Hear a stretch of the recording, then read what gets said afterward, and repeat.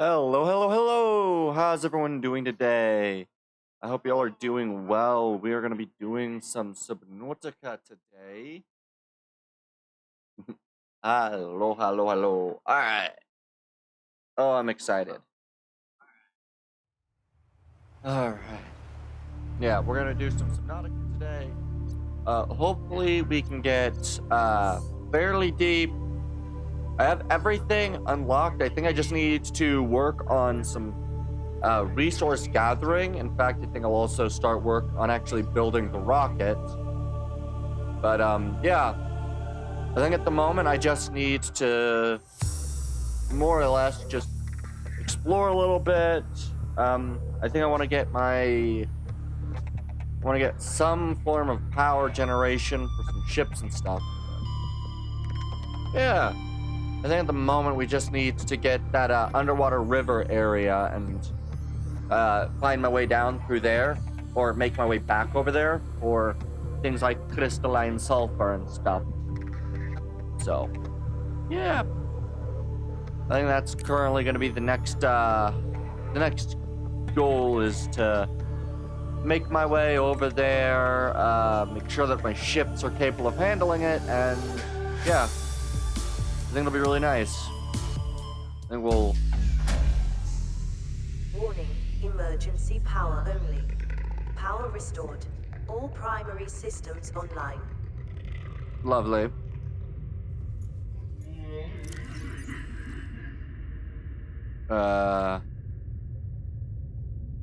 Okay, so these are needing to grow then, apparently. Alright. Let me grab my batteries. Good. Alright. And yeah, the goal is I want to make sure that I've got everything I need to. I currently have the sea moth in here. Welcome aboard, Captain. Thank you. Alright, let's double check everything. Let's.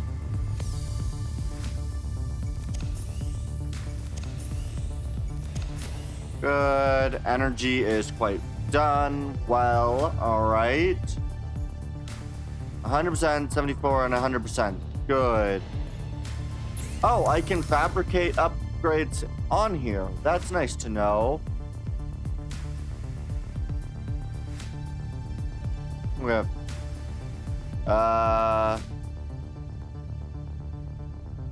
Okay.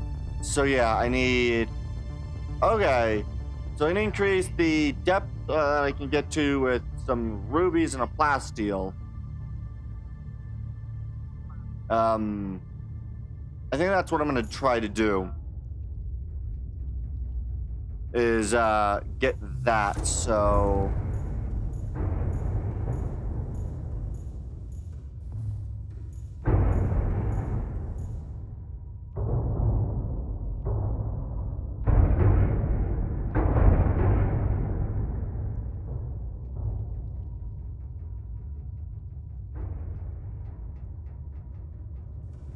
That's odd.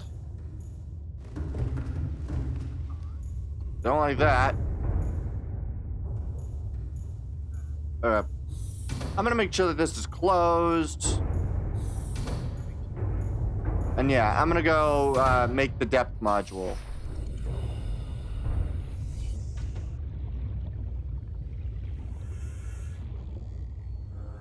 Oh, that's what's doing it.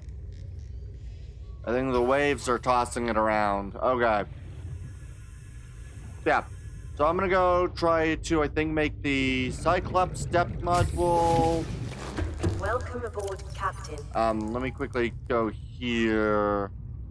Just to double check my modules.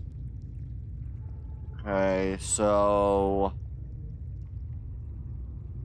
let's see what I needed. Okay, the launch platform might also be a good thing to start building. Let's see. Prawn suit depth requires the nickel. So the prawn suit depth requires the nickel and... Okay, so the prawn suit upgrades are what I will need for that. Okay. I believe I've got everything else. Seamoth, the Cyclops Mark II also requires it, so...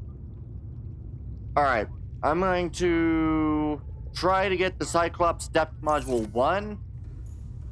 I think I have the resources for that.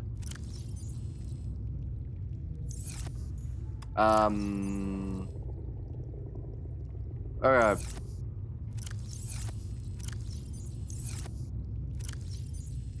I need more titanium.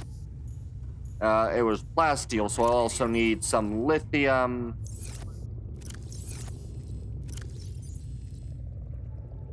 I don't have that much lithium. That's not great. Really not good. Here's another lithium, which is good. Alright. So I'm gonna go to the prawn suit. We're going to... I think I have some resources in the prawn suit still. So I'm going to access open storage. Ah, that's where all my lithium is. Okay. So what I'm gonna go do is I'm gonna go grab all the stuff I need. We're gonna get the depth module for the Cyclops. Then we are going to use that depth module on my Cyclops to make my way all the way into the what is it gonna be called? Right, we're gonna try to make my way all the way to... Yeah, they're not really worth worrying about. Alright. Need a little bit more metal salvage. Yeah. We're gonna go gather what we can, then I'm gonna be on my way. We're gonna make quite a decent trip. And hopefully doing a resource gathering expedition in the other area. The one downside is going to be that... Where are you? Oh, there you are. I'm not exactly worried about them. They're not exactly the most dangerous of enemies. Alright. And perfect. This should bring me the amount of plasteel I need, so... We're gonna go make my way now back.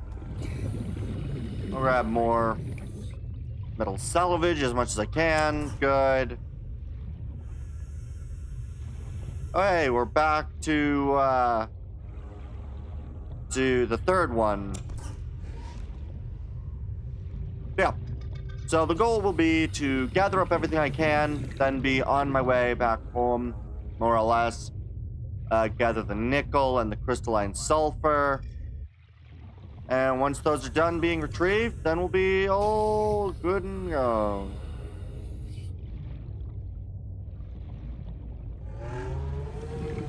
I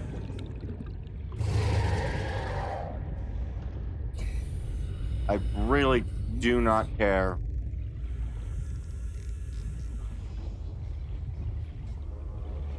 I don't think they attacked the, yeah. I don't think they attacked the regular one, so... Perfect! We'll just fabricate the stuff we need. Titanium, titanium, titanium. One more batch of titanium. Even more titanium. Wow, okay. I didn't realize just how many I gathered.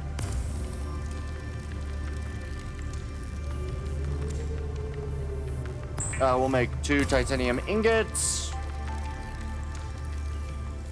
Produce 1 plasteel, right? That is what I need for the believe for the depth module 1. Where is my Cyclops upgrades? Yeah, plasteel. Okay. So all I gotta do, make you a plasteel. And then, perfect. I should have everything I need now to finish creating everything. And I think I'm then going to, yeah, I am going to run the production of,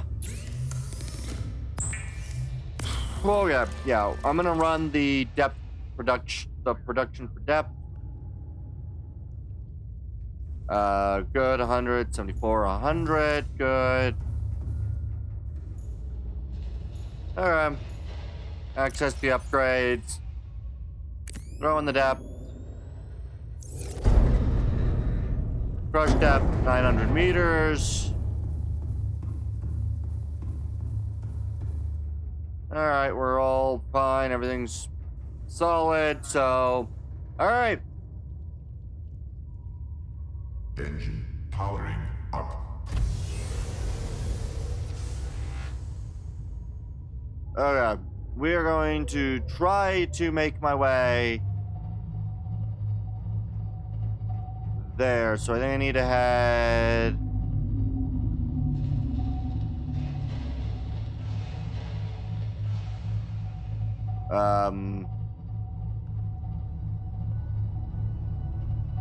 Okay, so that's the direction of the ship. So we want to head this way. As I know that there is one north. So, yeah, we're gonna go head north. We're gonna try to find my way into one of the we're gonna try to find our way at least toward there. And then we're gonna drop down. We're gonna go hopefully make everything look good. It is going to be rather bit of an expensive bit, though, to try to make my way all the way down the area. And I think the Ghost Leviathan can do a lot of damage to this thing, so I'm going to be rather worried about that.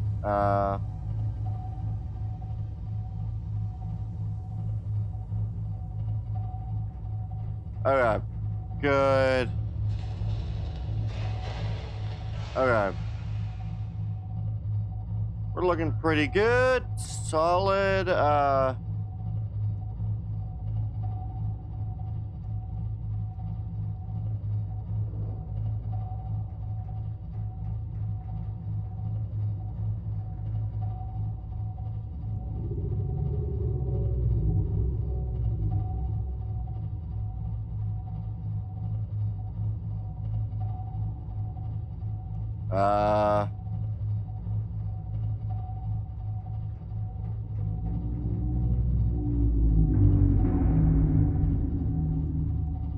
Oh, there's other cameras?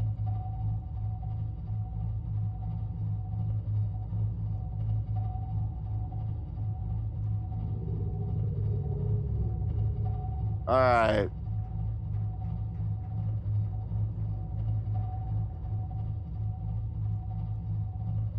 Let's see here.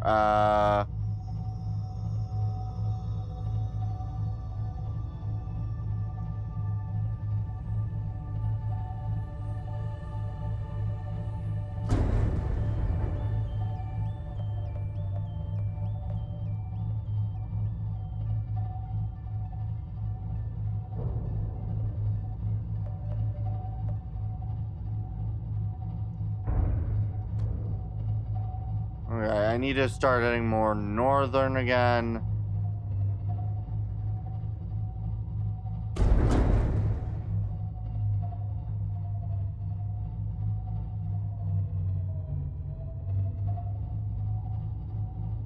I really can't see much.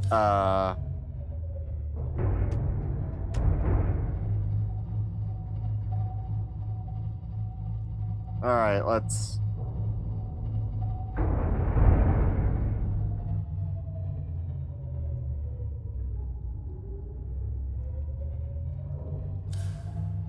It's not helping because I can't actually see.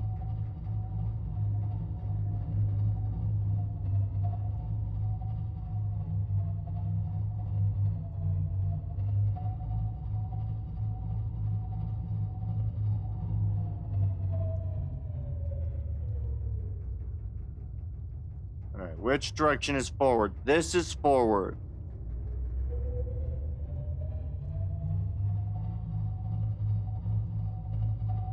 Alright.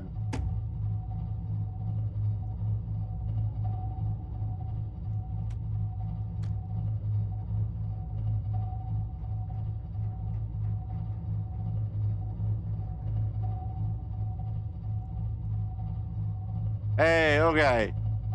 We're getting relatively close to the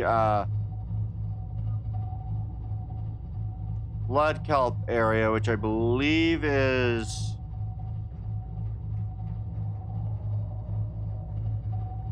around the entrance. Do you attack me?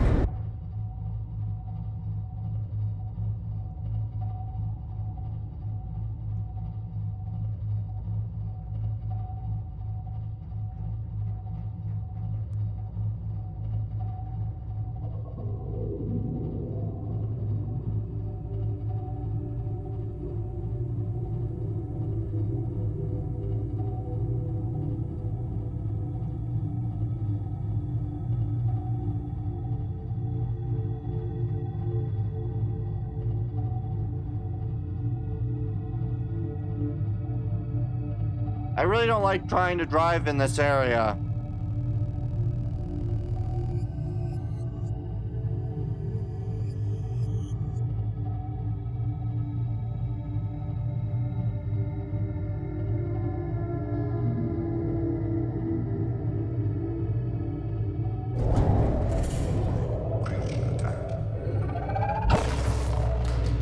Shit.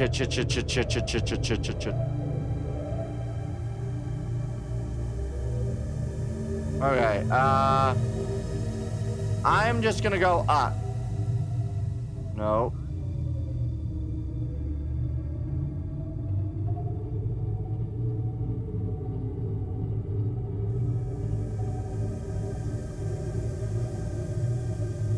Okay.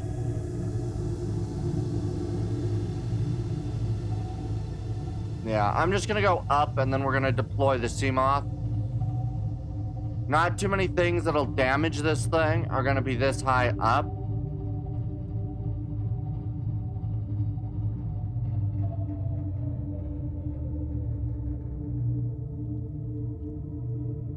Engine powering down. Alright. Let's see here. Where is the... Which one has the light switch on it?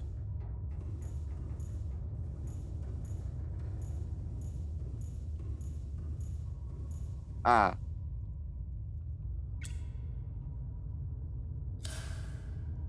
Alright. So, now we're gonna deploy. First I will, heal this. Oh, well. I guess we're deploying first. Welcome aboard, Captain. All systems online. Yes, yes.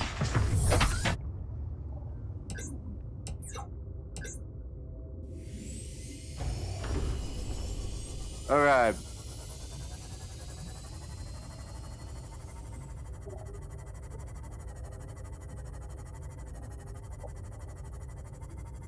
This thing's so much easier to explore in.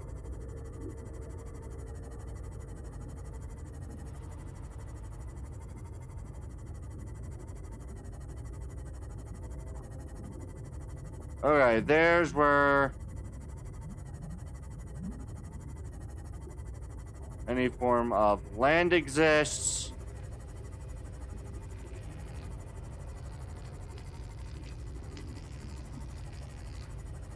Okay.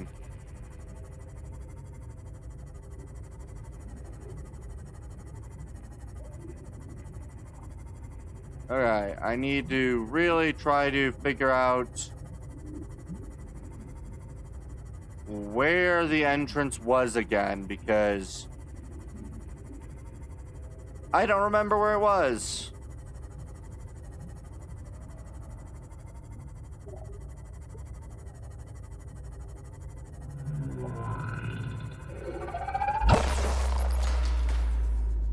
Oh no. Please get moving, get moving, get moving, get moving.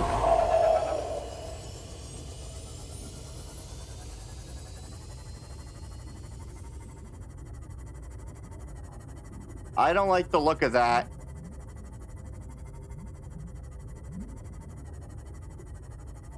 Really wish I knew where I was.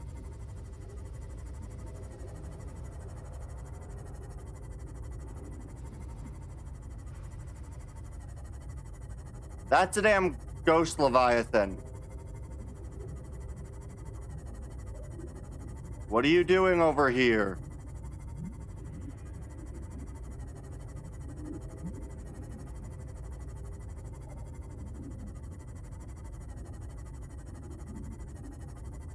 I'm going back the way I came. I don't know where I am. I don't like it.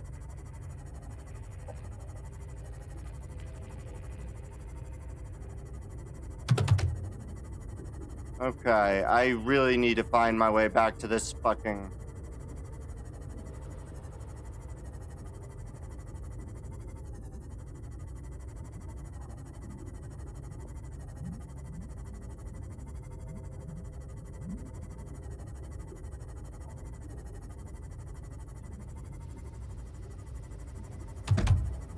Really don't know where I am.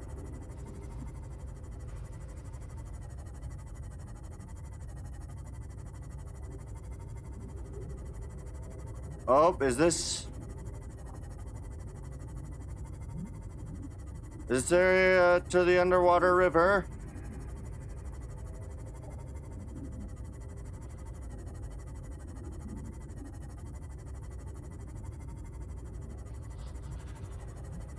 All right, I found it.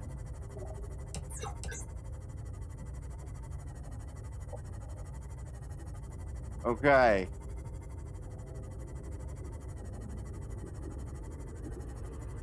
Now, most of the shit that's over here is semi-peaceful.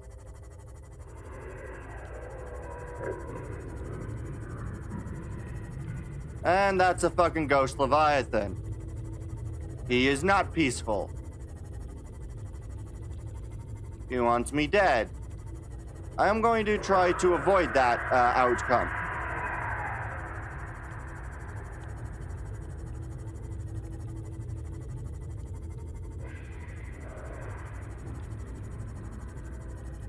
Okay, there's some sulfur of what I needed. Please, where the fuck are you?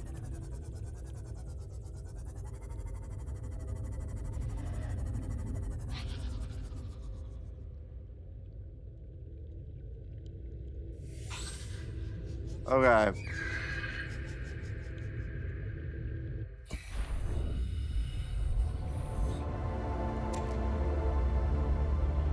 Okay. I need a little bit of this sulfur.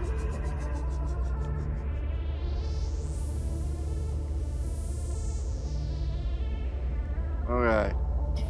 For now, I seem to be being left alone. You, your lithium. Okay.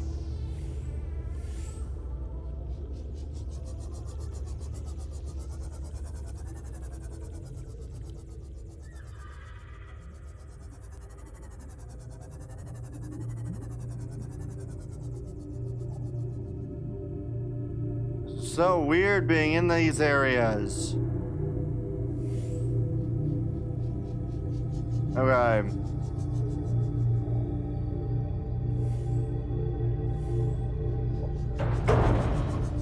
Ow.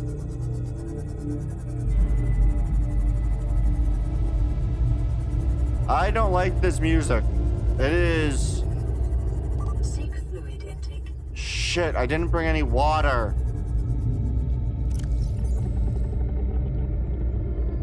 Shit. I can't stay here as long as I need to.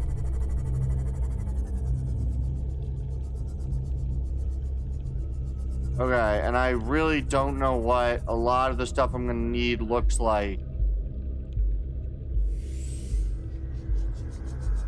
I don't know what the nickel looks like in this area.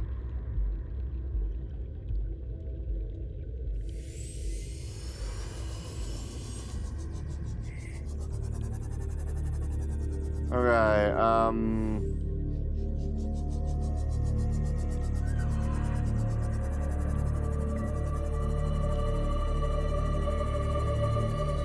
that's magnetite.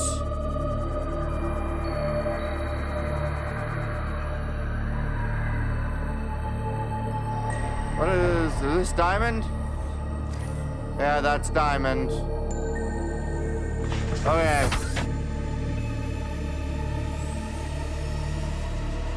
Could the music not? Like seriously, would the music not?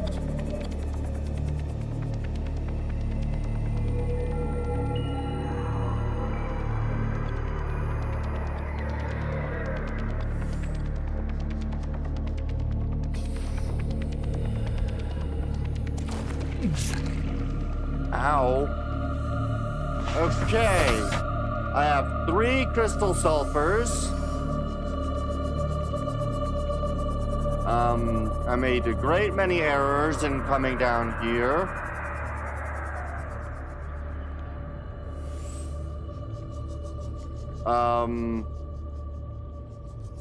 I really should have brought in a other set of resources.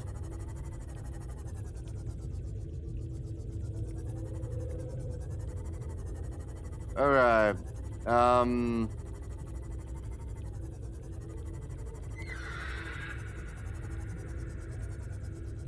I really don't know what nickel looks like.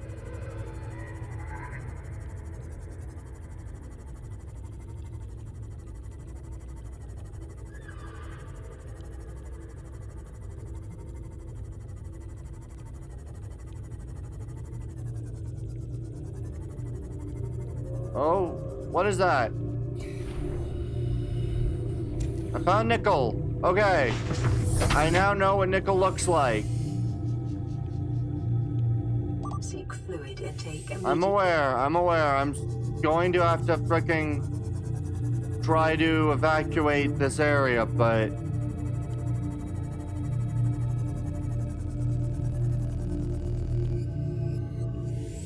Can I at least get a second nickel?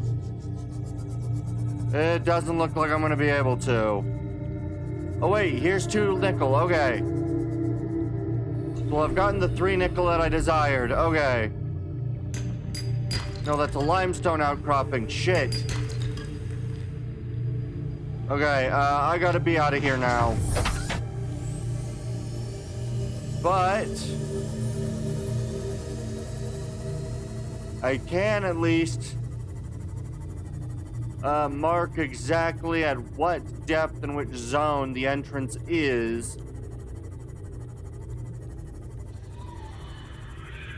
So I can make my way back over here again.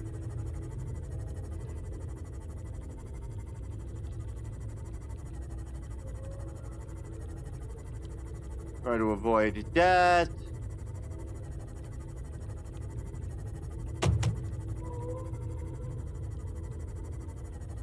Okay. Don't like this. Don't like this really at all. Okay. And now we go up.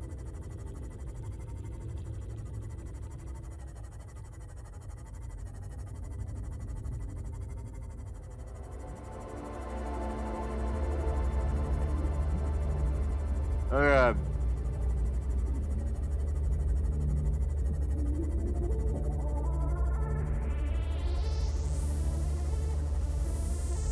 Okay.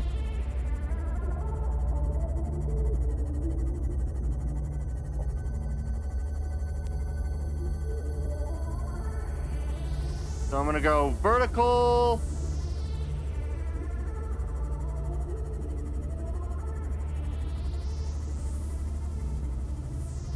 Not really vertical, but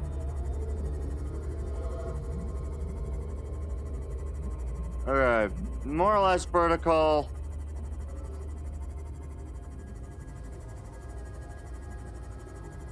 I think I might end up dying by a thirst.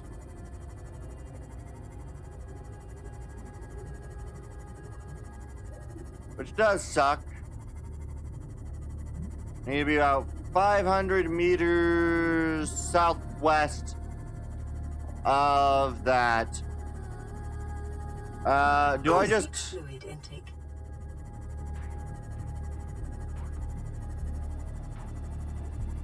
Do I just slowly get hurt? Wouldn't necessarily describe that as slow, but... slow enough I'll be able to, get what I need, get this into the ship, heal myself. Yeah. And drop off what I need. This will require me to, however, drive in person.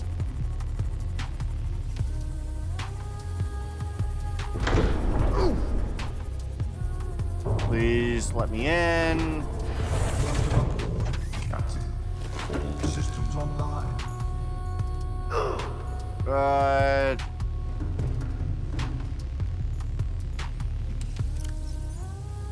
Drop off all resources, batteries. Okay. Perfect. Hey, how you doing, Midnight Shade? I am, about to... I'm about to be dehydrated to death, unfortunately, but... yeah, I need to go southwest about 500 meters. But... I'll do that once I am dead again and respawn with what I need.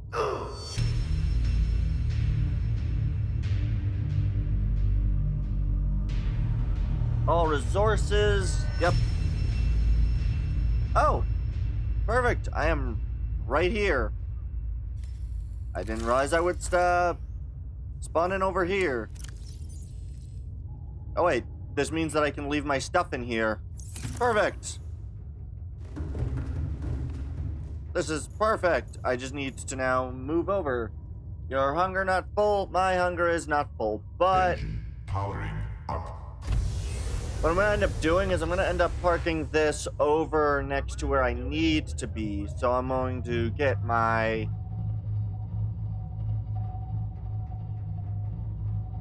I'm gonna go get to the area that I need to be in, which is... if I start going lower, I should hopefully find it. I need to try to find a way to mark where the entrance is to the underwater river. So what I'm gonna do is I'm gonna end up using this thing to find that. I am not very high. Yeah, I unfortunately don't have the resources on me right now. But what I can do is I can basically go to where the entrance is and then go up.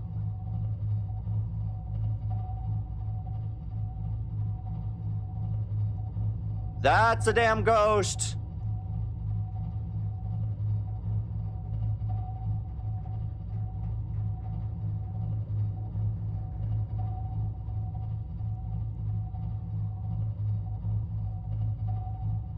Fucking hate that.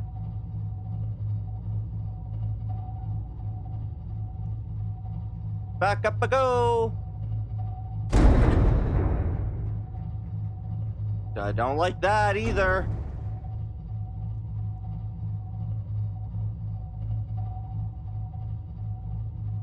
We're just going to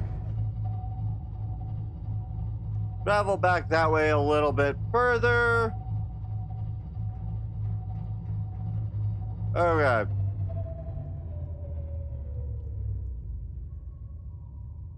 I should be fine to leave from here. Okay.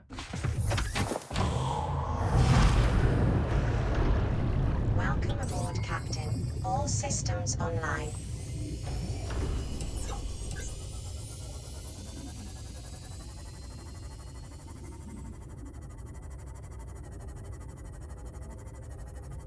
Alright, let's...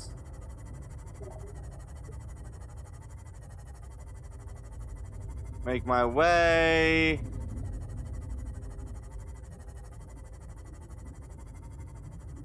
I really hate seeing the fucking big shit. I just need to grab a little bit more and I'll be fine.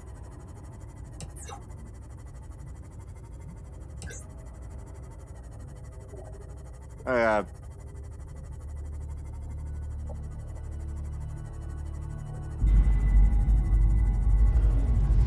Fucking warper!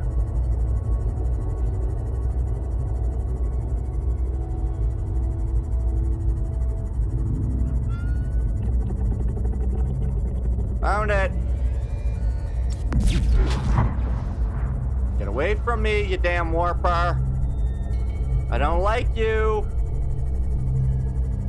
Okay. I do not like doing this. It is so terrifying. And the music does not help.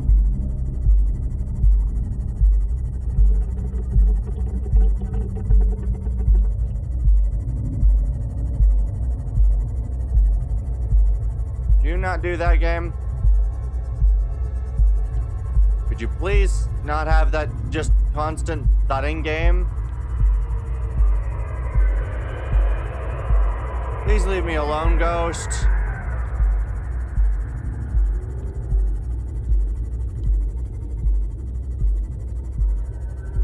Okay. Okay. I just need to get more nickel and more of that. Where is the ghost? Okay. I don't see the ghost.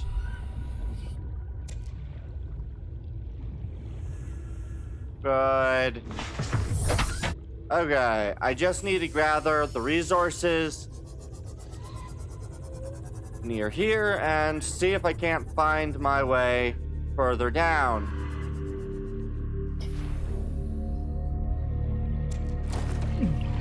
Ow. Okay.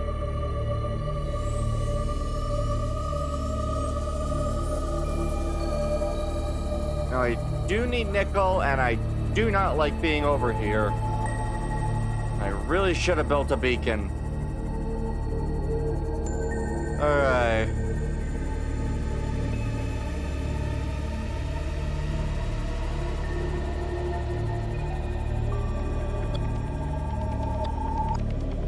Okay.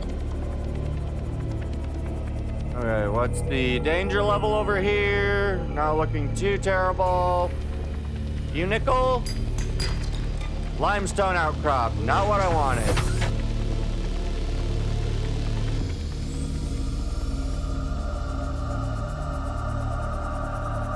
Okay. Oh. Well, that's someplace I haven't yet found my way to.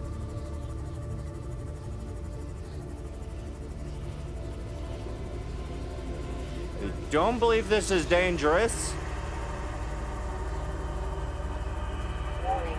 Maximum depth. Shit. reached. Hull damage imminent. Okay, I'm as deep as I'm gonna get.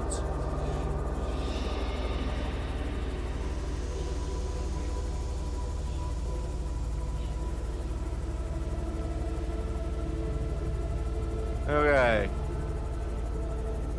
At least in a sub, I'm as deep as I'm gonna get.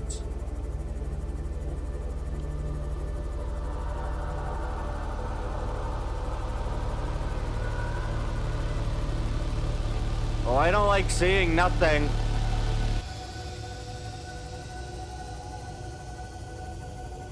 I really don't like these areas. It's terrifying.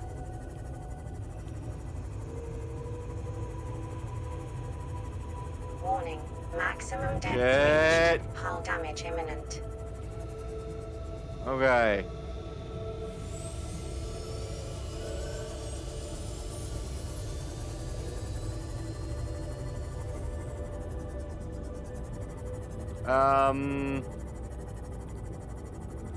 Yeah, I would really like to find some more nickel if I could. I don't know if this area of the caverns, though, allows me to get nickel. Because right now, that's the one thing I need. I need more nickel.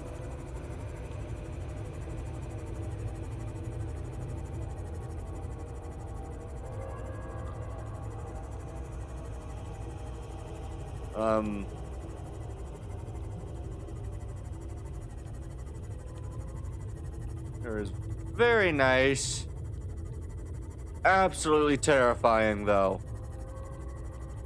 Okay.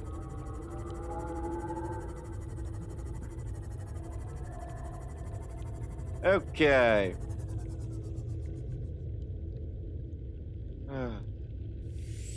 I can only imagine if I could get, yeah, get the thing I need. Okay, please find the nickel.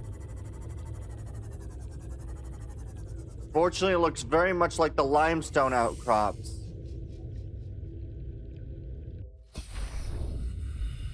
You. Okay.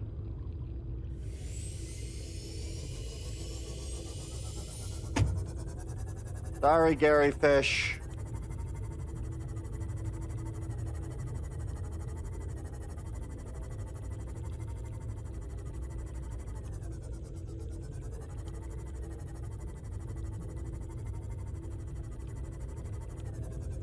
Okay.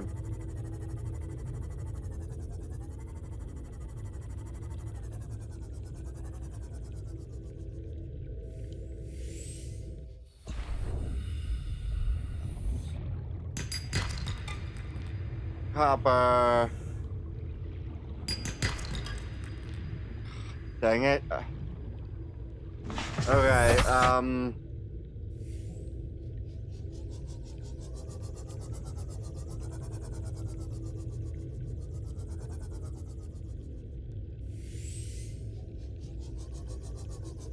I really have no idea where the thing I need is. I only have one nickel and I need like 10 to get what I need. Oh, is this nickel?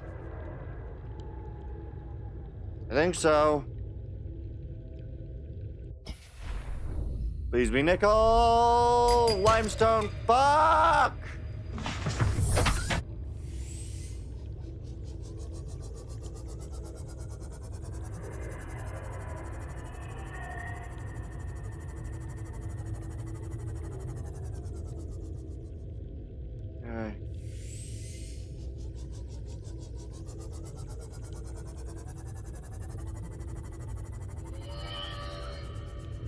Okay.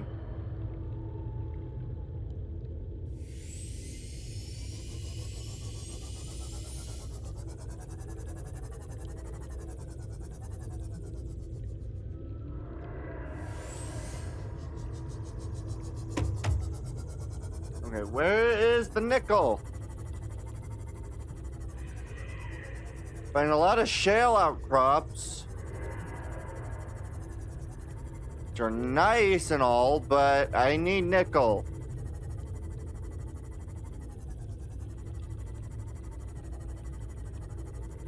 Because at the moment, this ain't gonna survive here. None of my vehicles are gonna survive me getting as low as I'm gonna need to get. Okay. No enemies close enough at hand for a problem. Damn it! There should be nickel down here. Again, don't think there's too many enemies nearby. Fuck! I mean, I need the resources anyway. I put the fish away. Shit. Where is the nickel?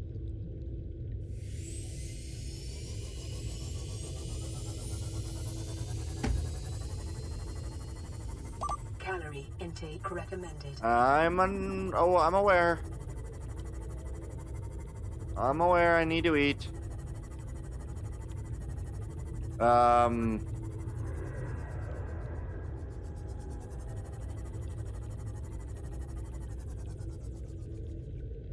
Alright, I think I'm going to end up needing to bring in my...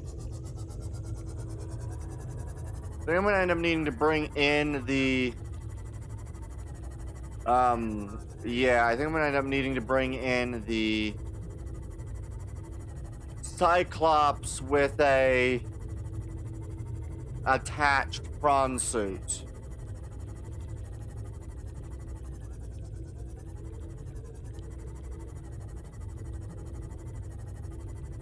Because I'm not seeing any...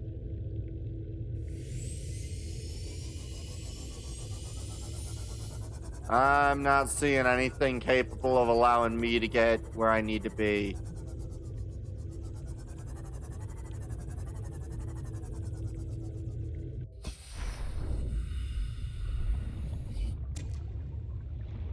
Okay. Welcome aboard, Captain. Thank you.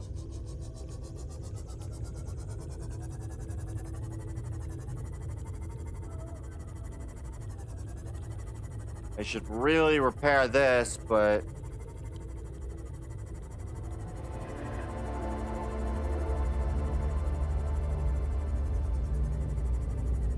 Alright, Alright, nothing's dangerous, too close to me. I'm gonna go for it. I should also probably pick up a gel sack. Good. I absolutely despise doing that. That's a sandstone outcrop. Oh shit! Ghost! I don't like you!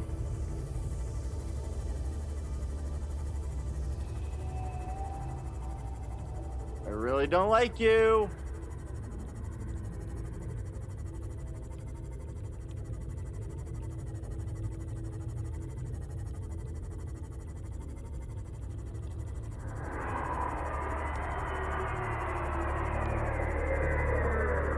Those things are creepy too, but I really don't like the ghost leviathans.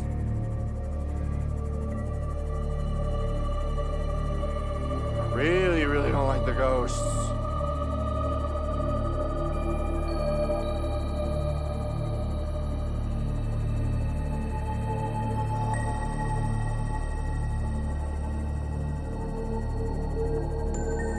Alright.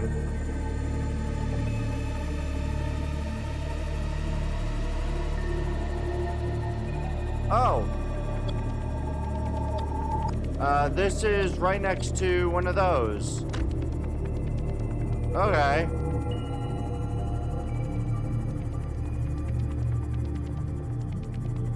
Alright.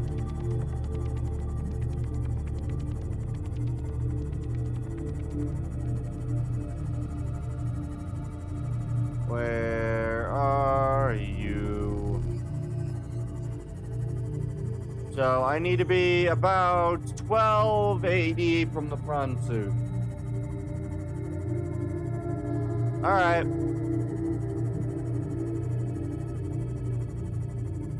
Alright.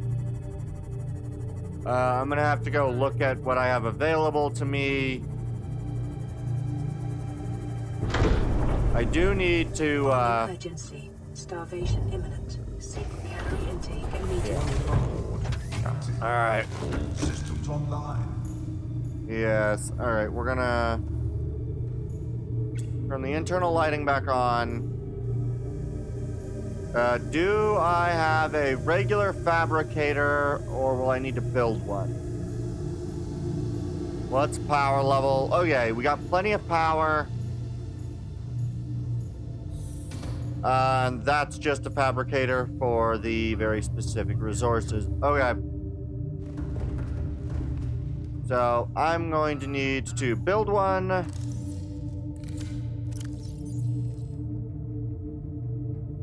Where's my building tool?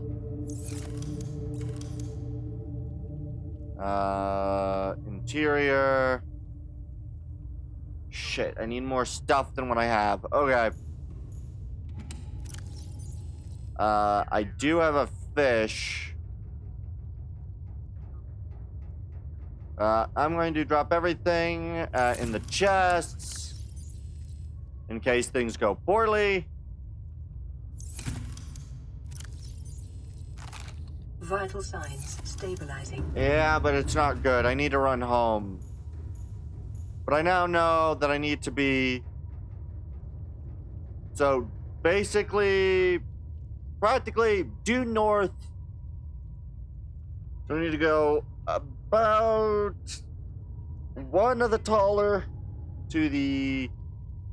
let me turn completely the opposite direction of where I need to be so I can get my... distance and such correct.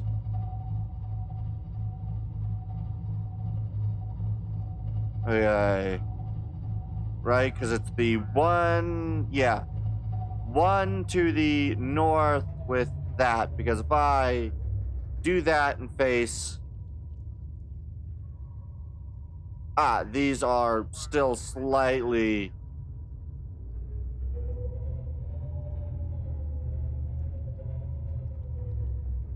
Is that the right angle? Yes. Okay, so it is one to the left. Calorie intake recommended.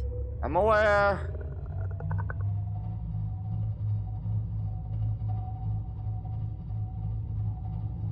Alright, we're going to make our way back home now.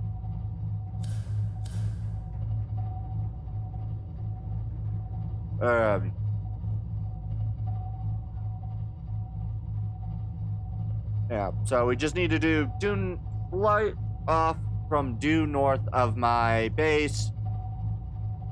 And we should be able to go there. It's about 1280 from there, so. Perfect. I now have all of the information needed to do it. That's kind of interesting to see.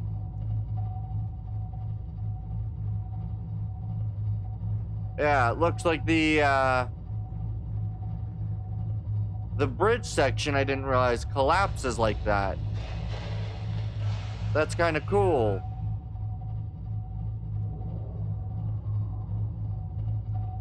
Alright.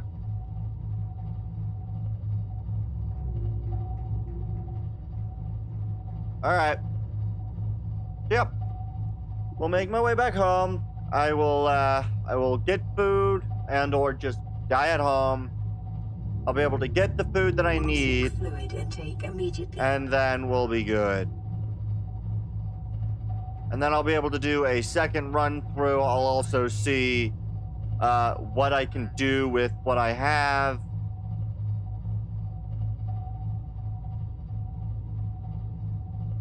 So, that'll be good. And then I think the last thing I will do is, yeah, we'll make my way back down there.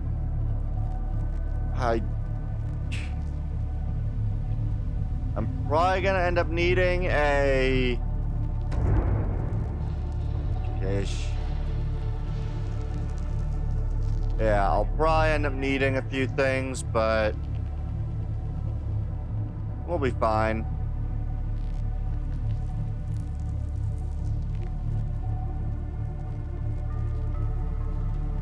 All right.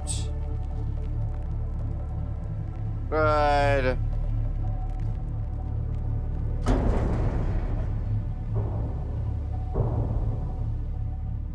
Alright, now we're just gonna move off towards the deeper end.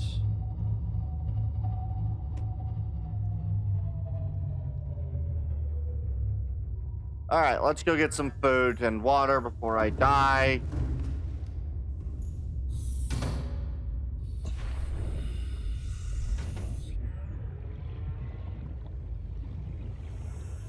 Good. Alrighty. Welcome aboard, Captain. Eat my marble melons.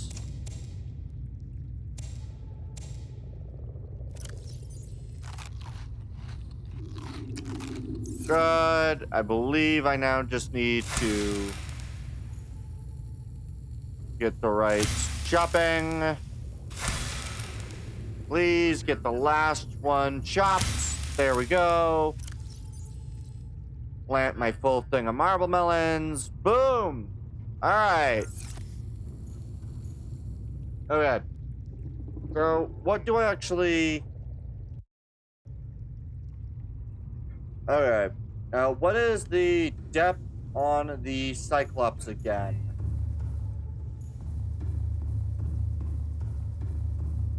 The prawn suit, not Cyclops. My bad. Welcome aboard, Captain. You're 900 meters. Alright. So, for the upgraded modules, which will be higher on the list.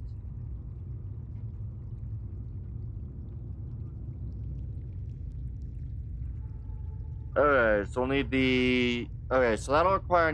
That one requires the nickel ore for Cyclops Mark II, but for Brawn Mark II, that also requires the Canaanite, or Canite, not Canaanite.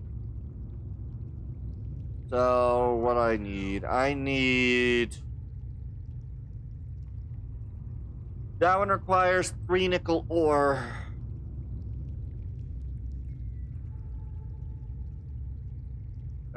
So which thing was it that needed the prawn mark? Oh, the jet that required the sulfur. And 2 nickel ore. I don't know if I got 2 nickel ore. But the jet suit upgrade would be very useful for that. Alright.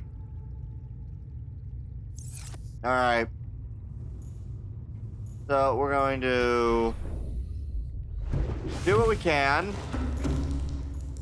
Right, I need to actually go back over to the Cyclops. If I don't have it, then what I'll have to do is I will have to go down there with it, which is concerning. I have 1 nickel ore in that chest, and no nickel ore in this one. That's really unfortunate. Okay.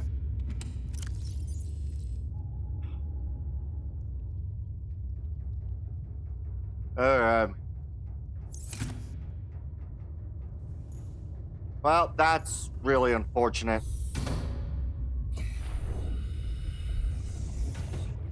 I only have half the nickel ore I need.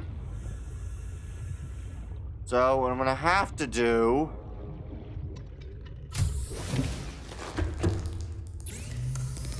what's required for a beacon again? Oh, I can make a beacon right now. Okay. Make a beacon, that way I can get the entrance marked.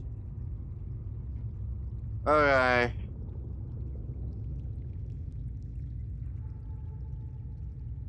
Ooh, creature decoy. That will be useful.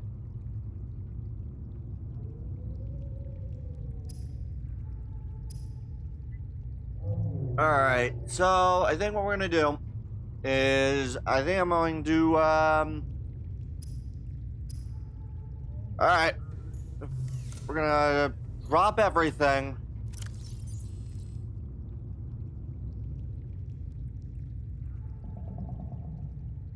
We're gonna remove the 1 diamond, apply in the gel sack. Toss all this, the sulfur. Oh yeah, I'm gonna retrieve you. Okay, I'm going to go grab water and food and some salt. So,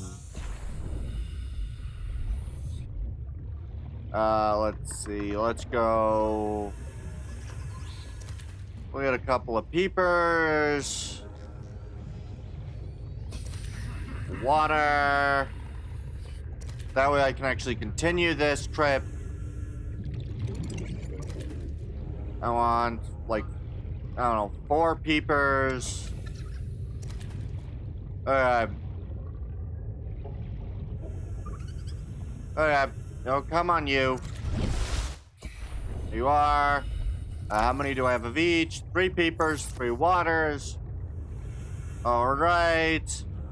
And then I need some salt.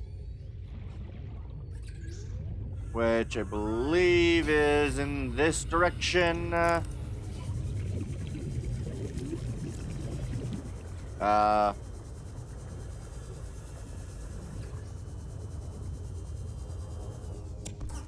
will also pick up a bit of metal salvage.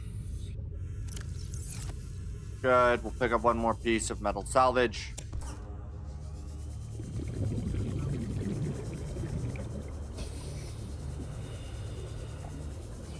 Now, I do need some salt, though.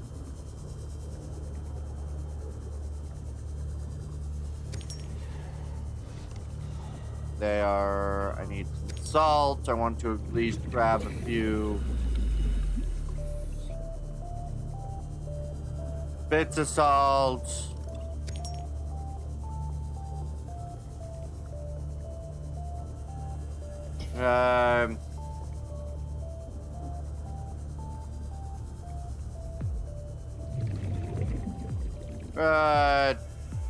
There's home again. Home is back this way.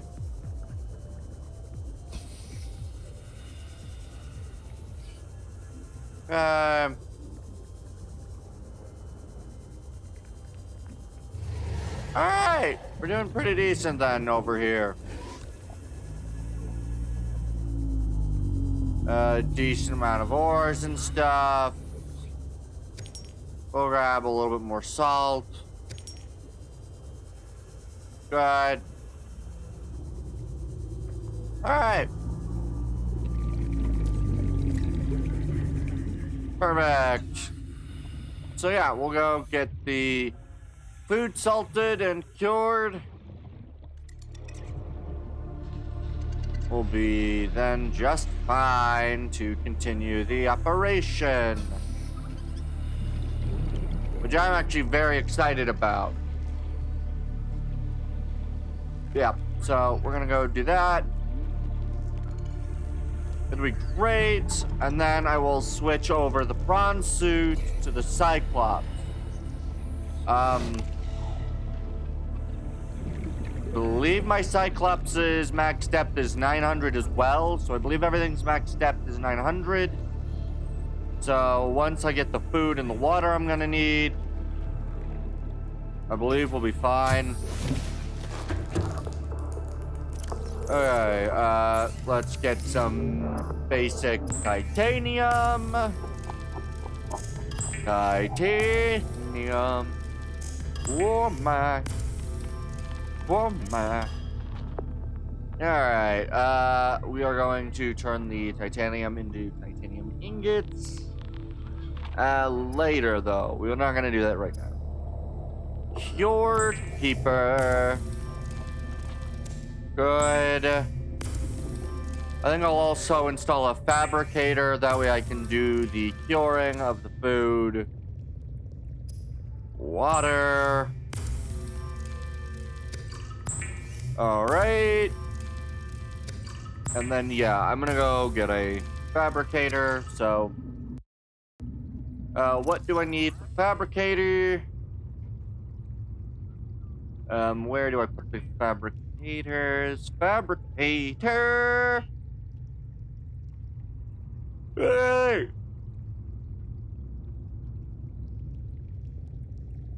With a fabricator, it'll turn my main thing reasonable. Okay, I need a gold and a table coral sample. Alright. That's fairly easy to grab. I need 1 gold and a table coral sample. Those are gas pods. There's no table coral in you. You don't have any table coral in you either. Alright. We need to go grab a table coral. But then, yeah, what we'll do is we'll park the thing there. Table coral. Perfect. Good. And then, yeah, what we'll do is we'll... Welcome aboard, Captain. All systems online. We're gonna build a fabricator. Good. Right there does plenty. And we'll store a whole bunch of resources, some salt. Good. We'll also store 2 of the cured peepers. And we'll store 1 of the waters. And then I'm gonna go... We're gonna grab some stuff. Alright. So what I'm gonna do is I'm gonna come through over here and to the base. Welcome aboard, Captain.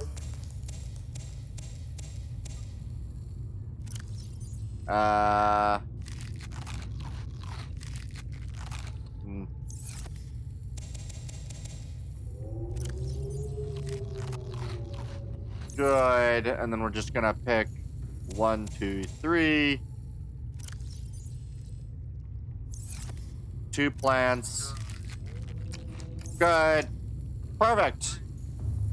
Chinese potatoes are all well and done. We're full. So now the last thing I'm gonna go do is I believe there's some nickel in the underground section. So I think I will be fine to swap out my my sea moth for the other thing. All right. Deploy you. Welcome aboard, Captain. All systems online. All right. We need you repaired. Where's my repair tool?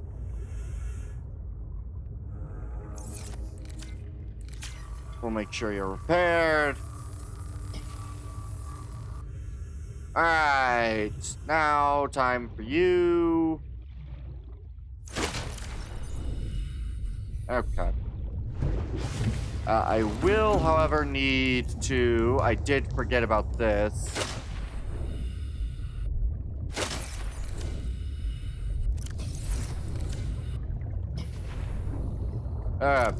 I will empty this of lithium. I did forget about the fact that I was going to need to do that, so... Okay...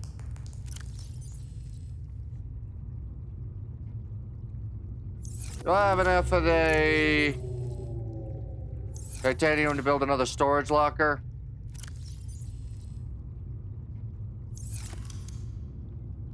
Where is... Oh, that also requires a quartz.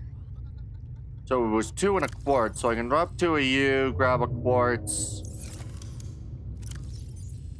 I don't have any quartz in here. God damn it.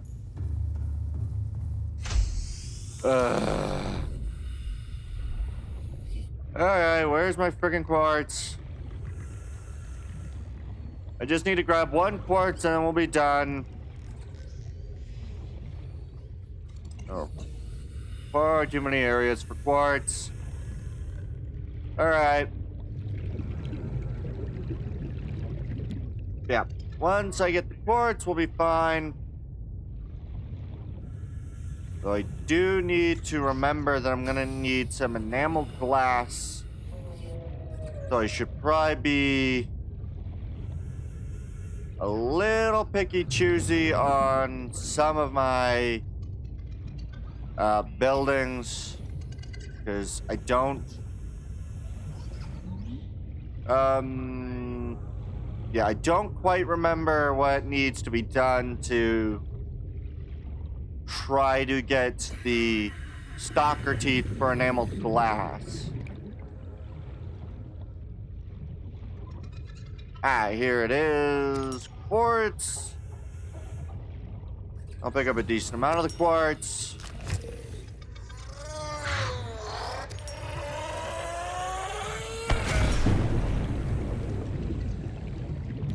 Good.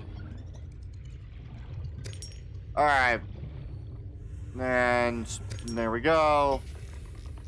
Need one more. We'll take this last one.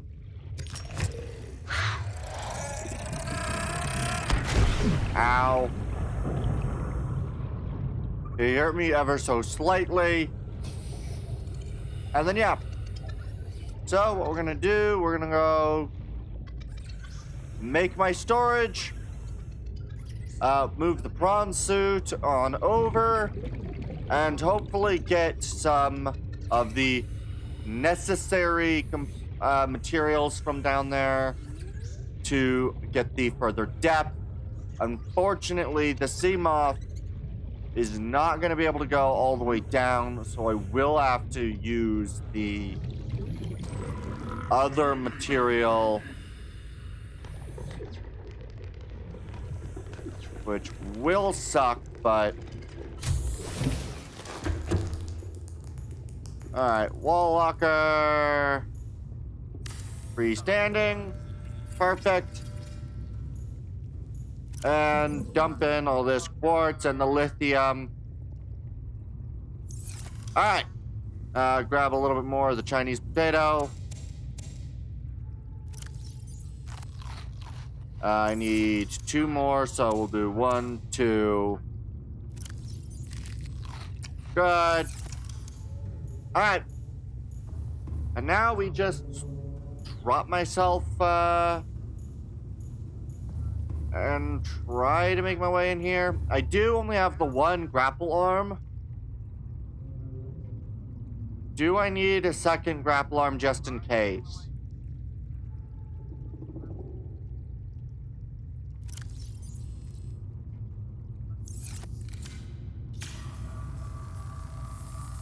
Oh, apparently I don't get to fix you until I drop you down. Welcome aboard, Captain.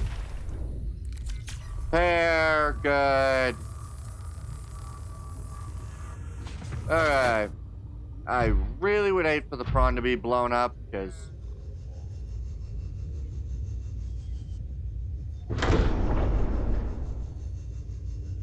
dang it. I'm going to hate trying to get you in here.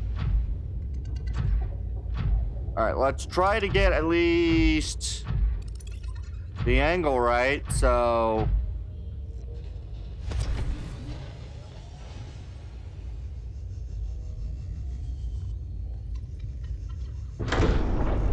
please let me in, thank you. Okay. Prawn suit, your health, access the upgrades. So you do not have your depth, but you are a 900-meter crush depth. Okay.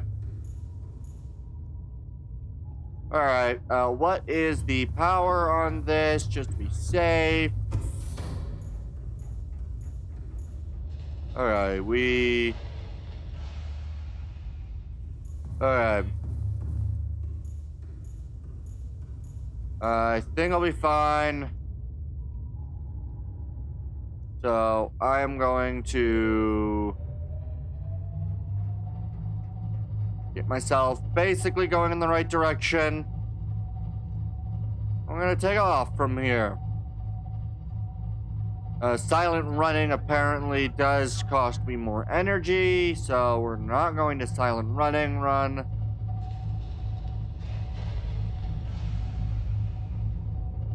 So, yeah, we're gonna go get my way all the way over there. All right. I cannot leave the... Really? Alright, I'm 77% powered.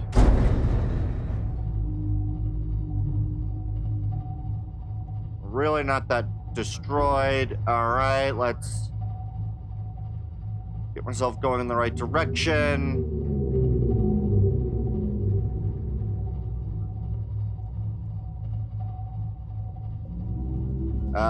Let's try to avoid the reef backs.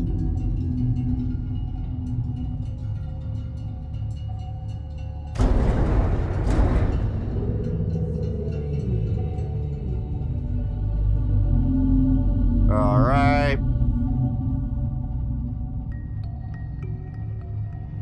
Okay.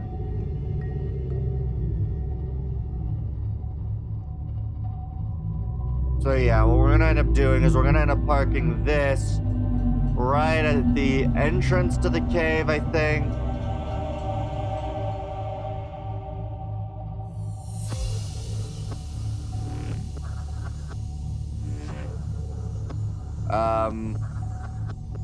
Oh good.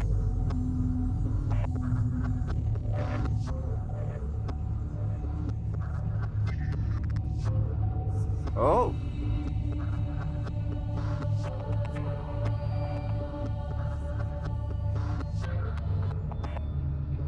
Ah, there's one of the vents.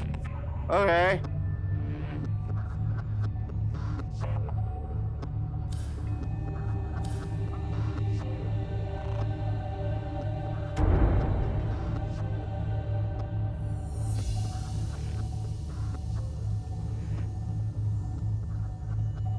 Okay.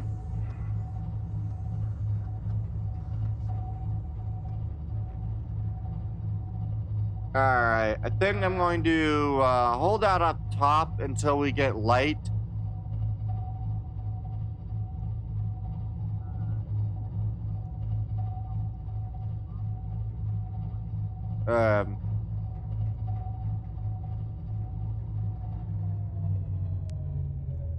Engine powering down. Good. Yeah.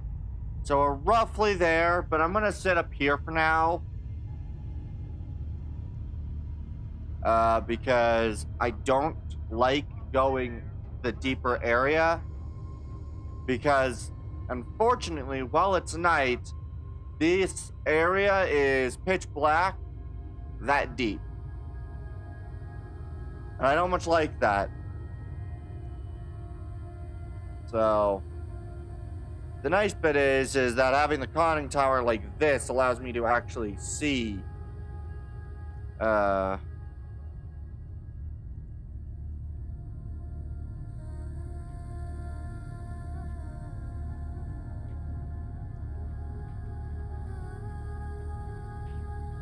keel. Whoops.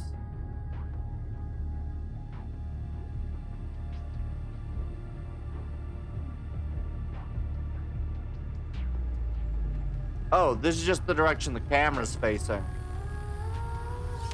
Alright. Yeah. While I wait. We're doing pretty good. I think I'm gonna go down below. And I think we're going to grab the power cell and replace one of the power cells, one of the dead ones.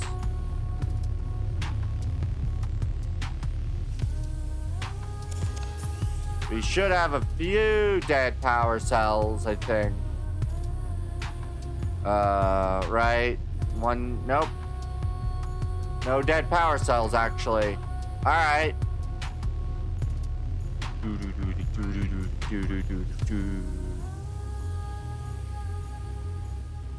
All right, and I can open the storage from here. Perfect. Okay. Yeah, it's just a little too dark for me to decide that I want to get.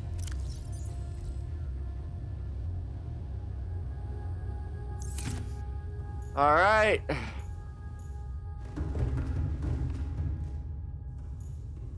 Let's wait. We're gonna try to wait just because, yeah, it's a lot easier to see. And I don't like that I've seen a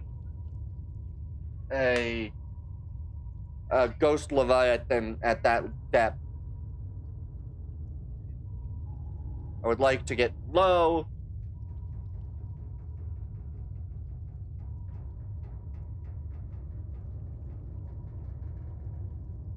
I believe I should be perfectly capable to leave if I need to. All right. It's starting to get lighter now. And we'll power the engines online. Engine powering up. Um,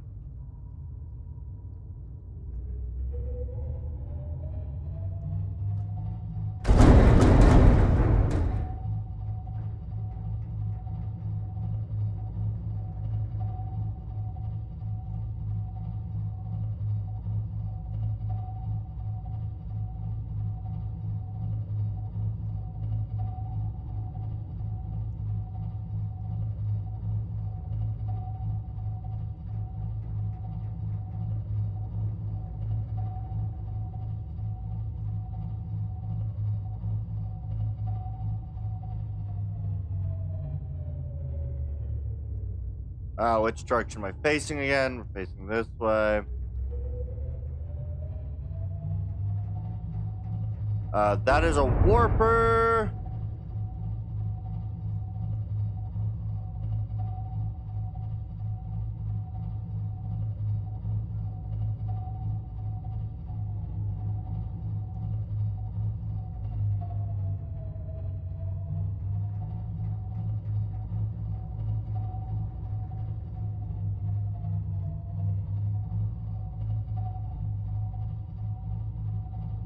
Okay.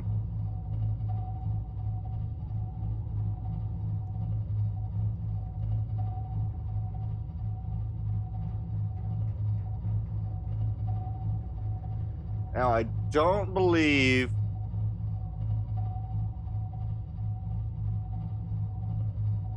that I'll need to go too much further in this.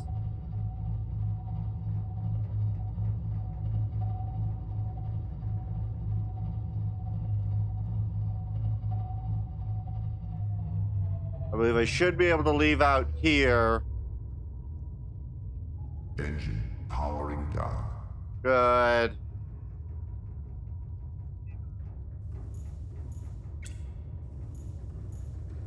All right. I think this will be fine. Welcome aboard, Captain.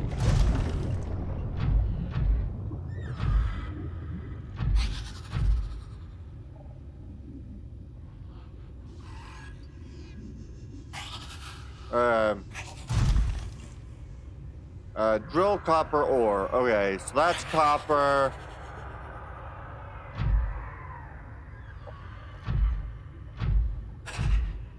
I think the ghost Leviathan will ignore me as long as I am in this.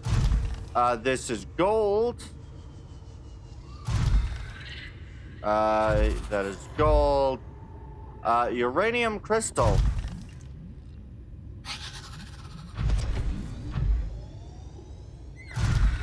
That's copper.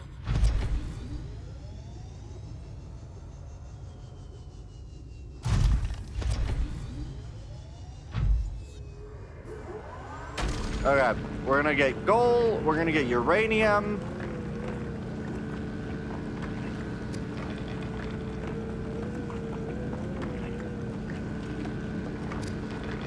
Good.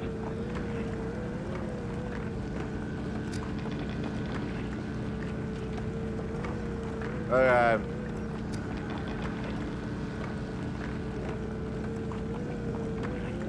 So yeah, we'll get uranium.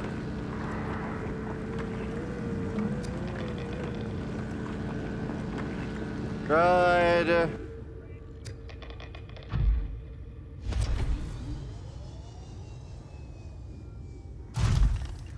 That's gold.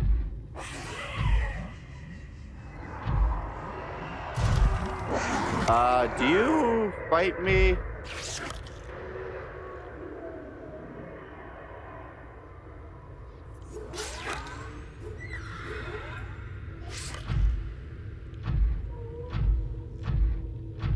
Silver. Silver.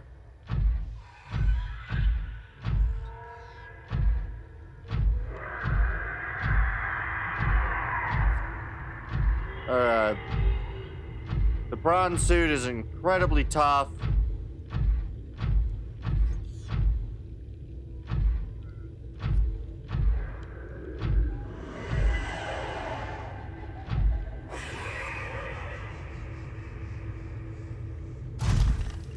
Okay, that's more silver. That's titanium. I would really like if I could find nickel. Nickel ore, yes! Perfect! This is exactly what I needed. Alright. Good, so we're gonna go mine this. Then I need to make my way back to the ship. And I can come back and I can just really gather up the resources from here and make my way back home.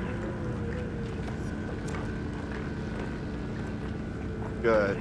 That's gonna be really good.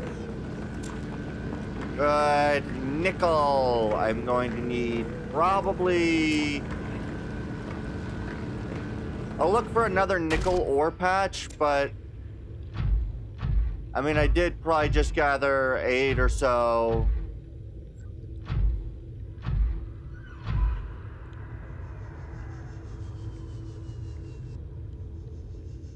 Good. Now, I do, unfortunately, not have the ability to grab anything, so...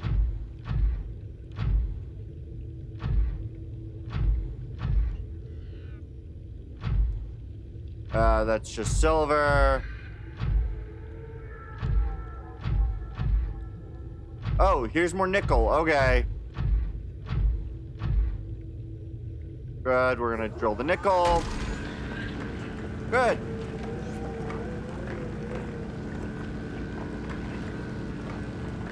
Good. Perfect. So I'll be able to return with what I need. No room. Storage is no room for this item. Okay. So now I just need to make my way back to my ship. Get into the ship. And we'll be good. Nice. Okay. This is a really good location for me to do this in.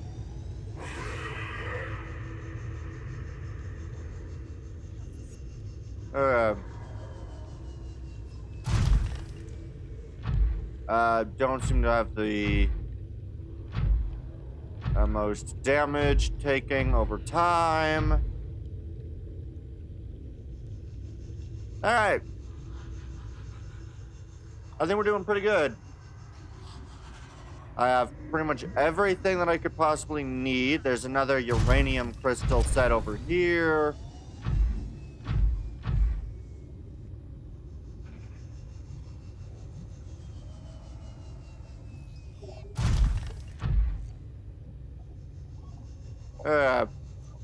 We're doing pretty good.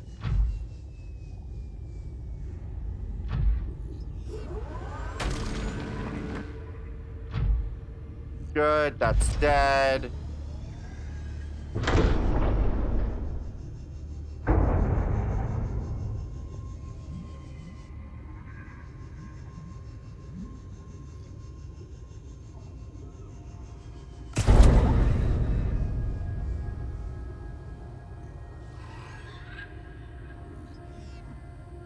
Okay.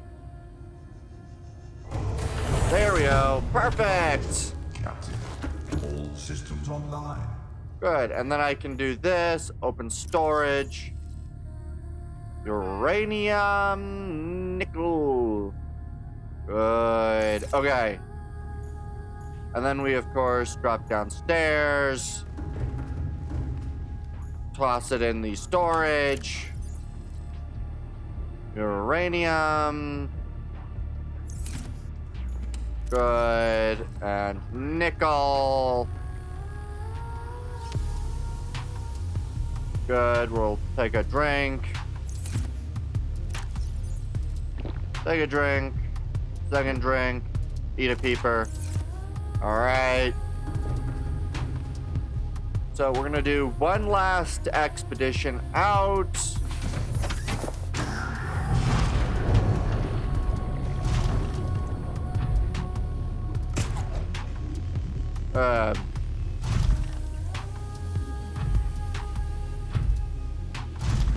Good. We're gonna grab some more uranium. Actually, I don't need uranium. Why would I gather uranium if I don't need it? That would be good when I need to get the uranium, but I don't currently need that uranium. Okay. The ghost seems to ignore the prawn suit.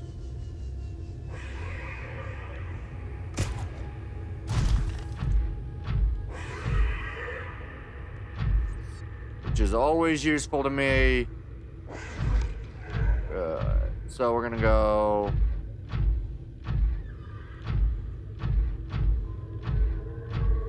Alright.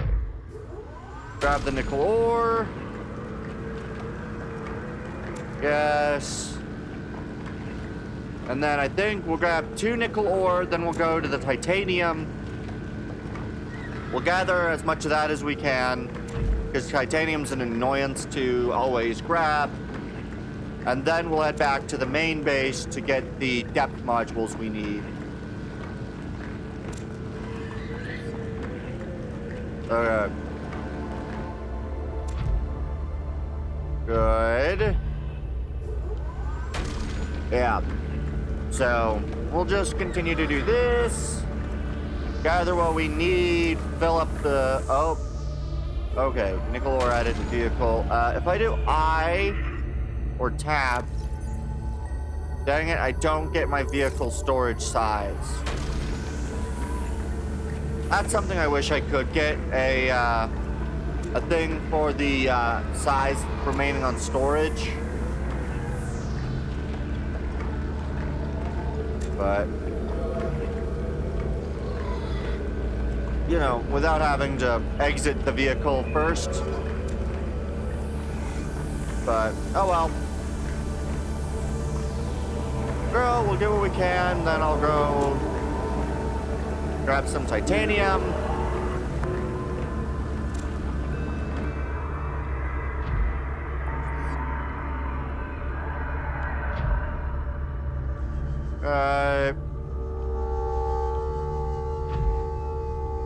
Oh, wow.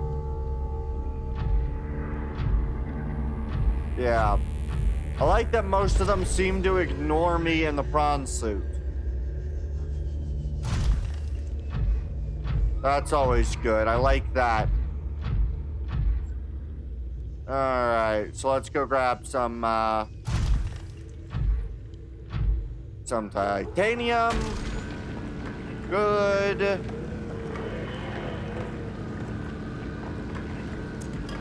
Okay. I believe I have about... Storage is no room. Okay. Then, off we go. Back home we go.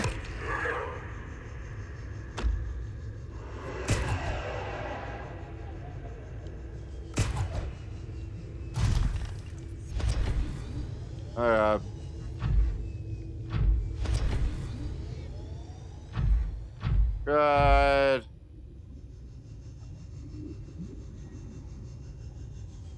Correct.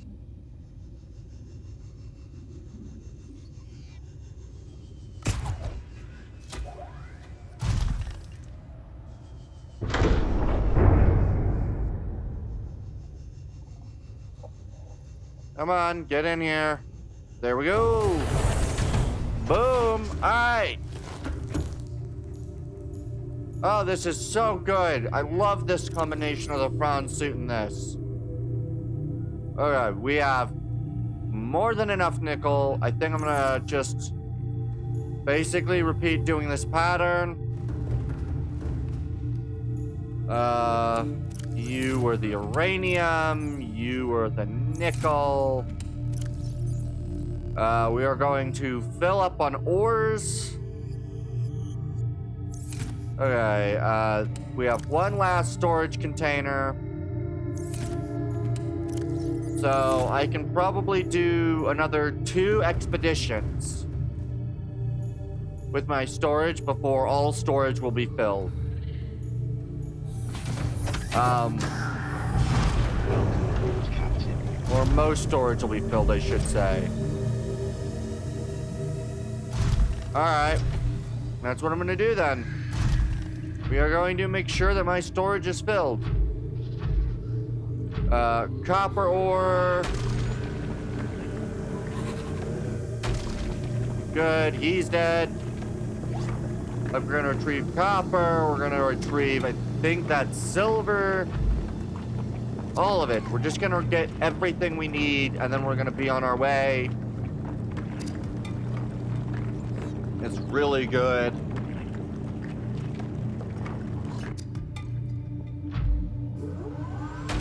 Good. Okay. Yeah, so I think we'll deal with this copper. We're gonna go back to that titanium. And then I think we'll go for some golds next. Having a significant amount of each will be amazing. It'll allow me to build and grab what I need. And not having to go out for materials will be amazing, so...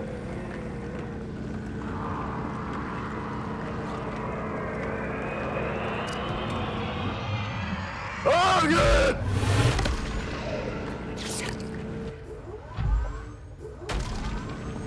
Go away, you damn... Stop it!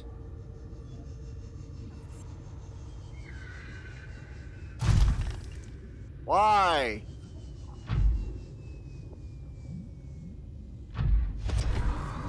Fuck you. Okay. Good thing is that seems to be basically off so he doesn't notice it. That or it's far enough outside of his range for him not to care. Unlike me, apparently.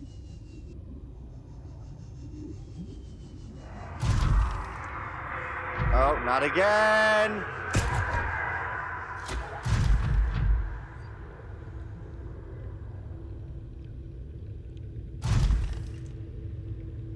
Okay.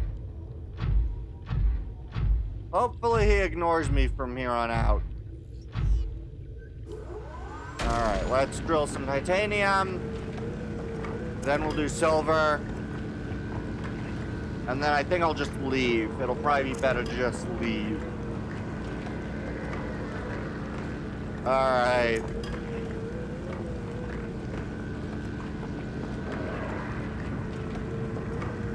The one nice thing is that apparently he is really weak.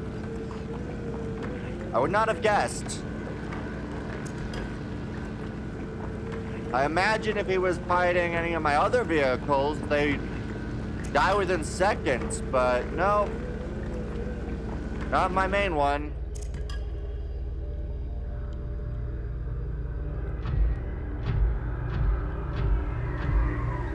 Alright. Silver. And micro. Plastic. And micro. Bice. I don't know what micro bicep is.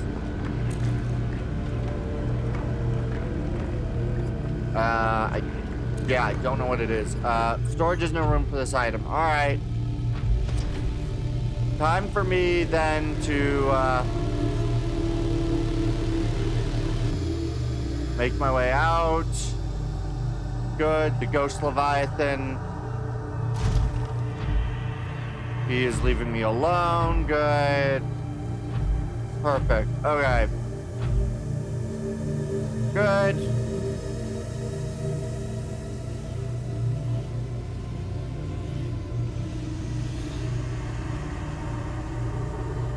Good. All right. Perfect.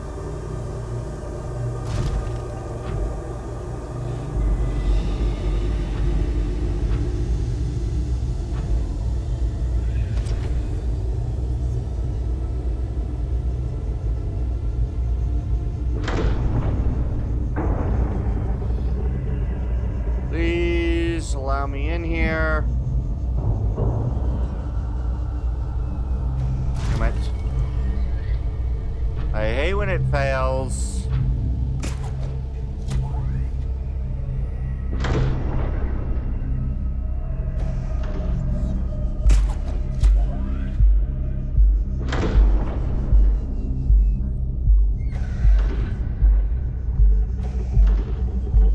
Come on, please.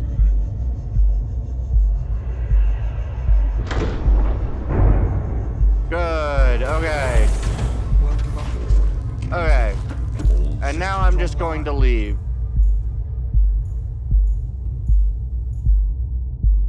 Pilot the sub. Engine powering up.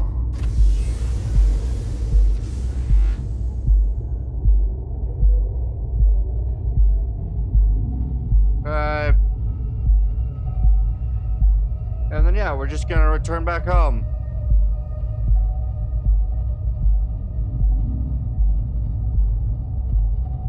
Unfortunately, it is night, so that's gonna suck.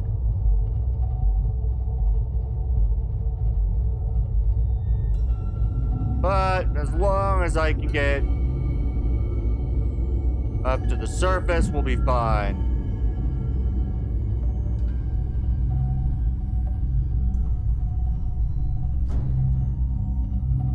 Good. Alright. Perfect. And now we just make my way this way. I know the exact distance now is, yeah, about 1280. Go directly down at that slight north angle. Although the reason for doing that would be much different now. Alright. Perfect. Oh, that's just one of those vents again. Okay. Perfect.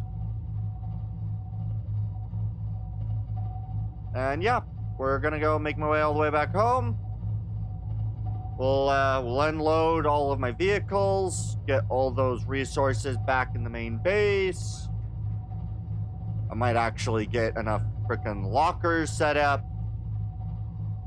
And then I think we will,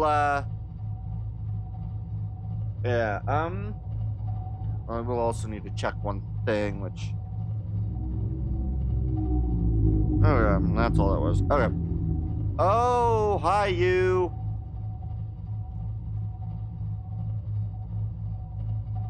You are a very big sir. Yes, very big sir. Alright. Alright. Yeah, we're just gonna go make my way all the way over there. I'm gonna go a little wide.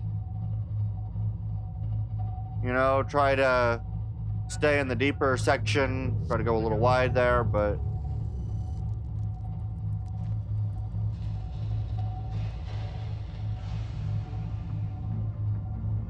yeah, I think we'll be doing just fine. We've not got any creature attacks. I think the biggest one that I'll need the decoy launcher for would be a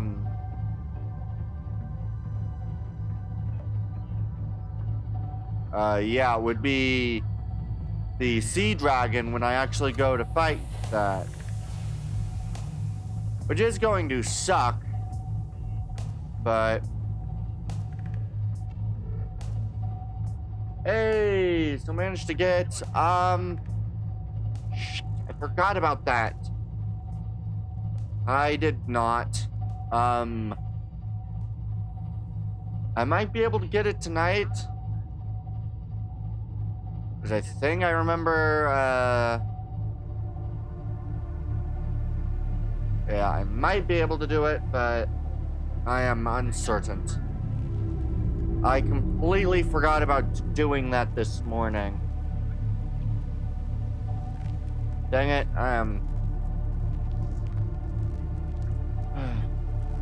dang it. Yeah, I just completely blanked on doing that because I was, dealing with quite a few other things earlier today. Oh, I need to remember to turn that off. Powering down. Good. We'll turn the lights back on, and I need to remove all dead or mostly dead batteries. Good. Yeah, I completely forgot about that. That was my bad. Okay, and these are all just fine. Good. And then I'm going to deploy the prawn suit. Welcome aboard, Captain. Good. Alright. So yeah,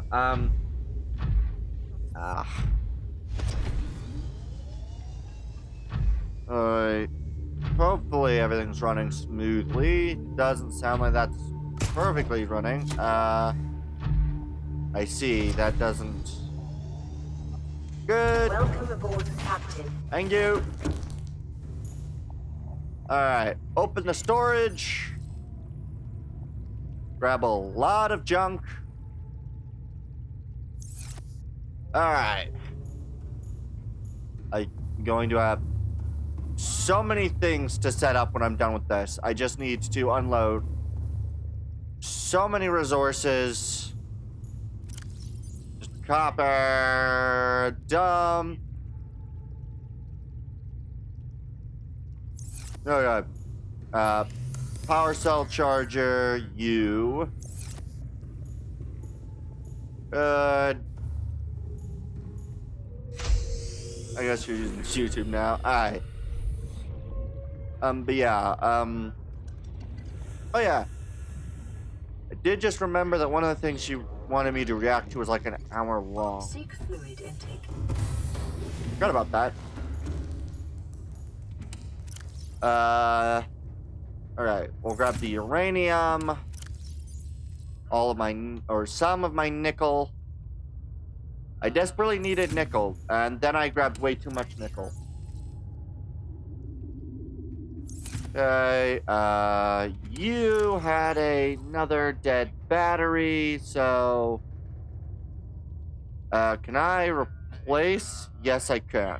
Perfect. Good. Alright. Okay, but now that I have all this nickel, I should be able to produce certain upgrades, which are nice. Although I will need to remember to go grab a bit more quartz. So I can build more storage containers, because right now I believe you are basically all full. Yeah.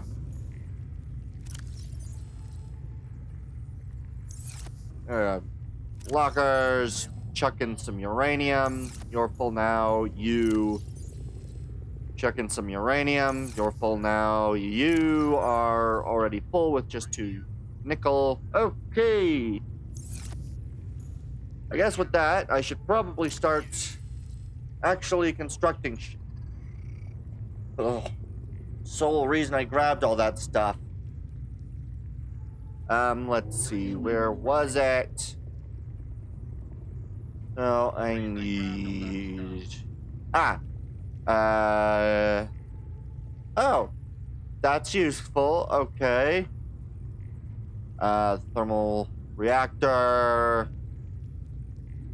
That requires canite. Okay, the repair bay one shouldn't be too bad. Shield generator. Engine. Okay, these are fine. Okay, and I already had the Mark 1, I believe. Okay. So then the Mark 2 just requires another plasteel ingot. And the Mark 3 requires the canite. I believe I have you. Yeah. The Prawn Mark 2, I will need, but not at the moment. I need the Prawn Jump first, which requires 3 of that sulfur. Okay, and then the depth requires plasteel. Okay. I am going to need so much plasteel. That's gonna suck. Vital signs stabilizing. Okay. Let me just eat my marble melons.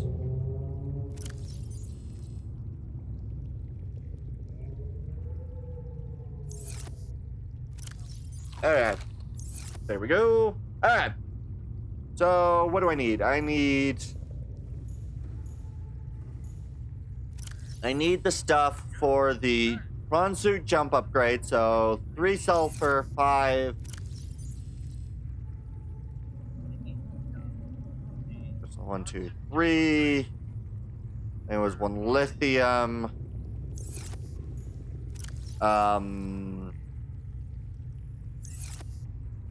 Is that right? Yes. Okay.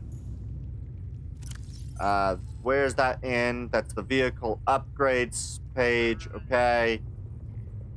Hull reinforcement requires some diamonds. I really should have put this way quicker to get to, but fabricator, prawn suit, the jump upgrade.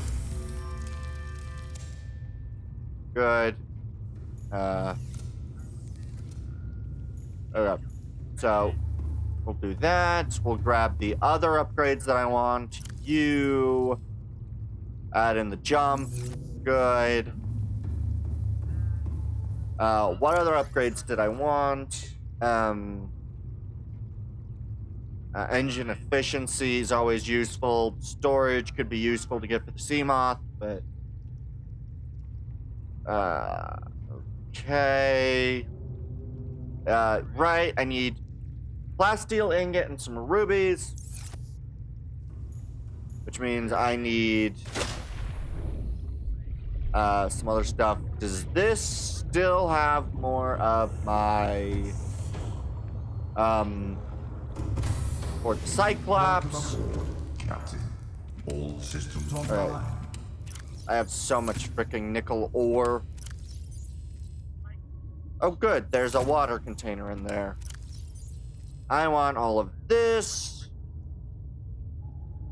We'll place in the water. What else would I want to chuck in here? Nothing really. We'll just leave it like that. Perfect. Okay. Good. So, now I need to go get the stuff for the plasteel ingots. I need to make at least, I think, 2 plasteel ingots. Right? So I need the bronze suit, which requires plasteel, and you requires plasteel. Okay. So that'll be easy enough. Let me go swap for some lithium. Lithium is going to be in this chest. Good. Replace it with some nickel. I believe I need 4 lithium.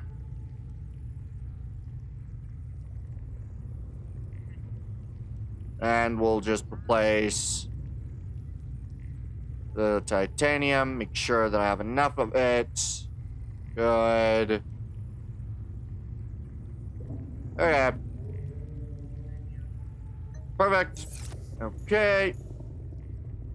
So we're gonna go make what I need. Now that once I get these depths, it'll be so much easier to get where I need to be. Do I have enough for a second plasteel ingot? I do not. I'm missing seriously one. That's upsetting. Oh well. Alright.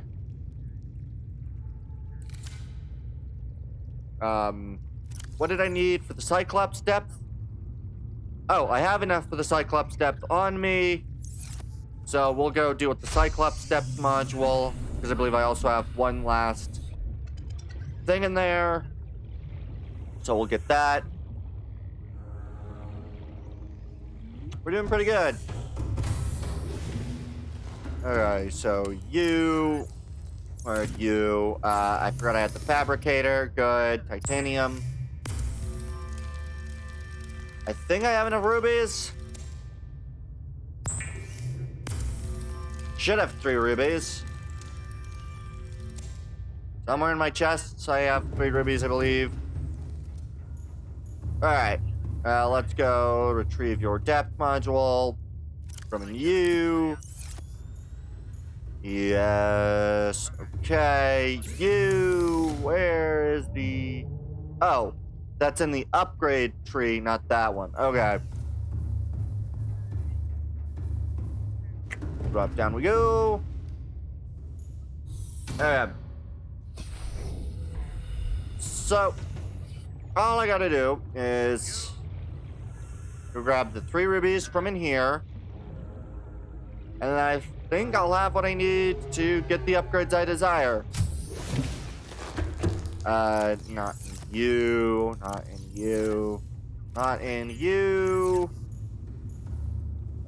Please tell me I have 3 rubies. I do have 3 rubies. Good. Okay. So I should have my 2 plasteel, which are exactly what I need for the...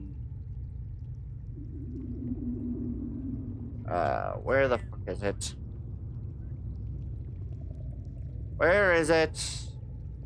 Cyclops Mark II, yes, and then the other one was what? What else did I need? Where is it? Prawn suit, yes, okay. So the prawn suit and that one, those should both be... There's the Cyclops, and then I'll be able to make the prawn suit one in the other location. Okay. Good, good, good, good, good. Alright. Oh, wow, it's only 10. Okay. I thought it was a lot later than that for some reason. There we go. Depth, Mark 1. So, perfect. Yeah, I should be able to do pretty good. We're gonna drop in the prawn suit depth. So 1,300 meters. I don't know what I need that's that deep. It concerns me that I can go that deep in that because that's really fucking deep and way deeper than the sea moth can ever go. So, not particularly pleased by that. Okay. You... Okay, I don't like the depth. Really don't like the depth. What's my current power? Okay, okay. So we're mostly full. Good. I think I now just need to, yeah, I'm gonna need to go through the rest of my stuff, try to figure out where I can get certain stuff. I really wish I could remember where a lot of resources were, Captain. that I don't remember their locations. Alright, you are good. I can toss in these. I'm looking for what again? I don't remember. What am I looking for?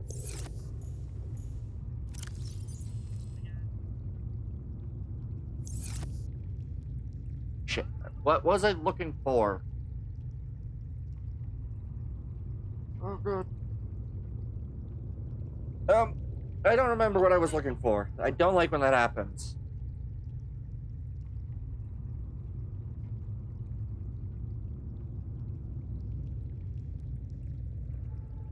Alright.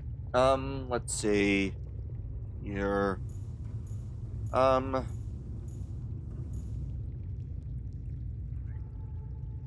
What do I want to make right now? I'm trying to decide what I want to do from now, because in theory... Alright.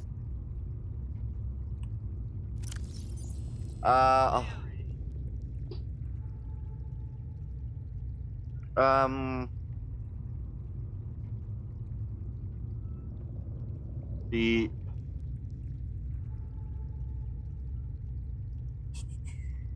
let's see.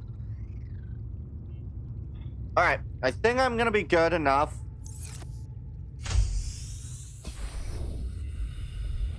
I am going to go very, very deep. I think...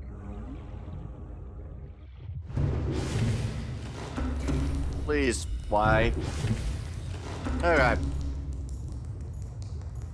Okay. So, fully charged. Welcome aboard, Captain. Good. No, that's not what I wanted.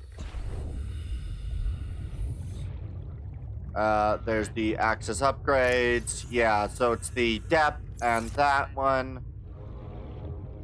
Storage, you're empty. Good. We're gonna repair you.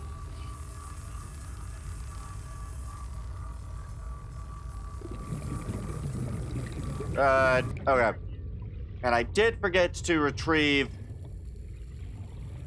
the batteries out of here, so power cells, gather you.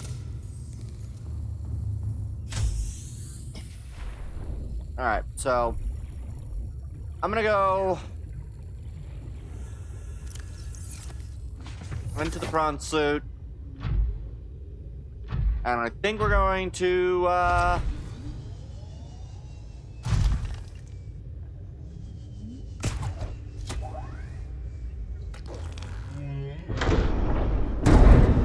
Ow.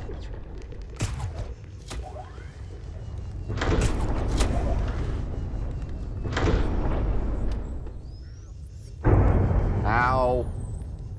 Okay, there we go. Welcome aboard, Captain. All systems online. Alrighty. Let me go switch over the batteries. Good. I think I should still have a excess battery, so good. Alright. So we're gonna make my way back over there.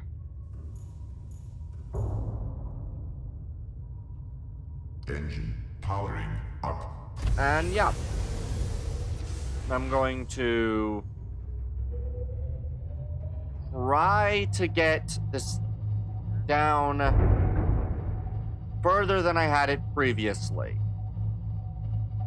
I can now go deeper. I know roughly where I need to end up in terms of the depth. I am going to make sure that I am heading basically directly straight the direction I need to go. And yeah, we are going to try to go as deep as I can.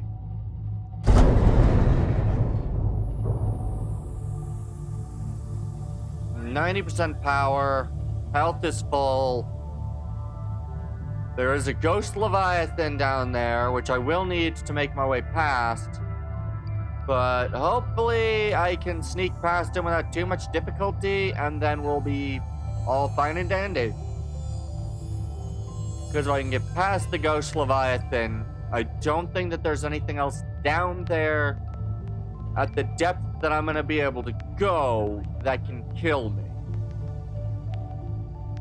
So, as long as I can make my way out of there, I think I'll also probably rig for silent running.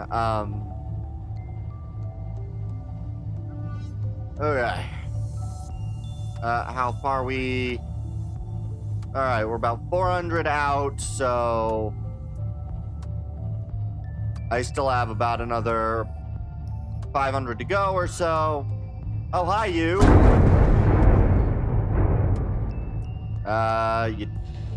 You really damaged the vehicle, my good friend. Fuck you. Yeah. So, we're gonna go try to make my way out of here. Okay.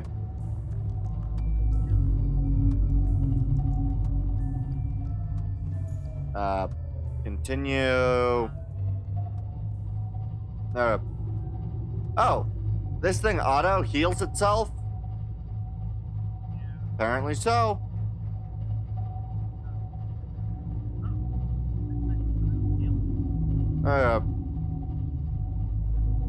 There's that wreck. Good. Alright, we're getting pretty close. I think I'm gonna start my dive. I would like you not to hit me. Okay. Start the dive.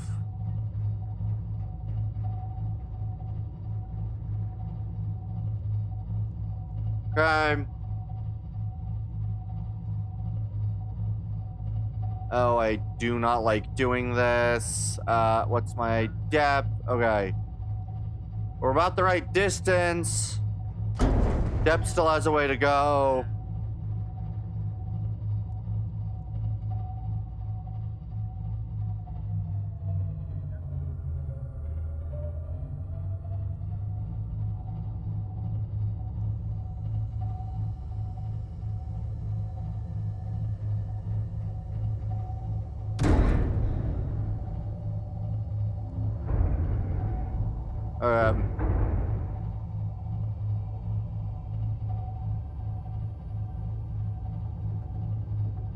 I believe this is just about the area that I need to go down into. Where is it? Alright, yeah, it's just right over here.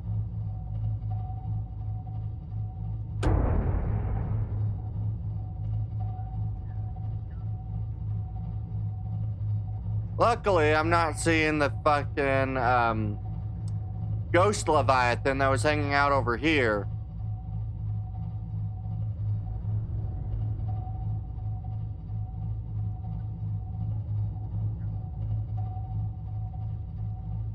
Okay.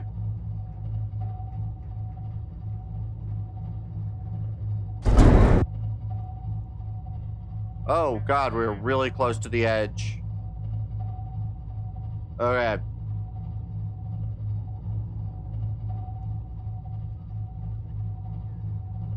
$500 meters. Rig for silent running.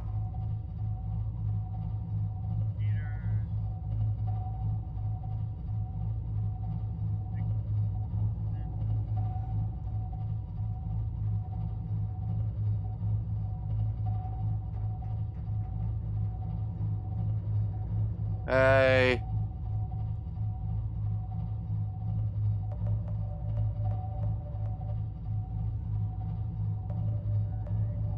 Hi, Ghost.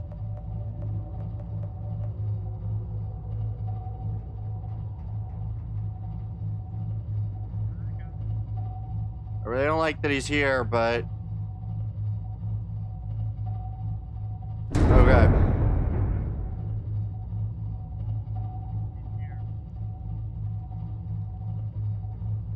Okay, let's try to find my way out of here. I need to find where that area that just went down was. Fucking can't see.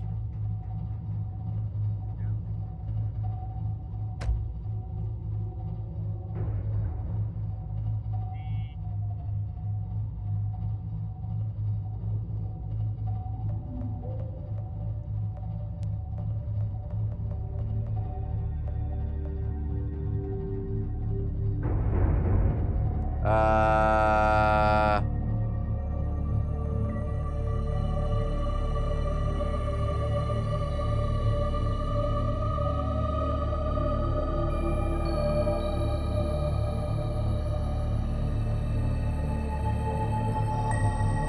What am I hung up on?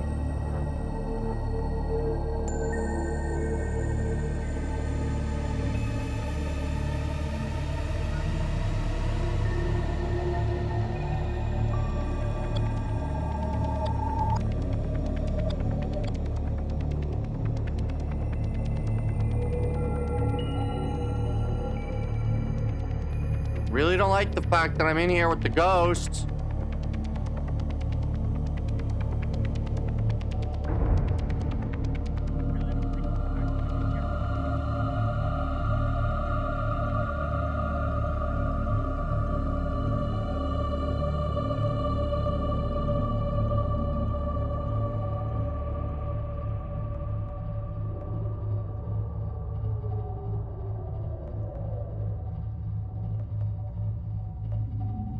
Okay.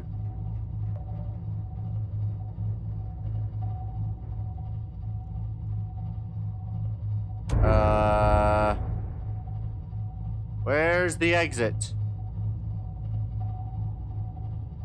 I would very much like to find my exit so I can actually find my bearings again. Okay. So this is roughly where I came in.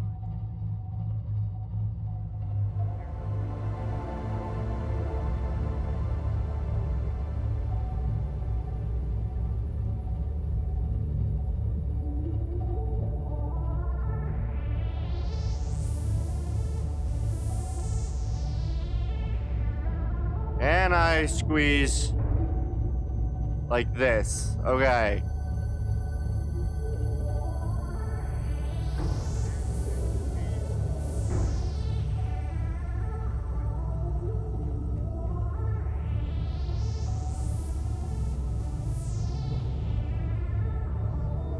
Come on. God, we already used so much power down here. Silent running uses so much power. Okay, but I just need to get through here. Once I'm through here, I shouldn't need silent running anymore.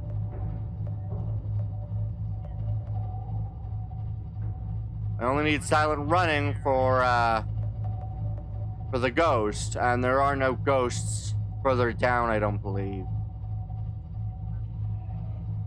Seek fluid intake. Ah, shit, I forgot to bring a food and water. Fuck.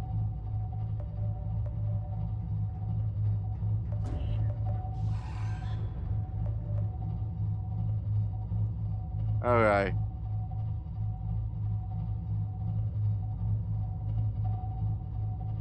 Okay. Well.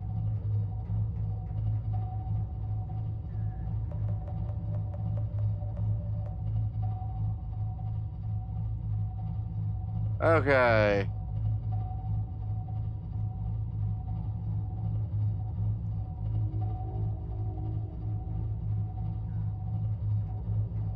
Ahead slow. Okay. I'm gonna unrig for silent running. I am going to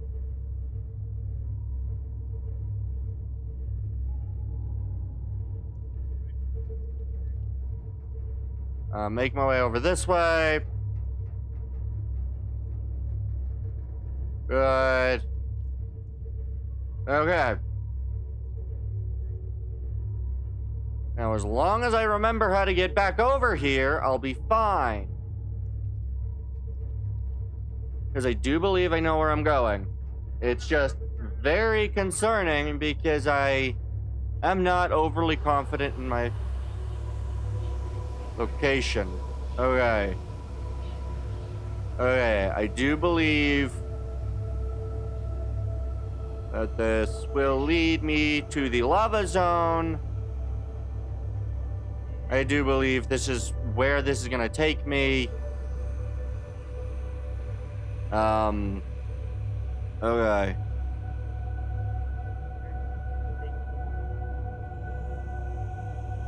That is my concern. I do not like taking this path.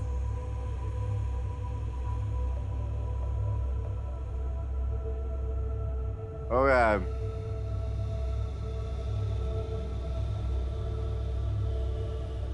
The main reason why I had to take this whole thing down here is for going down this. I don't know what's down this.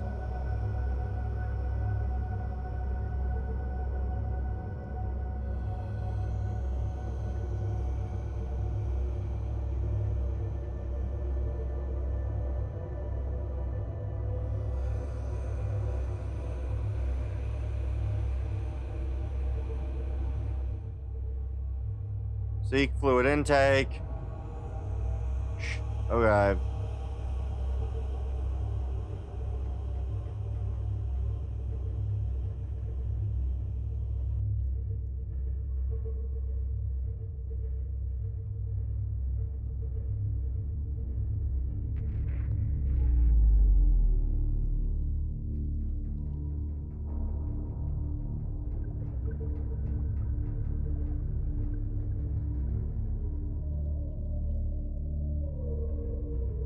Okay.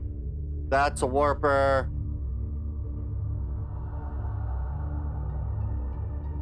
I don't like the warpers. Okay.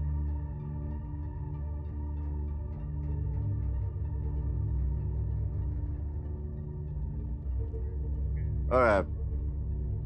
Here's what I'm gonna do. I'm gonna come over here. Engine I'm gonna turn my engine off. I am going to go. I'm going to replace the batteries.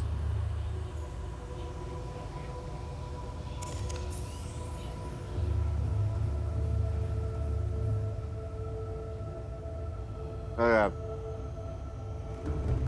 Oh,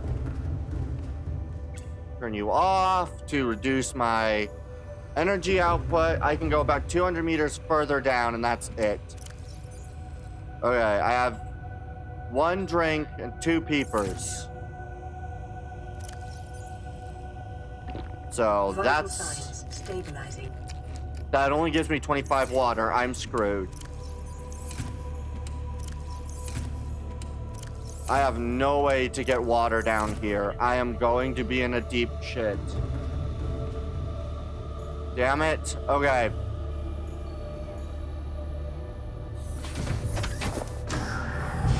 Welcome aboard, Captain.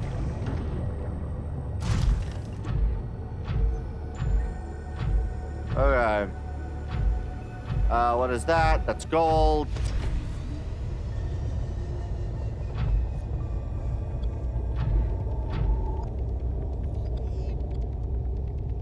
Warper.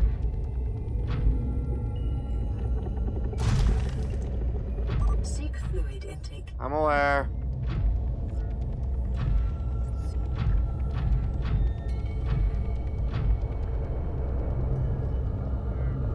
Uh-oh.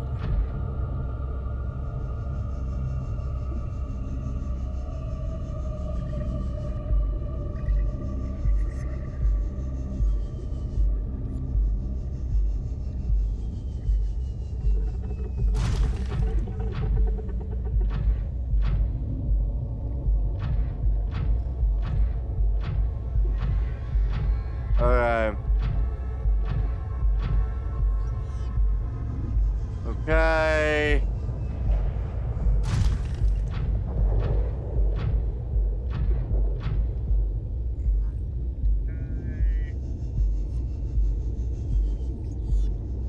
I really don't like being down here. Please don't warp me out of my vehicle, warper.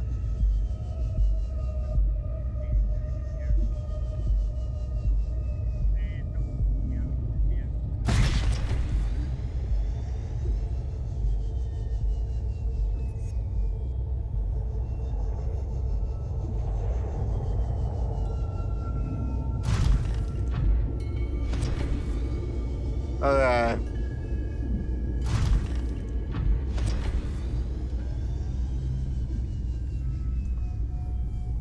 Hey.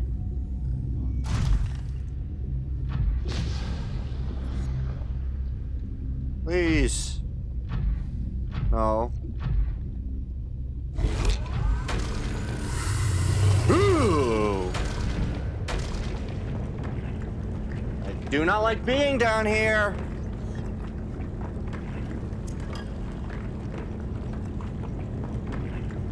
Alright.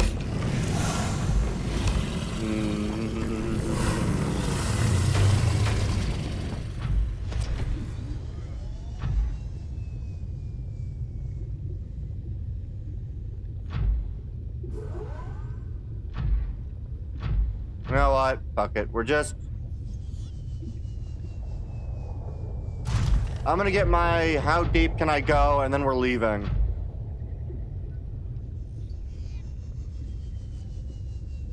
I really forgot to bring water or any other sort of stuff, and I really am gonna need that. Are you... I think that's an egg of some kind, potentially. Fuck you, Warper!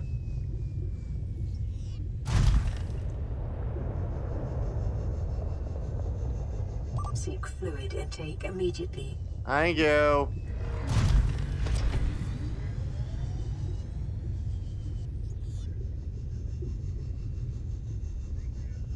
Okay.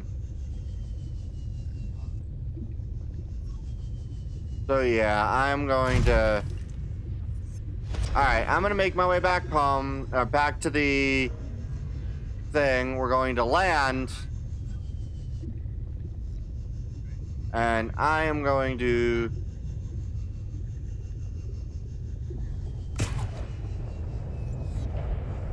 Shit.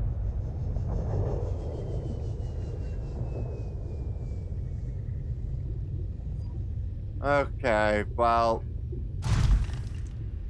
Okay. I don't like you, Warper! No!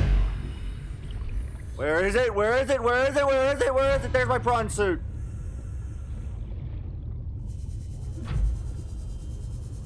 Fuck you, Warpers!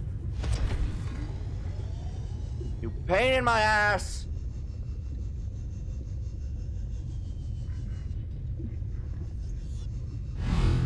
No.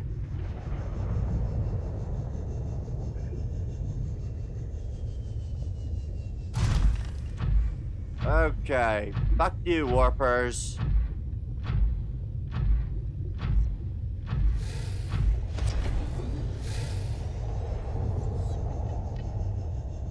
Okay. Well, I can at least make it over here. Good enough for me. Now, I'm gonna go...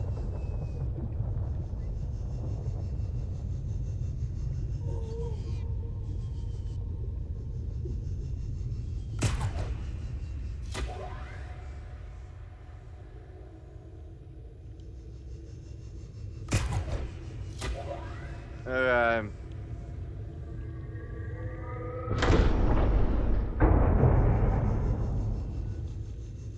Okay. Welcome aboard, Captain. Okay. Systems online.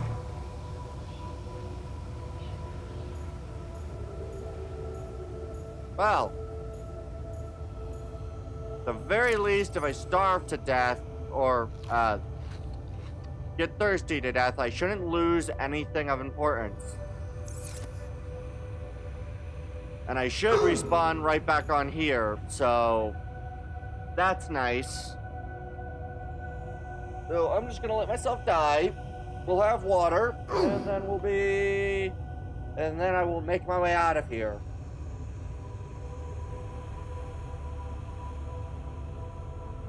Alright.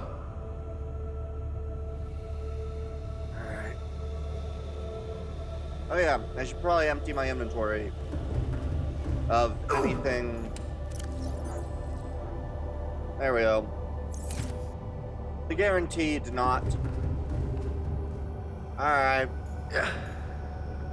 Yeah. So we'll go quickly die here. And then we will, I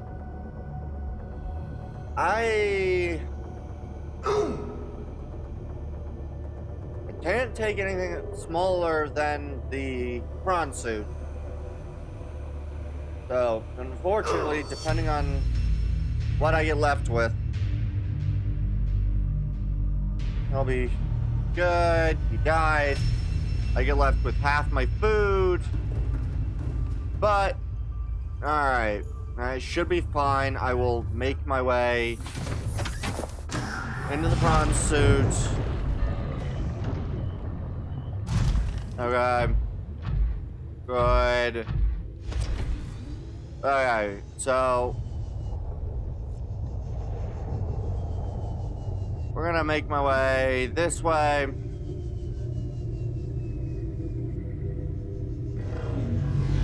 Fuck you, Warper. Warpers really do anger me.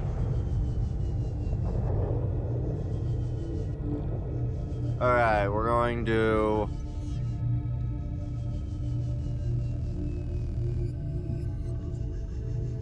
I want to make my way as far this way as I can. Being cautious of my depth.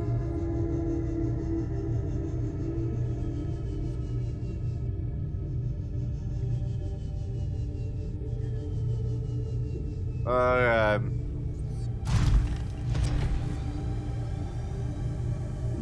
Okay.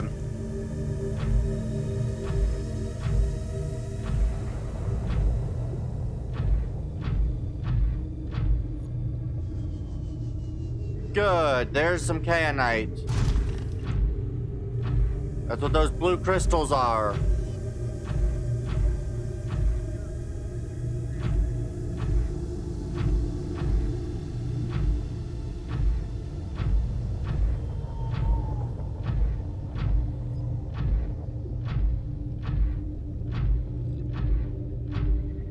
Okay. Good. This is what I need to be able to get the deepest.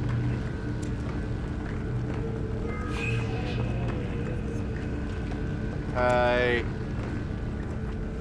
So we're gonna grab some of this.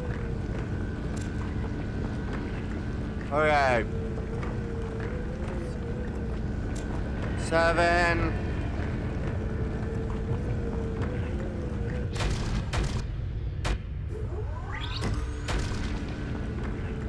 Okay.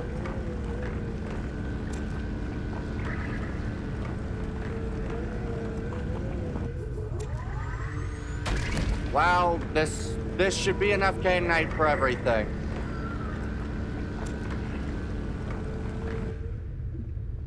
Damn it, it's a fucking heat slug.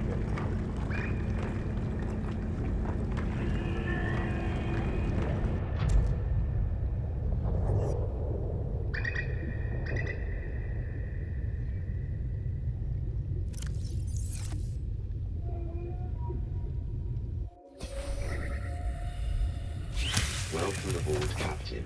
Good. Alright. What are you? You're gold. Okay, I think what I'm gonna do is I'm gonna go grab this quartz. Yeah, I'm gonna go grab this quartz, then I'm making my way back home. That's what I'm gonna do. I'm gonna drill this quartz. We're gonna head back home.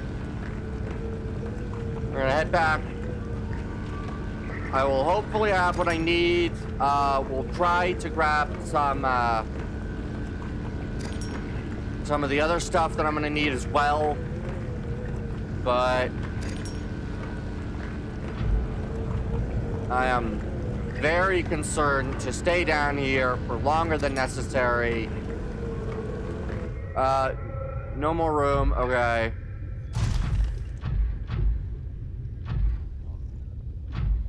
Alright, I've got enough kaonite. That's really what I gotta worry about. Is getting that back to base. Fuck you, warpers!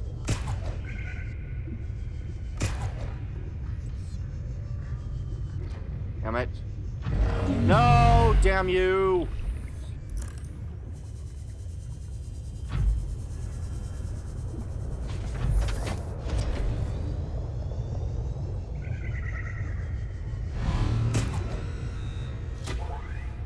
No, damn it.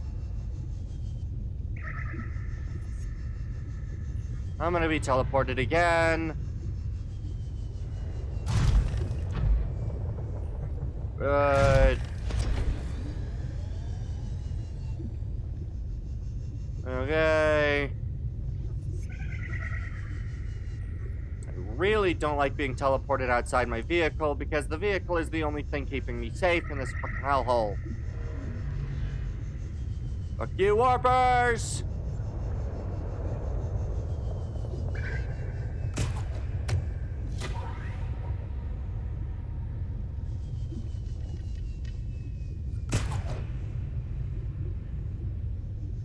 Damn it, come on. Please, just let me leave. Do not, warper, do not.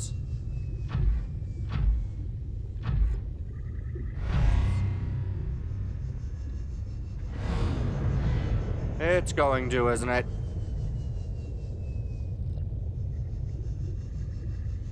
Fuck you, warpers. Okay. Yeah, I think what I'll do is I'm going to... I have enough stuff, I believe, or I should be able to easily get enough stuff to be able to, yeah, to be able to, I think, make my way back home, plus, yeah, I think I'll be able to make my way back home. You warper. Shit.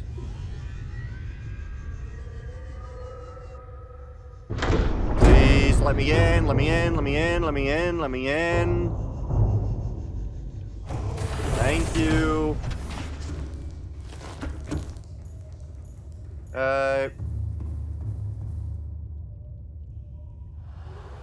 Engine powering up. Okay, we have 64 energy. Okay.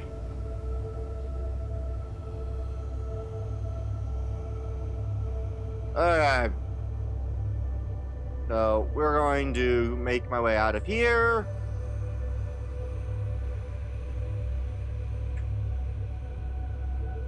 And then as long as I make it home, I will have what I need to be able to get to, I believe, any depth.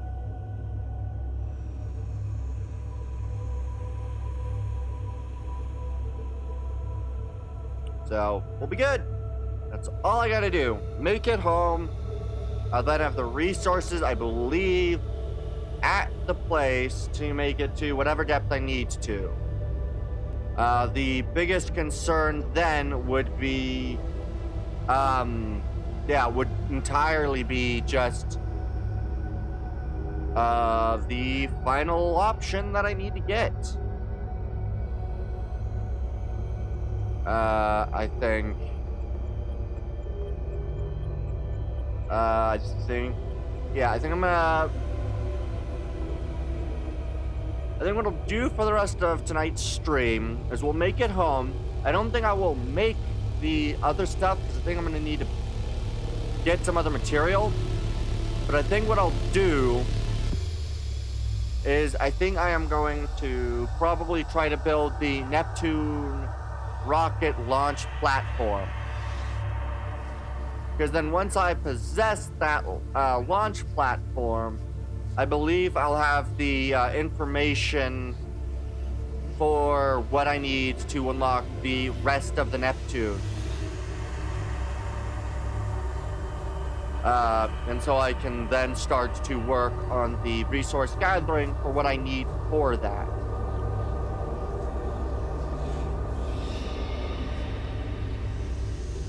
Oh god.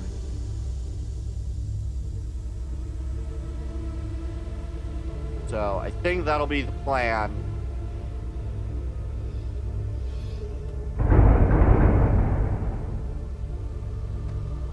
Okay.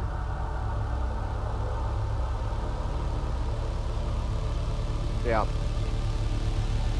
And then yeah, I think that'll be all that I'll need to do. I will need to remember to rig for silent running just to sneak past the other guy, so Silent running. good. Rig for silent running.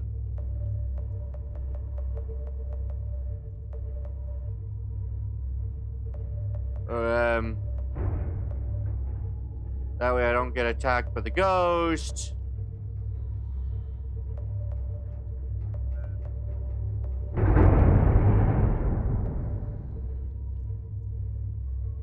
Okay.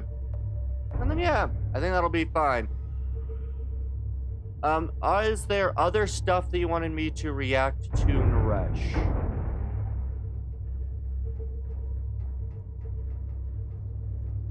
Besides what you had, besides that, I think there were 2 videos that we didn't get to. I think. Oh wait, no. I think we did get to one of the 2. I don't think we got to the. What was it, Count Dankula? I don't think we got to his, but I think we got to the other one.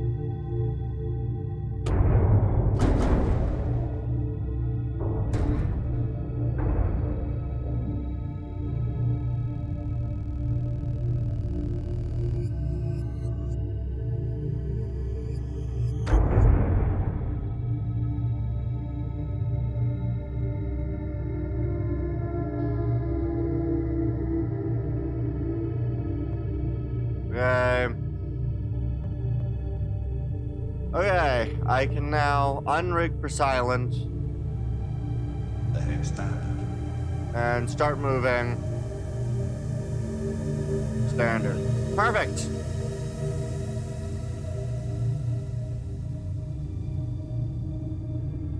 Okay. Making our way across.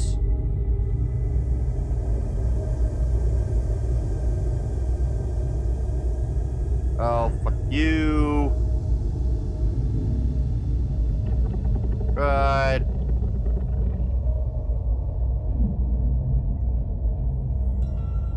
Alright. And there we are. So we're gonna head back to base. And we'll be fine.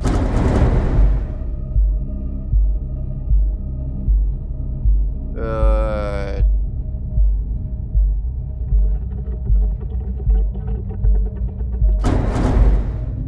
Really wish I would stop slamming into schools of fish.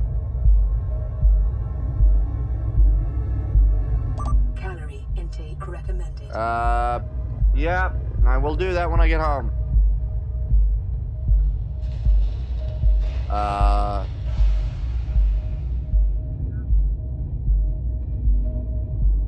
That's not really helping me very much. Okay. Good. That doesn't really help me at all. I can just simply drive home about here. Perfect. Oh, frick. Oh, good, that was caught. Okay. Yeah, so we'll make our way home. I'm making more progress than I think each time. I think next stream I should, in theory, the next time I stream this, I think I should, in theory, be able to get down to where the Sea Emperor is. So that'll be nice.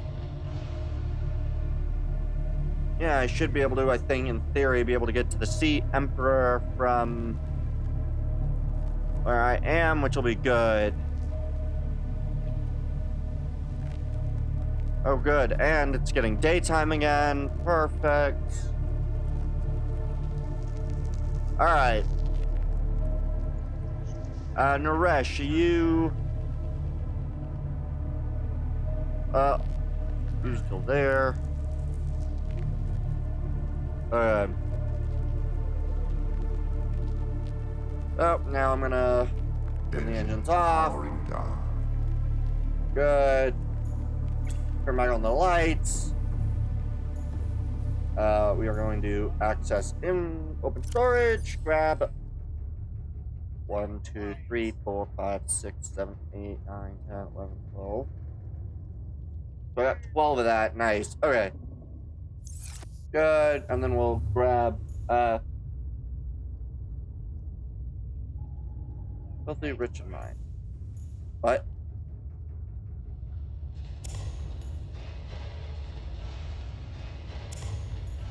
Alright. 174, 100. Okay. Good. Alright. Perfect. I have everything I want. I will grab this power cell. Disembark. Cyclops.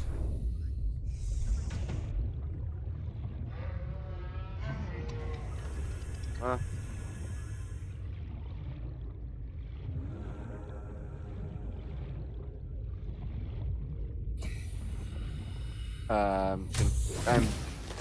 Welcome aboard, Captain. I am completely confused. Okay.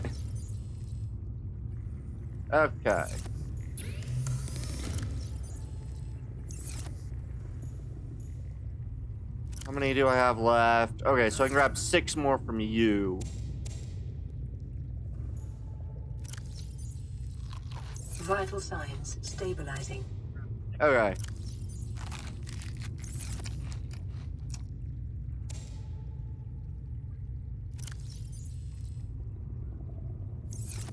Okay. I will grab this last one over here. Grab ETs2.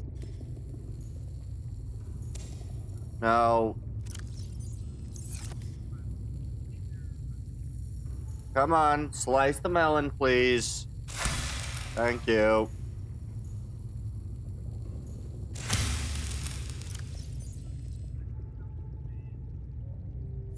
Good. Slice the melons. Good. And there we are. Perfect. Okay. So, what is it that I need for the launch platform? I need computer chip, lead, and titanium ingots. Okay. That should be fairly easy to get. The computer chip was what again? 2 table coral, gold, and some copper wire. Copper is that, so I need 2 copper wire. So 2 copper. I need a bit of... Do I have any? I have none. Okay. I need more titanium.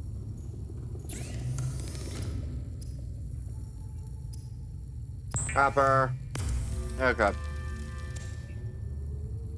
We're gonna go dump my inventory. Dump my inventory. Gonna go grab more titanium. I'll get the launch platform ready.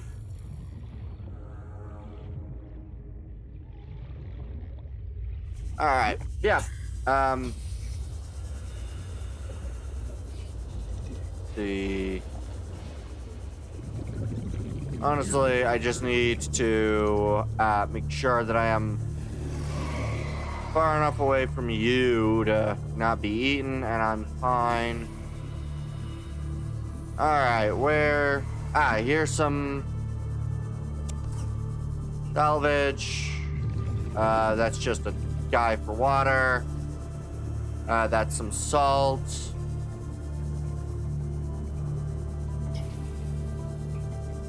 Here it is. Oh. I don't know if I've ever been inside that one, so I'm gonna go fly upright, re-get the water I need, and go visit that. And double check my inventory. I can fit another 2, so that's good.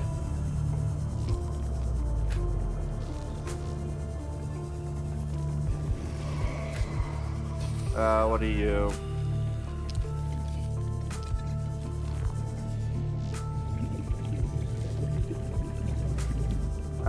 Do you have a... no, there's not really a way in there. I'll just go snatch his metal scrap. And one more. Good. So, alright, well, that was good. Yeah. Do you have other things by the after this as well, Naresh? Just so then I can do that. Because I think I'm gonna make the Neptune landing or launch pad, and then I think we'll switch over to doing the reactions if you have extra reactions. If not, I will also get the extra depth as long as I can get the materials for the extra depth relatively easily. So. Alright. So, I just need to come over here. Resources, titanium. I do need the table coral samples as well. So what we'll do is we'll just titanium.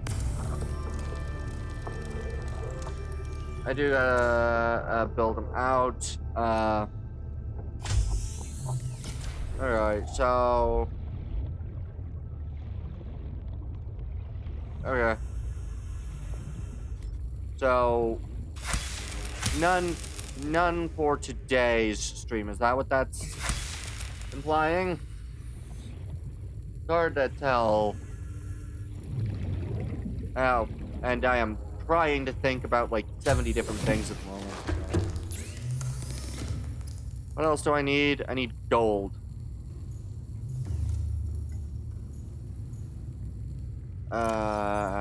Gold, good. You. Computer chip. Alright, so now that I've got the computer chip, I just need 4 lead and an extra titanium. Alright. Oh, there's my lead. Good. Oh, I have an extra titanium in here. What good use of that, I guess. Alright. So, now we go over here. We'll build the Neptune launch platform. And I'll at least check and see what I need for the other upgrades. For the final jump in. This is facing the complete wrong way. I need you.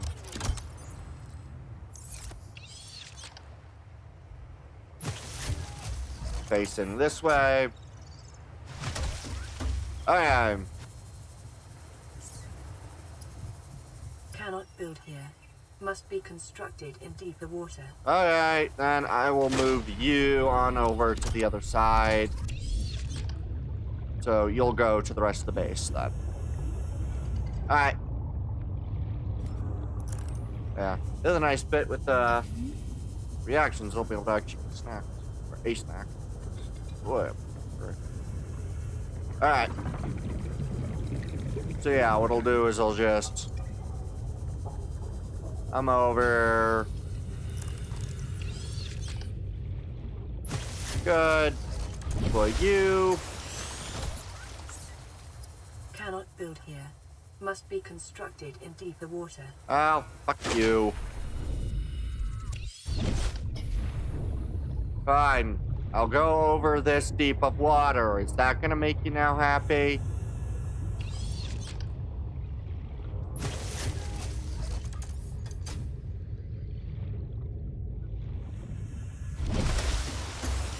Alright. There we go. I forgot just how large this was. And then, yeah, I believe that this will then be where I build the rocket pieces.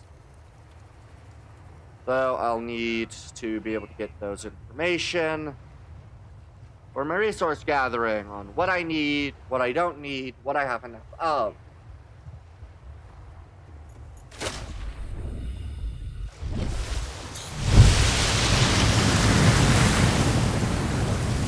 Alright. So, what am I gonna need? Plasteel, copper, and lubricant for the gantry. Oh goody, it's going to be done in steps. I really wish it wasn't being done in steps.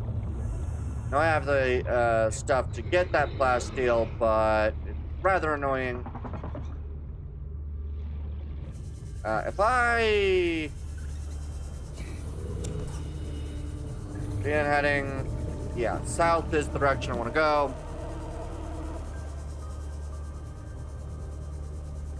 Let's see it. I believe I have the lubricant needed. I want to get over to the ship. This way. I'm not ransacked this one as much, so. Alright, I can grab 2 more of the plates. Oh, hi.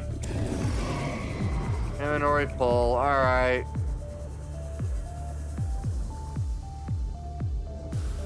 You just have a grav trap. Alright. We make our way even closer to the ship. Does this have some of those large rock chunks that I can do mining with? I don't quite remember. I think it does. It's been a little while. Alright, this is where I got those from. I believe I've already broken into this one, so... Okay.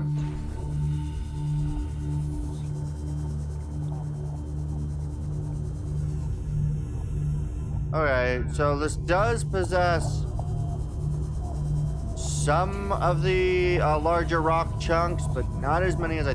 Oh, there are more than I thought. Okay. Okay. Perfect. So coming over this way would be very efficient use of my time. Okay. I am happy with that knowledge for now. Good. I have the knowledge. So I can make the plasteel with what I've got now. So I believe I'll get the gantry started, and then, yeah. The thing if I get the gantry, I think I get I hope that I get all of the information, because I would hate to have to build the rocket in stages, all because I didn't get told all of what I needed. That would just annoy me. I do believe lubricant, I believe it's just the one. So,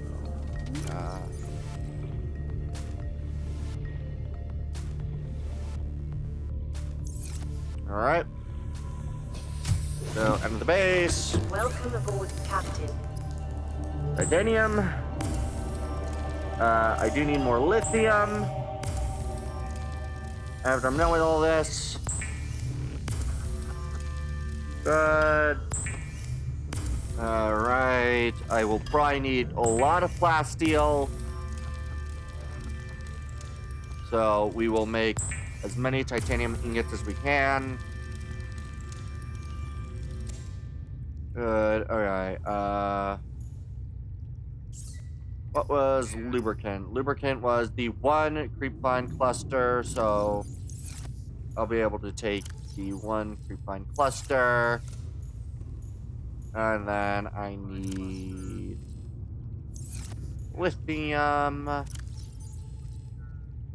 believe I need 2 lithium and copper wire, so I just need 2 more copper.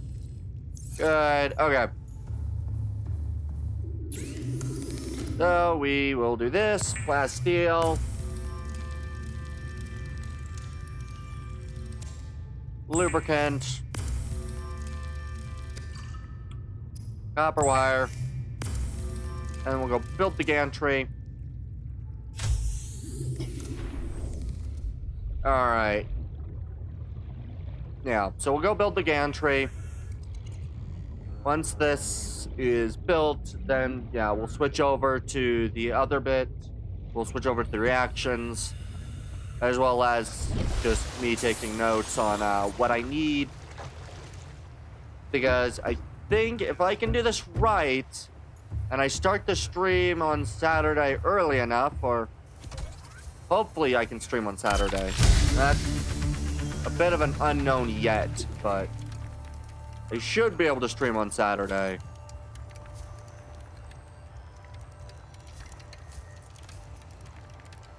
That's going to be a bit iffy this week, just because I have no idea the way that things are going to go.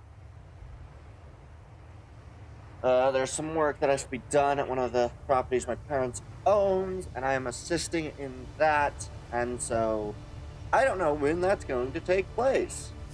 But depending on how long that takes, we might get everything from here. Okay, so 2 aerogel. Again, this is not difficult. So I can make the boosters. I believe that there are 2 sets, so I mean,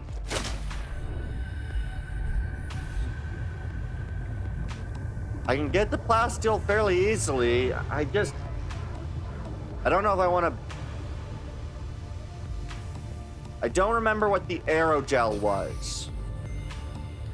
I think that's gel sacks and rubies.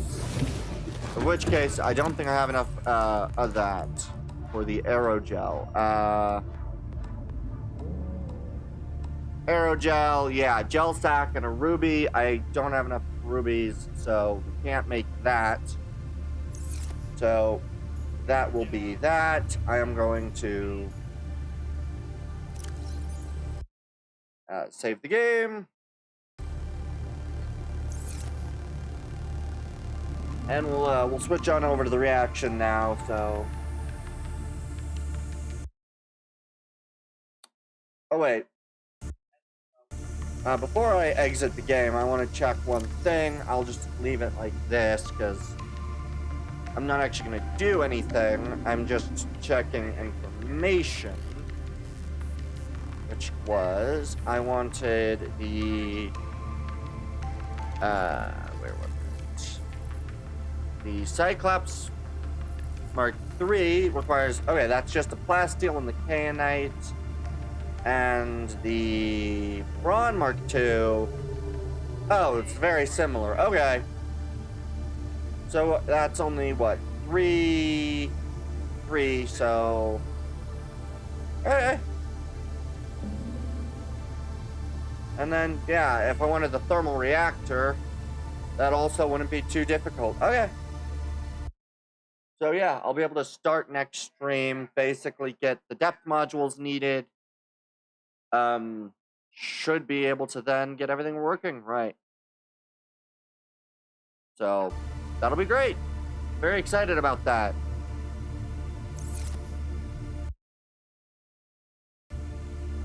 So yeah. All right. Good. Yeah, the game takes apparently about 19 hours, or yeah, takes probably a good solid 30 hours to complete if you're being a little slow with it. That's the wrong one. Okay. All right. So.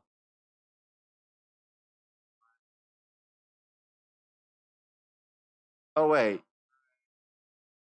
Oh right. There was also that channel, the no commentary channel. That was the other thing.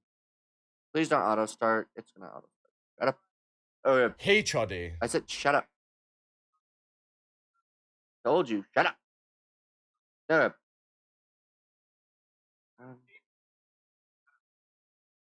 Okay. That's 7 new plus the previous. Okay. Okay. Yeah, we got probably, I'm gonna say 2.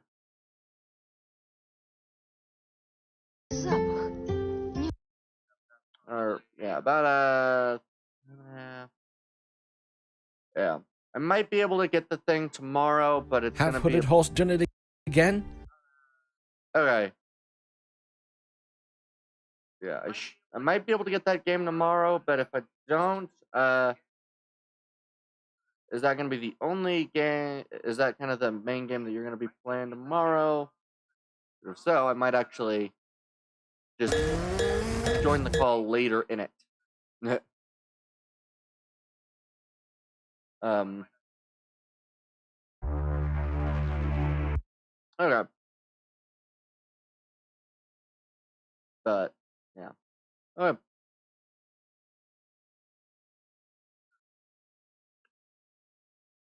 All right. Doing pretty good. Okay, so yeah, we got probably about an hour and a half of reactions. There is the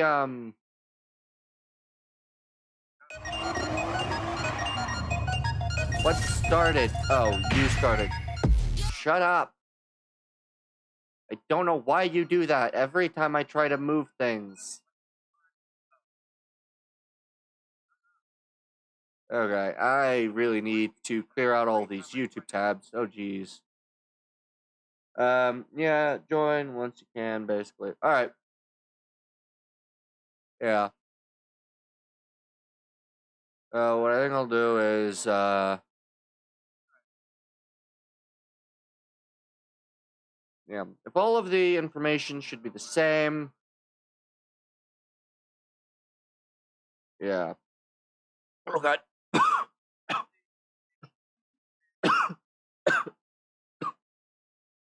Oh god.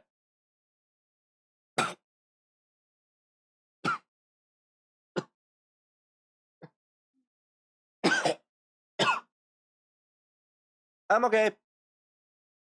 Oh yeah. Woo boy. Woo, okay. Alright. So we'll go through this story. I'm once again going to speed this one up just slightly just because. But alright. So yeah, we're gonna go through this story. Summer is here soon, and you all know what that means. It's time. Yeah, sure.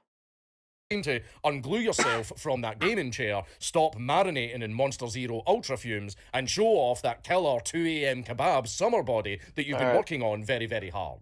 And don't worry, I'm sure your Discord e-kitten, who is definitely a female and not Ramesh from Mumbai, can live without your sweet whispers for just a little while. Because it's vacation time. You've earned it.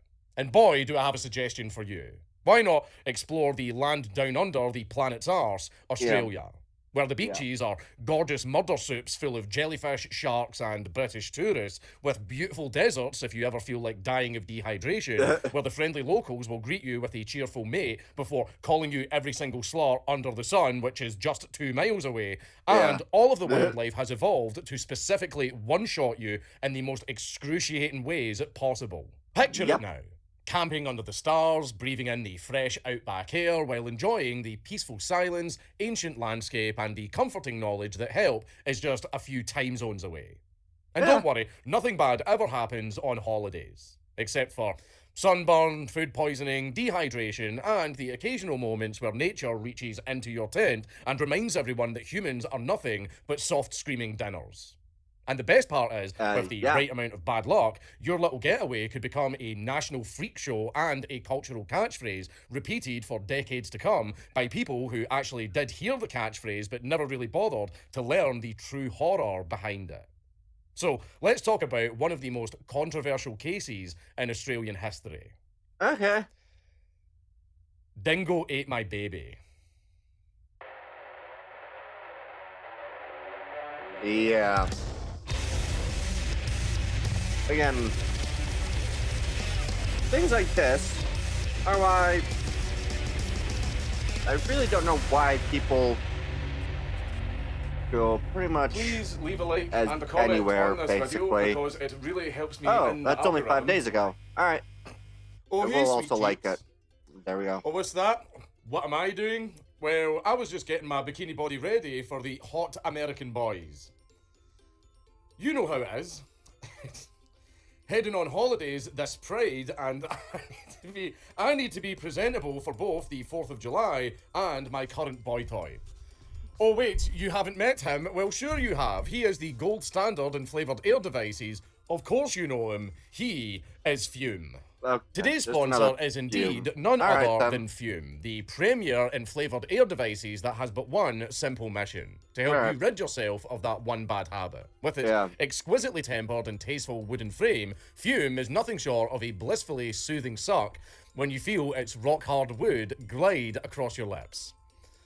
And with no electronics or yucky chemicals, you needn't worry about anything getting between you and a good suck.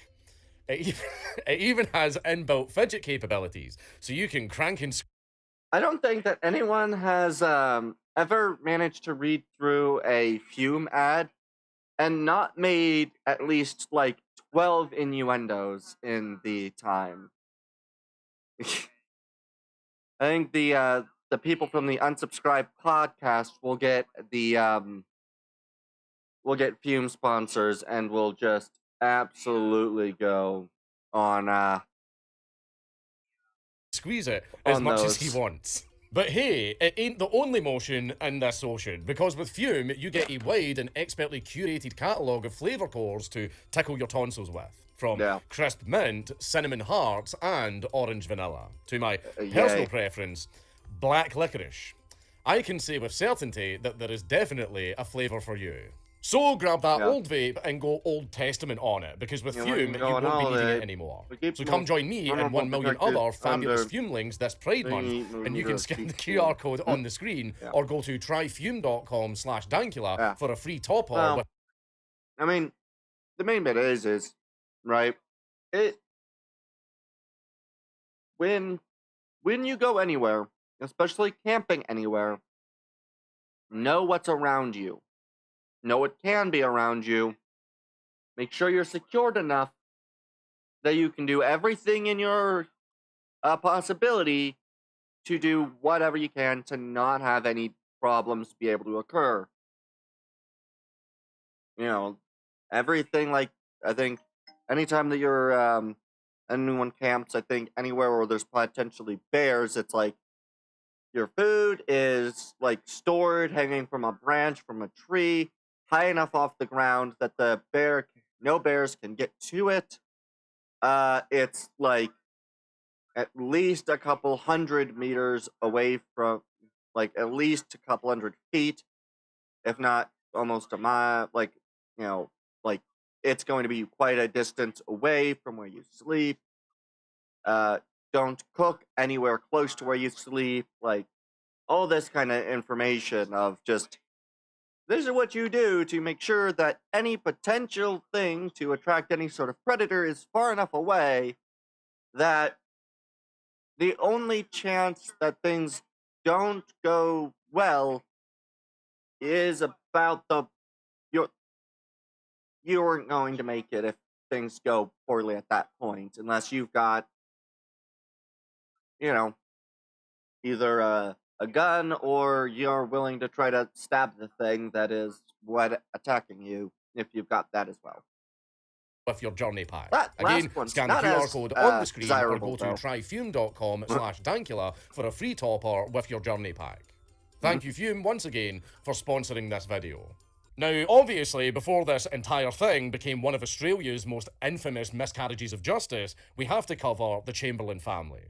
Michael Lee Chamberlain was born on the 27th of February 1944 in Middle-earth, also known as New Zealand. His father, Ivan, served as a warrant officer in the Royal New Zealand Air Force during World War II, and his mother worked in the administration of the Seventh-day Adventist Church in southern New Zealand. So Michael came from a very religious but wrong background, and he attended Lincoln High School and later Christchurch Boys High School.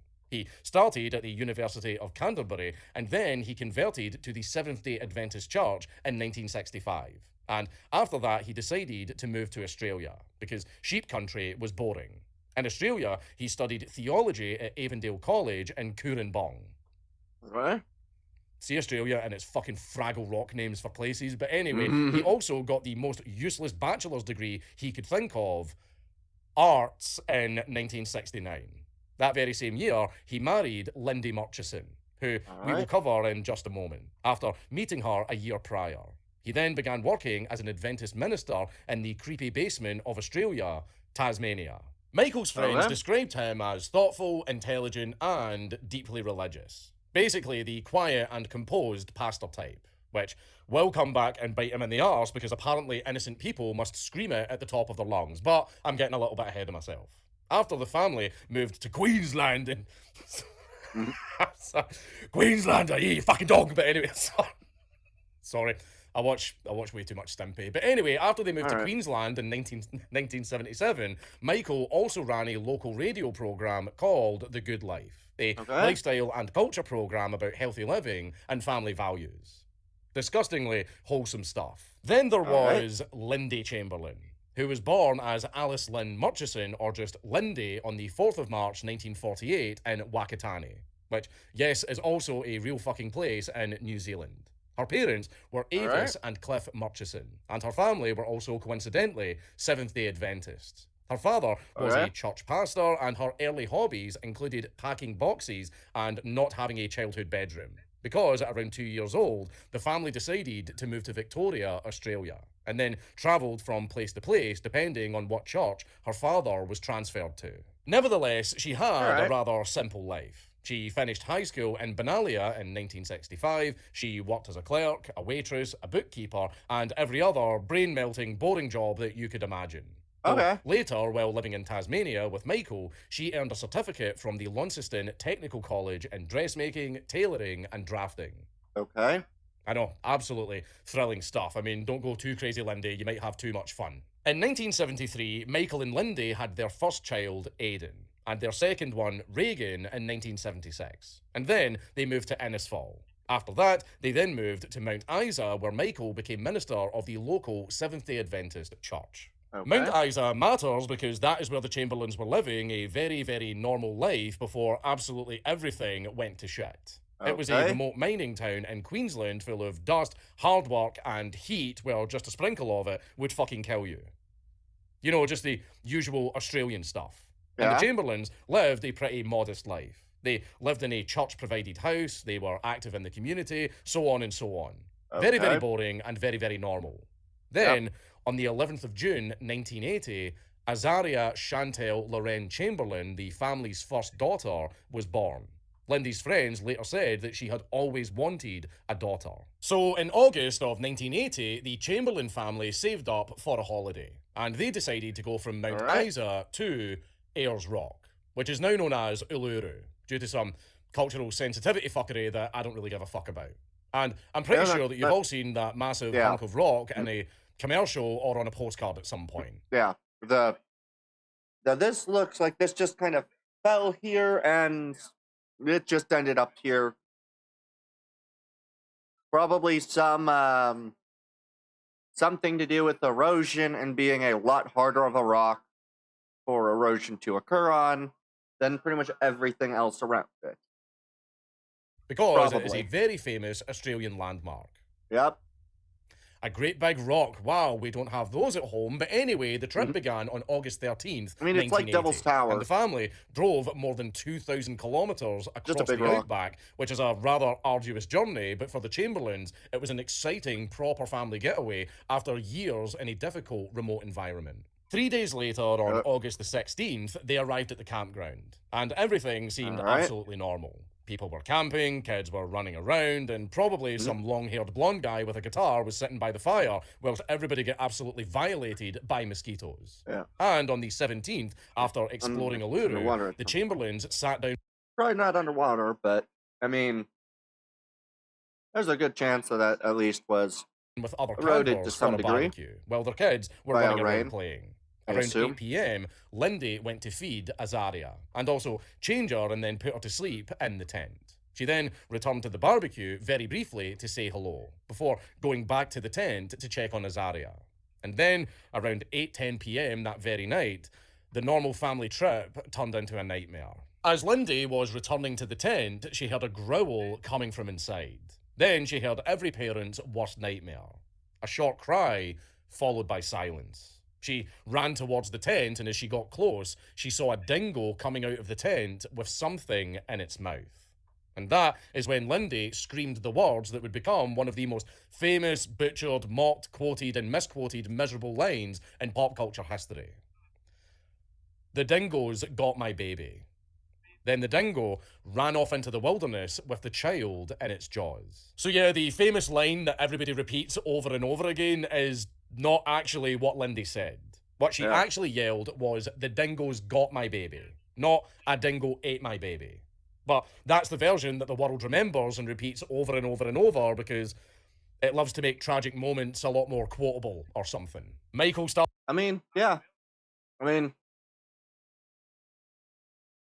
an easier phrase getting the same point across. Not exact quote, but I mean, yeah, that makes sense. Started running, the campers started running, the rangers were alerted, people were grabbing torches and flashlights, and they all started searching in the darkness, calling Azaria's name. Which is, I mean, it's a little bit stupid because she's 9 weeks old. And I mean, she's not going to go, "Yo, I'm over here," but I mean, she's 9 weeks old, she can't fucking talk. But anyway, they started combing through bushes, rocks, shadows, and every little horrible nook and cranny where a baby might be found. And the search went on all throughout the night. Eventually, the rangers, police, and even Aboriginal trackers joined in the search. By the next day, hundreds of people all got involved in the search. But sadly, most of them gave up on finding her alive. And they all kind of knew that they were now searching for a body. But finally, on August the 24th, 1980, after a week of searching, a clue was found. A tourist named Wally Goodwin had found some of Azaria's clothes. A jumpsuit, a singlet, booties, and a nappy. And he found this near a dingo lair that was about 4 kilometres away from the campsite. The neck area of the clothes was covered in blood. Yeah. So that discovery should have been treated as very, very important evidence pointing towards an animal attack. Because, you know, blood-stained clothes near a dingo lair after a mother says a fucking dingo took her baby isn't exactly subtle. But Azaria's matinee jacket, a jacket that Lindy insisted Azaria was wearing when she was taken, was not found at the time. And that missing jacket would become a massive problem later on, because police and prosecutors had started to get very, very suspicious about Lindy's claims. There was also blood found in the tent, or at least it was believed to be blood, and later testing became a massive dispute in the case. Some of it made sense with a dingo attack, some of it was disputed, and some of it was tested badly. Basically, there was a lot of fuckery with this case from the get-go, and if you don't know the story, well, you're in for one of the dumbest rides of your life. Okay. Now, at this point, you might be asking yourself the very obvious question, why the fuck did the police not believe the dingo story? The simple answer is because the entire thing sounded absolutely insane to a lot of people in the 80s. Even though, in hindsight, it was the version that made the most sense. A baby taken from a tent by a wild dog sounded more like a camping horror story. Because back then, a lot of people believed that dingoes didn't really attack humans. At least, not like that. Because apparently, wild animals were expected to check the age of their prey before they killed it. And the dingoes around the campgrounds were not shy little doggos. The campers fed them. Which is always a really, really fucking dumb idea because that teaches wild animals that humans equal food. And with that, the dingoes in that area became very, very comfortable with approaching humans. As well as making them a lot more bold and really, really comfortable with just stealing food and not giving a fuck. There's a reason why any location with wild animals always tells you do not feed the wild fucking animals. Even Derek Roth, the chief ranger at Uluru, had already warned the authorities in the past that the dingoes in the area were becoming a lot more aggressive, and sometimes even biting people. And he was urging for action, even suggesting a cull. So the idea of a dingo attack was not random. I mean, the warning signs were already there.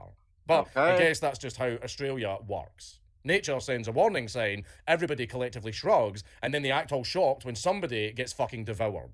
There were also witnesses in the campground that supported Lindy's story. Sally Lowe, who was also camping there, said that she heard a baby crying while Lindy was still at the barbecue area. And Judith West, another camper, said that she heard a dog-like growl coming from the direction of the tent. And detectives later photographed large paw prints near the tent alongside dingo hair inside the tent, and also on Azaria's jumpsuit. And yet, fucking somehow, with all of that overwhelming evidence and testimonies, the suspicion still kept growing. But why though? Well, because the case had the perfect ingredients needed for a national brain injury. No body, blood in the tent, missing jacket, religious family, a mother that didn't act the way strangers wanted, and a public that took "that sounds very, very strange" as evidence. And in comes the fucking media. As you would expect, this entire story became national news almost immediately. Missing baby, camping, wild animal claims, strange religion, at least strange for people who think everything outside of their church is a satanic book club. There was no body, there was bloodstained clothes, and a mother who was direct and composed instead of sobbing on command. The media... Okay, so... essentially, this boils down to... media decided to just bullshit lie with a story with somebody who's, I'm going to guess, probably composed, because I don't imagine somebody, especially after a couple of days,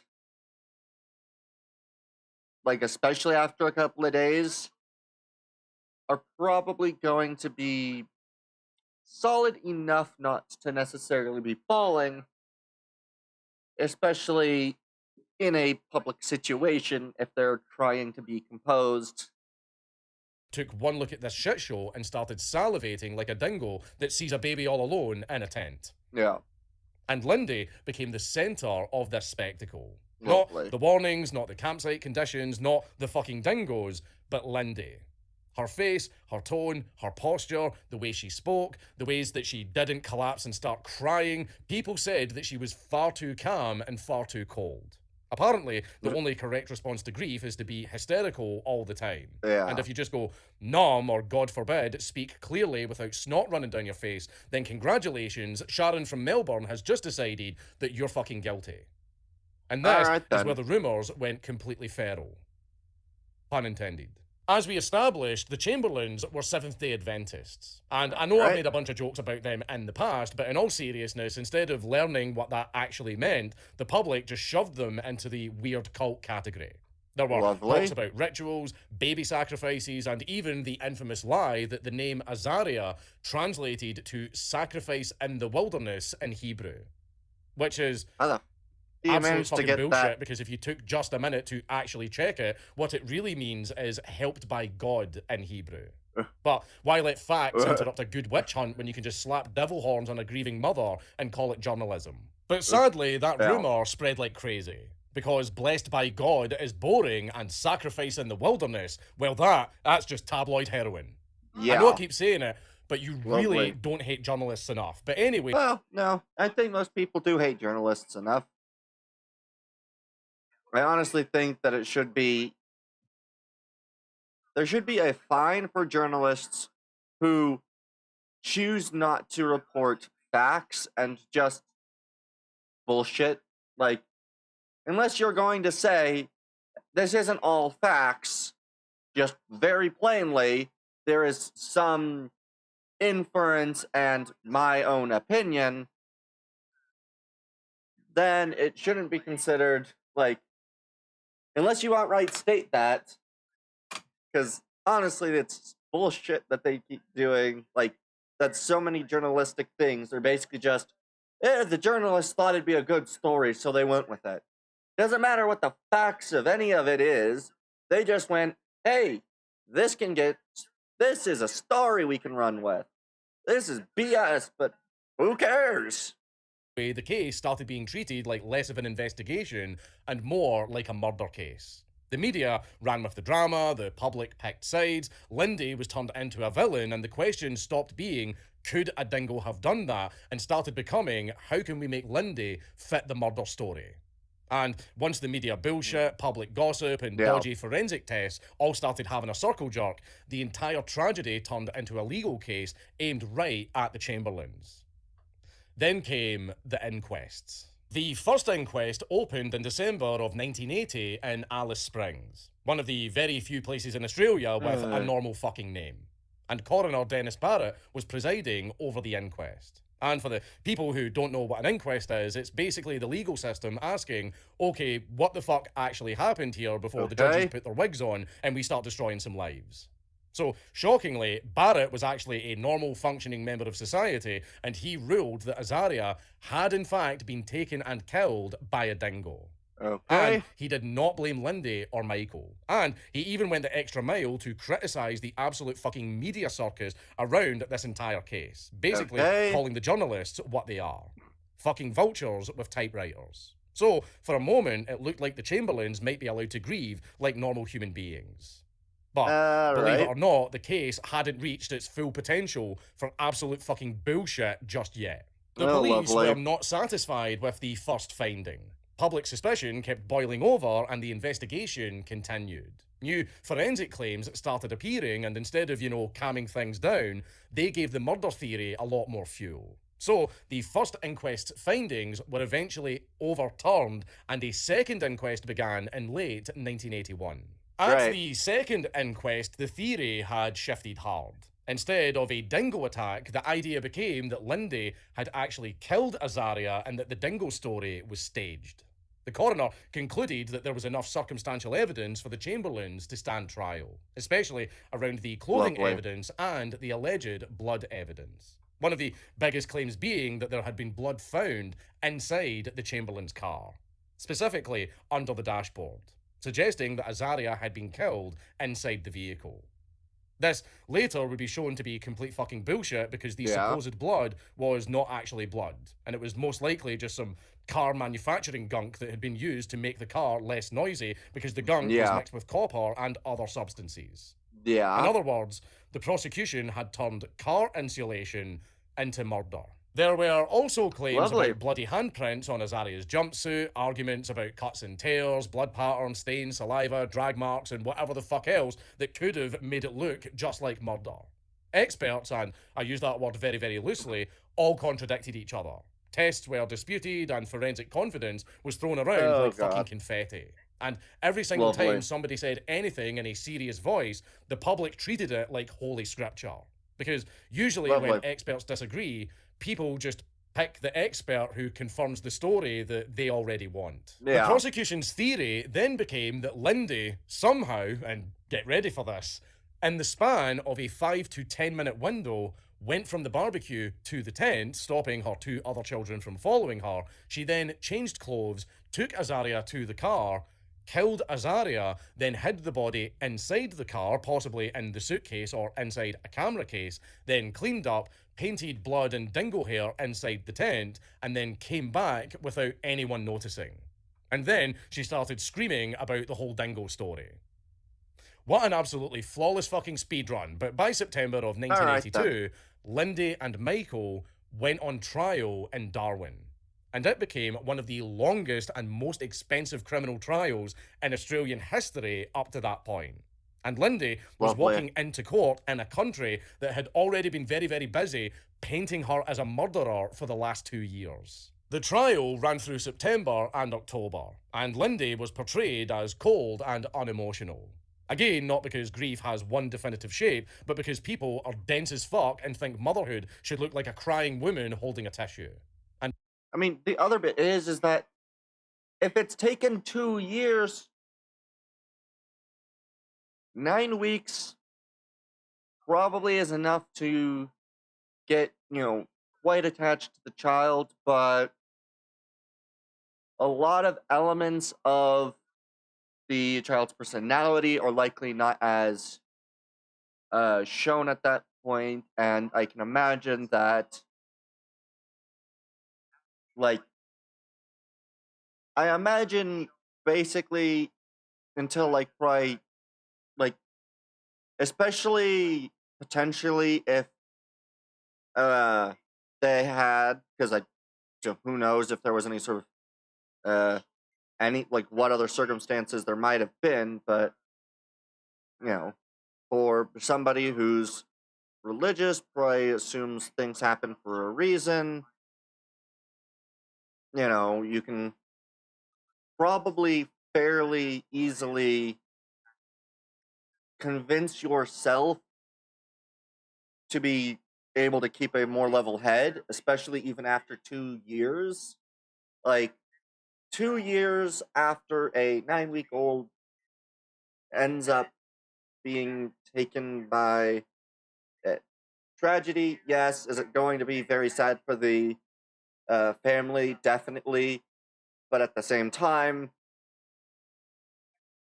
2 years is probably enough time to be not necessarily breaking down bawling every time the situation's brought up. And Michael was Especially not after 2 years of being badgered and painted as a murderer. not treated any better. He was calm, he looked weird, the religion looked weird, the dingo story looked weird, and once the public thought you were weird, that basically became evidence. Yeah. So, on October the Lovely. 29th, the jury found Lindy guilty of murder, and she was sentenced to life in prison with hard labour. And Michael was also convicted of helping her after the crime, and he got an 18-month suspended sentence. And do you know what else? Lindy was Is it picking up my... Yeah, that echo might be... I have my phone sitting basically directly below the mic. I thought it was from further behind, because I have my my phone play the stream as well, so I can make sure that everything's running well. So it probably was that it was close enough to the phone that while I spoke, it did that. Because unfortunately, the noise gate, I guess, would allow that open. Apparently my mic's a fairly decent one, but yeah. pregnant during the Alright. trial. So, in November of 1982, while in custody at Darwin Prison, Lindy gave birth to her 4th child, Kalia. And I'm sure some people immediately started Alright. theorising on the meaning of that particular name and wishing it meant something like sacrifice behind bars. But for fun, I decided to look it up, and it just means pure in Hebrew. The baby was taken from Lindy shortly after birth, and she was sent back to prison to continue serving the life sentence for a murder that she didn't commit. And if you think the conviction made the public calm down a little bit, no, it fucking didn't. Of course it Lindy didn't. received hate mail and death threats in prison, and the Chamberlains were mocked, judged, and treated like suspicious freaks by people who knew absolutely fuck all about the case but had very strong opinions anyway. Sounds about right Can for people. relate. But anyway, their religion, their appearance, and grief were all picked apart in a way that would be considered a borderline crime by today's standards. Michael was left to care for the children while challenging the verdicts. So, from 1983 onwards, they continued to maintain exactly what they had said from the very beginning. Yeah. The dingo took Azaria, and the forensic evidence that they used was bullshit. And you will be rather shocked to hear that not everyone was a smooth brain, and some people actually gave the Chamberlains some support. People like lawyers, scientists, church members, and even some journalists continued to question the prosecution's case and the reliability of the forensic evidence. Well, yeah. And there was still one more piece of crucial evidence that was still missing. The matinee jacket. Lindy consistently stated that Azaria was wearing a white knitted matinee jacket over her jumpsuit on the night that she disappeared. But prosecutors argued that since that jacket was never found, that was proof that Lindy was lying. But Lindy never changed her story. Then finally, in January of 1986, the case took a dramatic turn. A British tourist named David Brett fell to his death while climbing Uluru.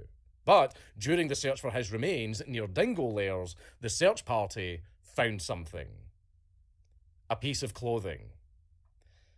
It was Azaria's matinee jacket. This discovery was massive because it confirmed that the jacket that Lindy had always described was actually real and that she wasn't lying. And that discovery seriously undermined a very, very important part of the prosecution's case. Yeah. Then, on February the 7th, 1986, Lindy was released from prison after serving over 3 years of her sentence. However, the system had not admitted that it was wrong just yet. Her conviction still stood while the case was being looked at again. The Northern Territory government then ordered a full, proper official review of the entire case, led by Justice Trevor Morling, whose job was basically to pick through the entire legal dumpster fire and see if there was a chance that they actually fucked up. So he went back over the trial, the evidence, the police claims, the convictions, and the very same blood evidence in the car from earlier. The one that had helped make the prosecution's case look much stronger than it actually was. The Royal Commission concluded that a lot of the forensic evidence used in the case was very unreliable. And Trevor Morling ultimately recommended that the conviction should be thrown out. So it was on September the 15th, 1988, after 8 whole years, the Northern Territory Court of Criminal Appeal unanimously overturned the convictions of both Lindy and Michael Chamberlain. Yet still, the legal story was not completely finished. Although the convictions were overturned, the official cause of Azaria's death still remained unclear. So, of course, a fucking third inquest was conducted in 1995. But rather than reaching a definitive conclusion, it returned an open finding, meaning the exact cause of Azaria's death was never formally determined. So, as a result, despite the overturned convictions and the new evidence, the official record still did not explicitly state that a dingo did, in fact, eat the baby. That would not happen until 2012, and by that time, additional evidence had accumulated regarding dingo behaviour, as well as their attacks on humans. Dingo attacks, like the one on Fraser Island, proved that, holy shit guys, a wild animal can and will, in fact, attack people. Oh my god, wow, no fucking way. I mean, predators specifically targeting their prey's offspring because they are young and weak and defenseless, and they can't really fight back. No fucking way, I can't believe that. It's not like... Yeah. The fact that this got to this point, just, to me, it tells me that apparently nobody at all in any play, like, none of these people apparently have any clue about anything that wasn't like 5 feet in front of them. Because all of these people must have been so fucking stupid to manage to get to this point. It is ridiculous. That has been what predators have always fucking done ever since there's been predators. I mean, you see it in literally every single nature program that you watch. I mean, fucking hell, right here in the UK, we actually had a very, very famous case where a fox snuck into a house and attacked 2 baby girls who were sleeping in their cots. So, of course, another fucking inquest had to be held, and on June the 12th, 2012, the Northern Territory coroner, Elizabeth Morris, delivered her findings. And she ruled that Azaria Chantel Lorraine Chamberlain had in fact died after being attacked and taken away by a dingo near the Chamberlain's campsite at Uluru on the 17th of August, 1980. For the very first time since fucking 1980, 32 fucking years later, the official legal record finally explicitly recognised what the Chamberlains had maintained from the very beginning. The dingo ate the baby.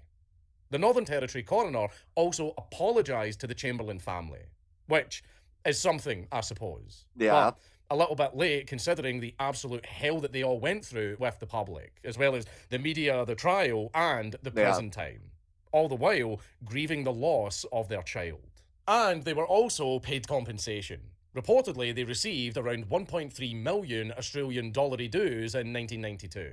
But honestly, that seems like such a minuscule detail considering that Lindy spent years in prison for a crime that she didn't commit. Yeah. Michael also lost his family life, their children grew up with the media breathing down their necks, the Chamberlains' marriage collapsed, and their daughter was still dead. So, you know, it's kind of hard to put a price tag on that considering all the information. Yeah. The money mattered, I mean, of course it did, but I mean, fucking come on, the damage caused was way, way worse than that. Yeah. Also, yeah, this entire case actually destroyed Lindy and Michael's marriage. They divorced in 1991. Michael later remarried and he continued to write and speak about the case until his death in 2017. Lindy did the same. She remarried in 1992 and continued to speak publicly, write books, and push against the lies that followed her for decades. Yeah. As for the children, well, they grew up with their family name attached to one of the most infamous legal disasters in the country's history, which is a deeply fucked up thing to inherit. Yeah. It's like looking through family photos, and most of them are court transcripts. And the saddest part of this entire story is that Azaria's very last moments got turned into a meme. In 1983, Australia released a movie called Who Killed Baby Azaria? Because, of course, everybody needed a fucking movie before the case was even closed. Then came John Bryson's book, Evil Angels, in 1985, which helped the public understand the case a lot better by pushing back against the tabloid versions of the story and showed how weak and unfair parts of the case against Lindy actually were. Then, in 1988, the book was adapted into a movie and released outside of Australia and New Zealand. It was called A Cry in the Dark, starring Meryl Streep as Lindy and Sam Neill as Michael, because of course it was. If your life is going to be completely ruined by the justice system, the very least that Hollywood can do is send in Meryl fucking Streep. To be completely fair, the movie did actually help spread awareness of the entire case internationally, and Streep's performance earned her an Academy Award nomination. But I mean, like, come on, Meryl Streep could play a fucking wet paper towel and someone would call it a career-defining performance. Yeah. And I'm sure you'll be very happy to hear that it didn't end there. The case was referenced to fucking death. 2.5 Men, Frasier, Buffy, Supernatural, The Simpsons, Family Guy, and probably the most famous one, Seinfeld. I have lost my fiancé, the poor baby. Baby, the dingo ate your baby.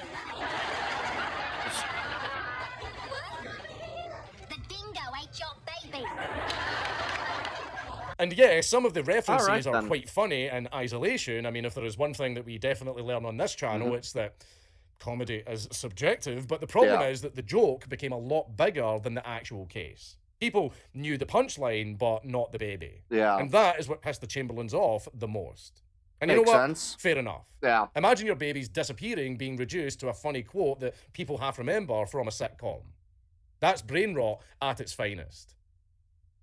And it also wasn't even the right fucking quote because that's not what Lindy said. This case is very, very important, not just because haha Australia, haha dangerous animals, although kind of Australia is a fucking sunburnt crapshoot where spiders have fucking tenant rights, but the Chamberlain case is a lot bigger than that. It's about how fast public opinion just switches and how media hysteria turns tragedy into entertainment, all while jeopardizing the outcome of criminal trials. Yeah. And well, that's one thing. I think it's Nick, the fat electrician. This dude right down here. I think he was saying in a clip from a podcast I think it was, that he was talking about like some of the problems with basically the jury of your peers situation, which basically is, in order to get a non-corrupt jury, if a story gets way over publicized, would basically be to have essentially the jury picked before the story goes out, or to have like that. I don't think that was the way that he said it, but like, because of the fact that that doesn't occur, you basically would then require, or it could be more useful to use AI as a jury, essentially. Although, probably not a thing that would ever happen, but yeah. You know, if journalists would actually, you know, do their fucking jobs and not be fucking opinion pieces. And it's about how long it takes for the truth to finally crawl out after everyone has had their fun. So, the next time someone hears "Dingo ate my baby" and thinks it's just a funny old line, remember that actually, sometimes, the dingo did actually eat the baby. Yeah. Thank you on YouTube. Everybody should subscribe. Alright then. Yeah. Yeah, it's really stupid.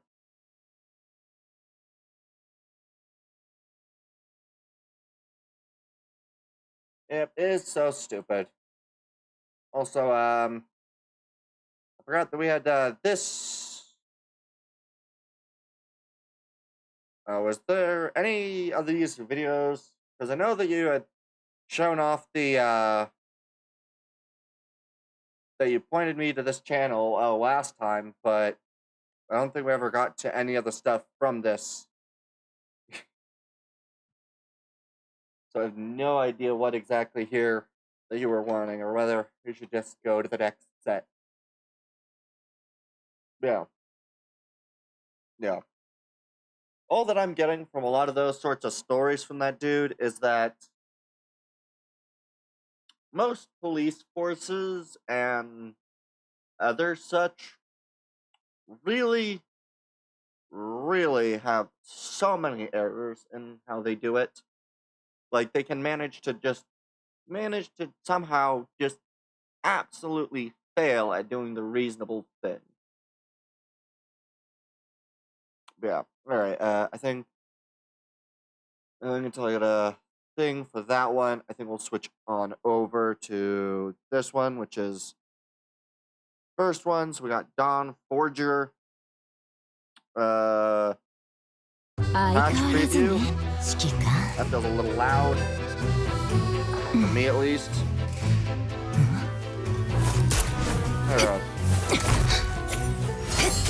Alright.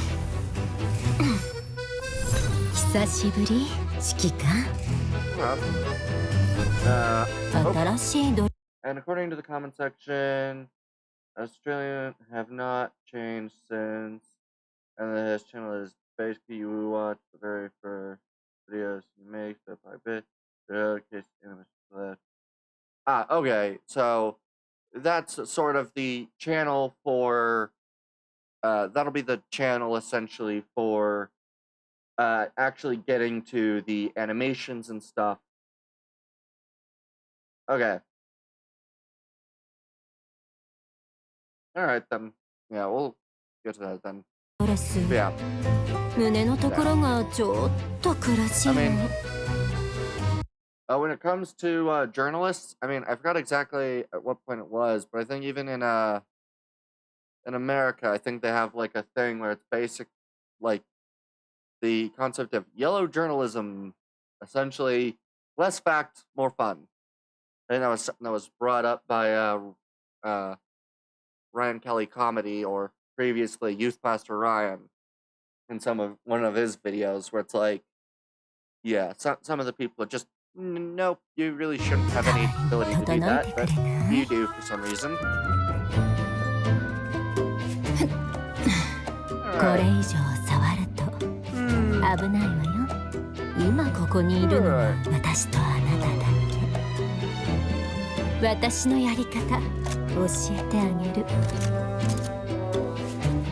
Interesting.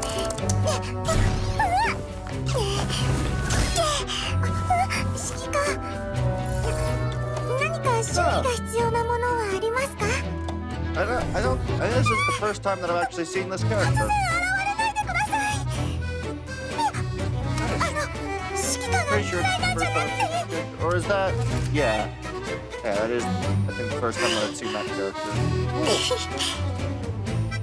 尻尾に信号増幅器をつけないと。あ、今の形と合わないみたい。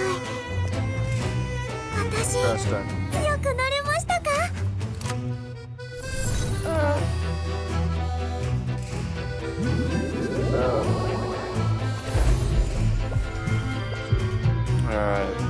相変わらず可愛いわね。意地悪したくなっちゃった。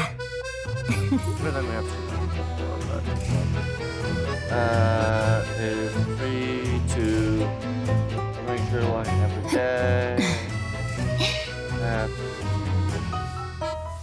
Okay.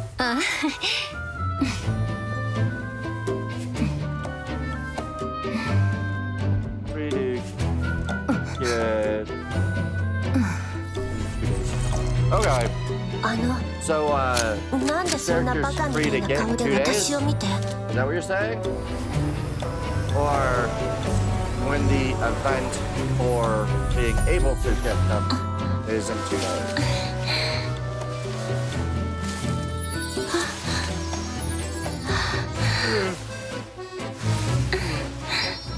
Like the start of the thing to log in and a fine to like get the go.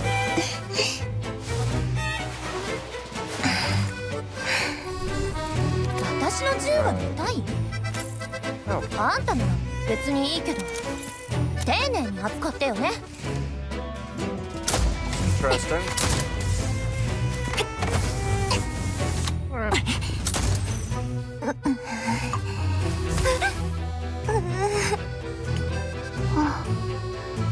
Alright then.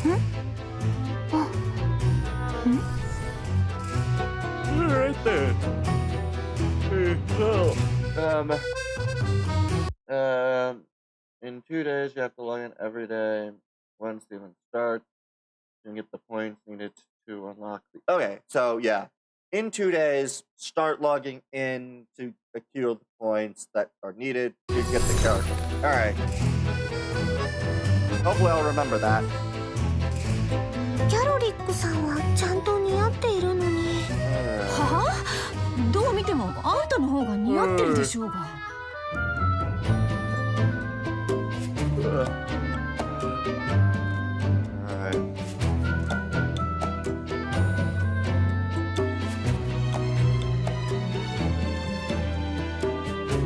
They have a, that looks like what? Another outfit for that one character? Interesting. Yeah, one other outfit for, I think, their main player character. Nice. Another one of these. Alright.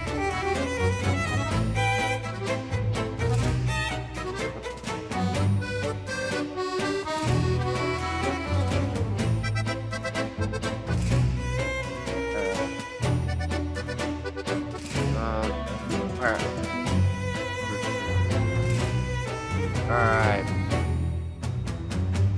Oh, good. We'll look at those tickets that I believe are needed to get outfits. So I might be able to finally get the other one, but I think I've got like 20 remaining. Pause. Oh.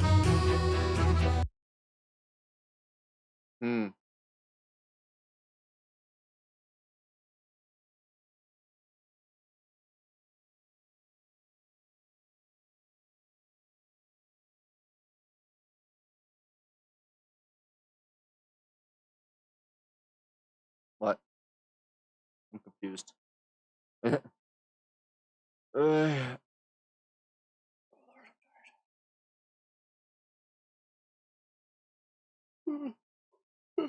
Oh, back up.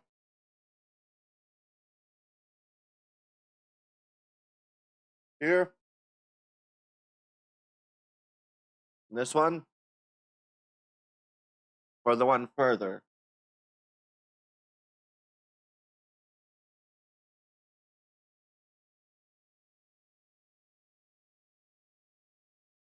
30-second delay on the YouTube side. Ooh.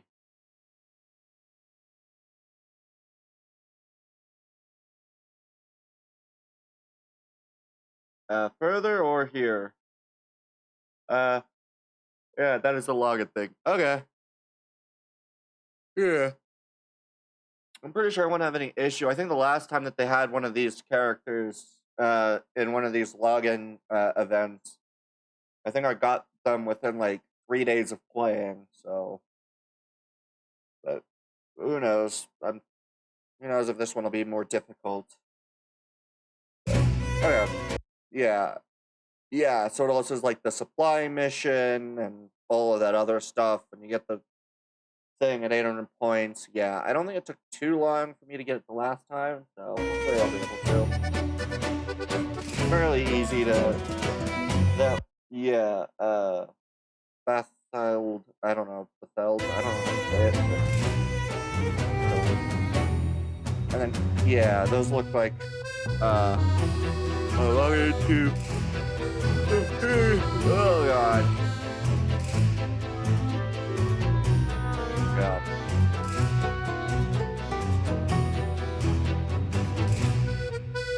Alright. Oh, there's another custom procurement thing. Alright.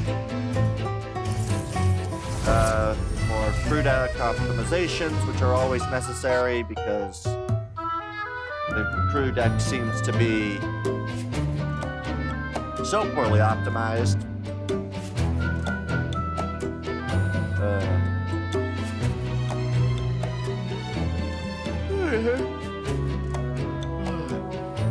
Oh. Equip characters with flowers. Alright then.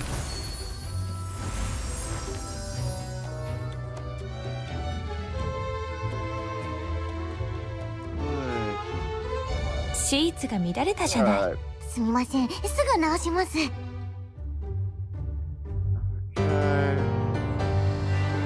Oh. You can patch, calibrate things. That's gonna be useful.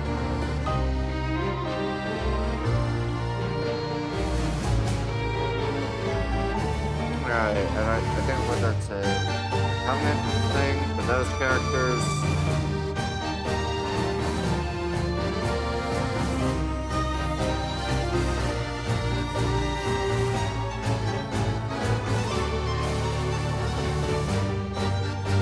Alright then.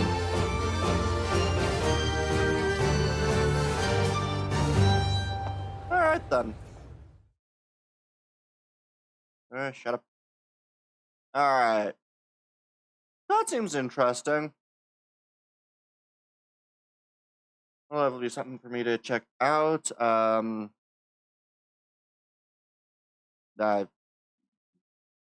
don't want to.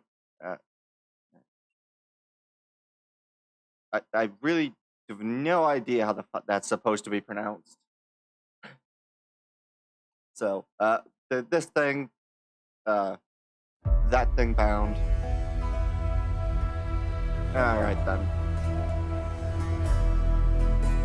Probably heard it so many times. Still would not be able to pronounce it. But, yeah, we'll see what we can. See if there's reaction.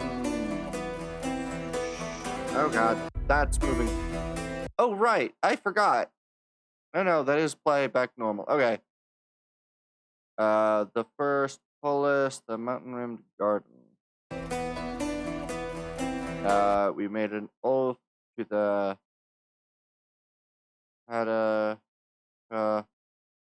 we will not fail our mission. We'll fulfill the task of fostering friendship with Mino. Alright, but no one told me we'd have to cross such a wide river just to enter the city. We drove off for frick's sake. Whoa, this boat is rocking. Missed that. Invaders and rebuilt the temple on our nomadic city. The gardens. Fountain carries the fragrance of Flora the hero. I think that said the war is over or something along those lines. It seems like we could forget all the hurt and pain and begin a new life. God, those are quick. Does a life of leisure really bring inner peace? No, usually that just too many people with a life of leisure usually just leads to internal conflict. Why, I ask the invaders, do you set foot on this land that did not belong to you?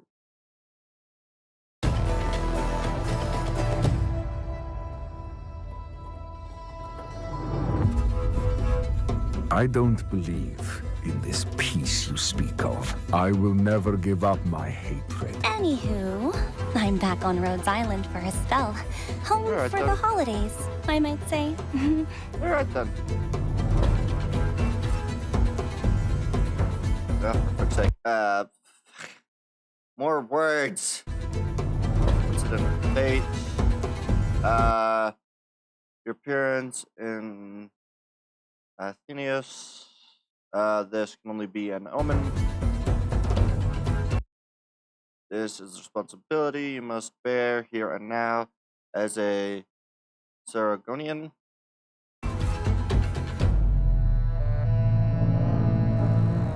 Me, Doctor. My name is rather tricky, so you may call me Titi. Shh.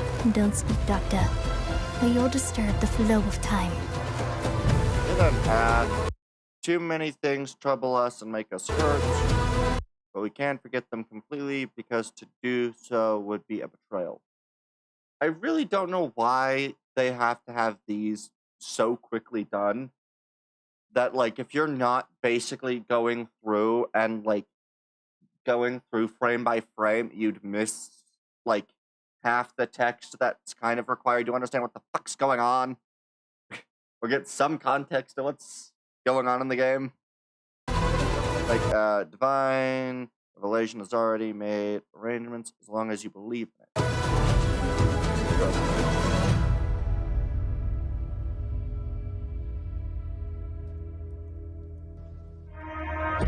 Right, and then they just kind of go through the showing off other skins and other stuff.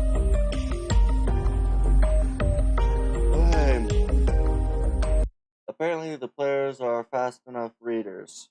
Yeah, I don't know. Either they're fast enough readers or... Because, to be honest, to read most of those, you'd have to find the text, read the text, and do this within a second. Maybe you might be able to catch enough to get some information, but to process any of it, I really highly doubt people could read it that fast. My best guess might be maybe it's, I don't know if, you know, assume Arknights, like all the other ones of these, always has a lot of stuff with other languages as well, if maybe some of that text can be actually legible in other languages quicker.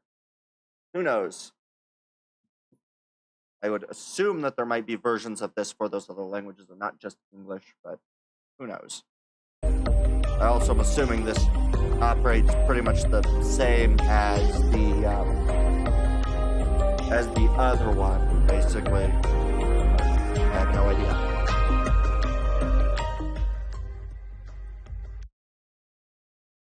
Alright. Alright, let's see. Ah, yes, and then this is codename Caesar. Or Cedar, not Caesar. Неужели, товарищ прапорщик, вы с Ханной выпили? Алкоголь — враг рыцаря. Он может помутить разум, исказить поведение, вызвать неоправданное... Auto run doesn't give XP. Alright.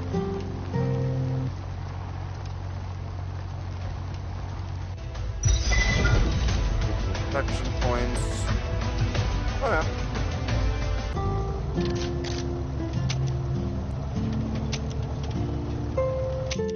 Yeah. In the event tab. Alright. Usual grind for currency. 2-drop on supply. Login. Alright.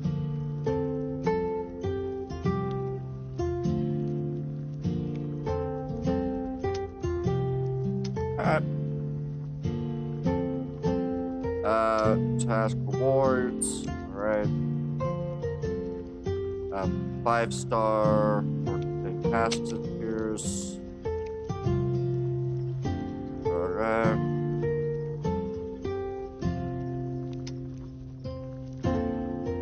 Level rewards, I assume. Hero trials. VIP. Alright then.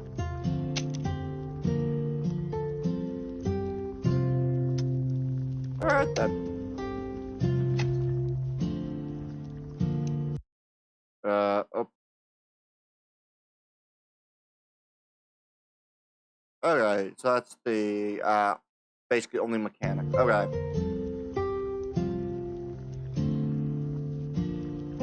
Oh, good. Restores armor, friendly vehicle. Okay. That's useful. Free vehicle. Alright. BTR 70, there's no evolution path. Alright.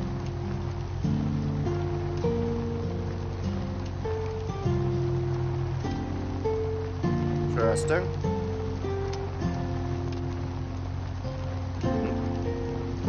It's interesting to kind of see the kind of rates, not so good.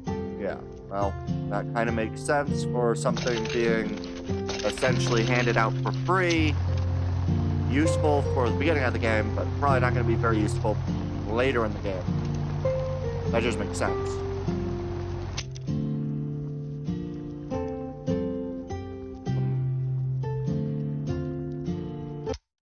Alright. And that very quickly just really pops down. Alright. And then apparently this is a thing for a pirate strategy game. So that'll be interesting to see what this is. Well, over 250,000 people certainly think so, and so do I. But the question is why?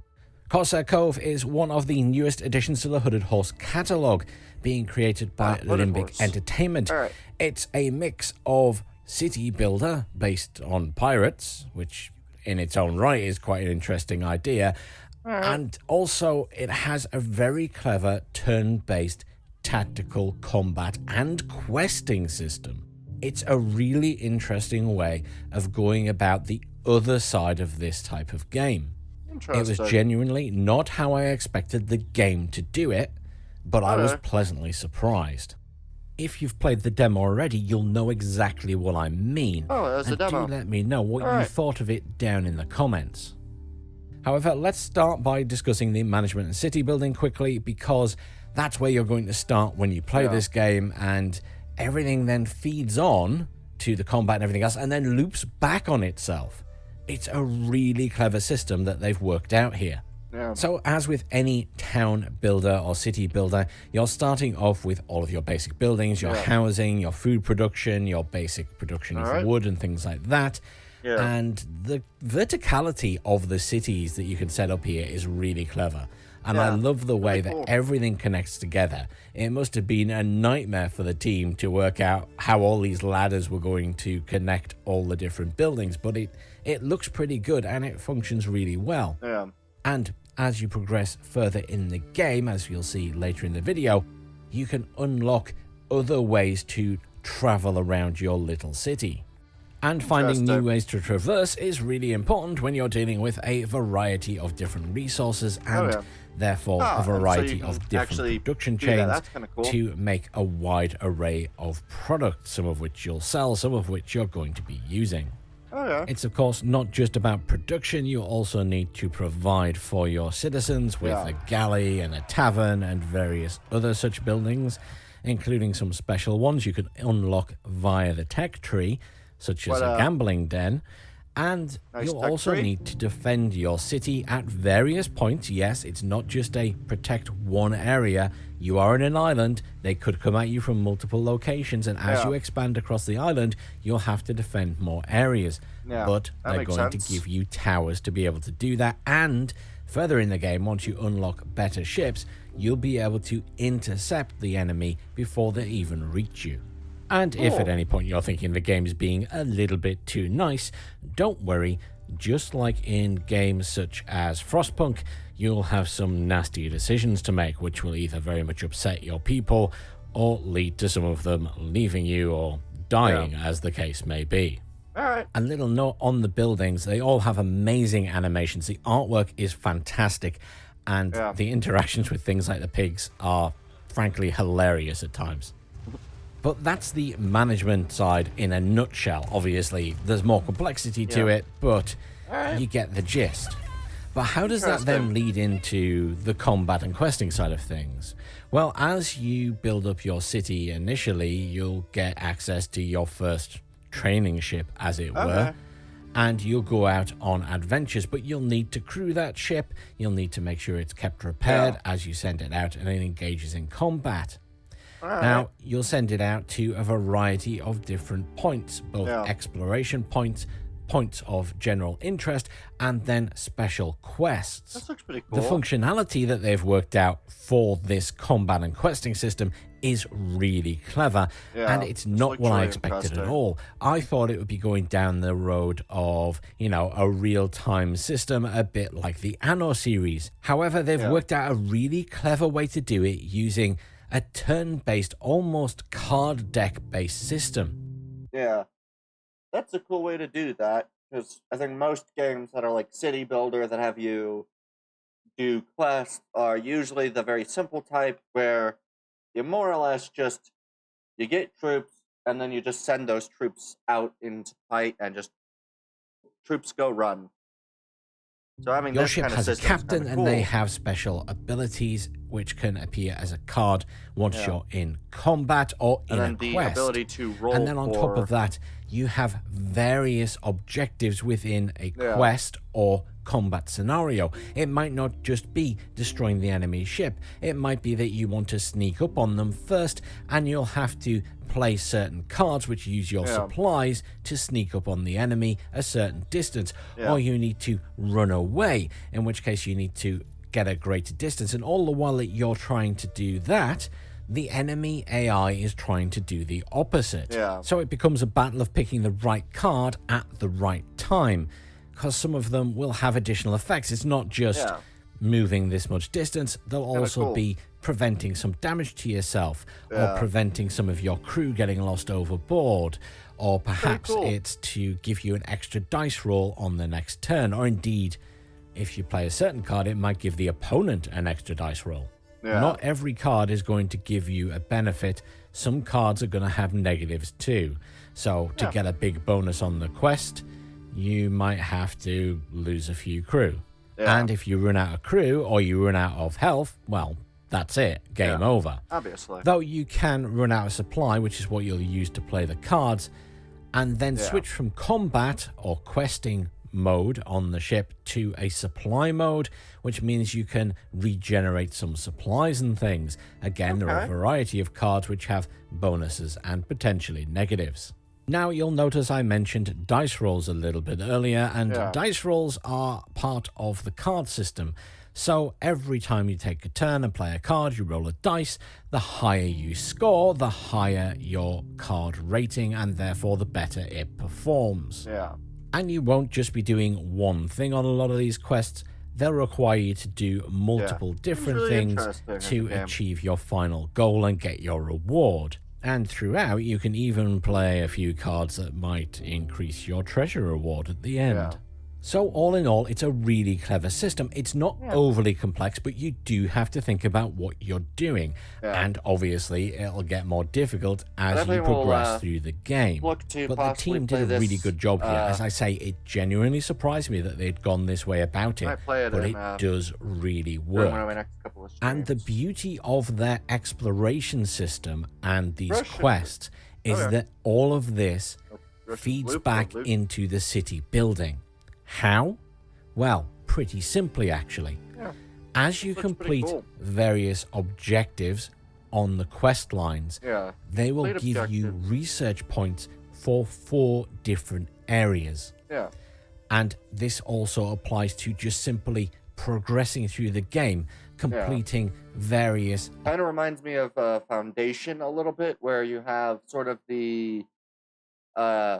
depending on which buildings you build in Foundation, will give you like points toward being able to unlock or use certain building components from, let's say, I think it's clergy, kingdom, and labor, I think, are the different groups. And so, like, if you build a strong military, the kingdom likes you more, but if you build a nice large monastery, then the priests and stuff, the clergy like you more.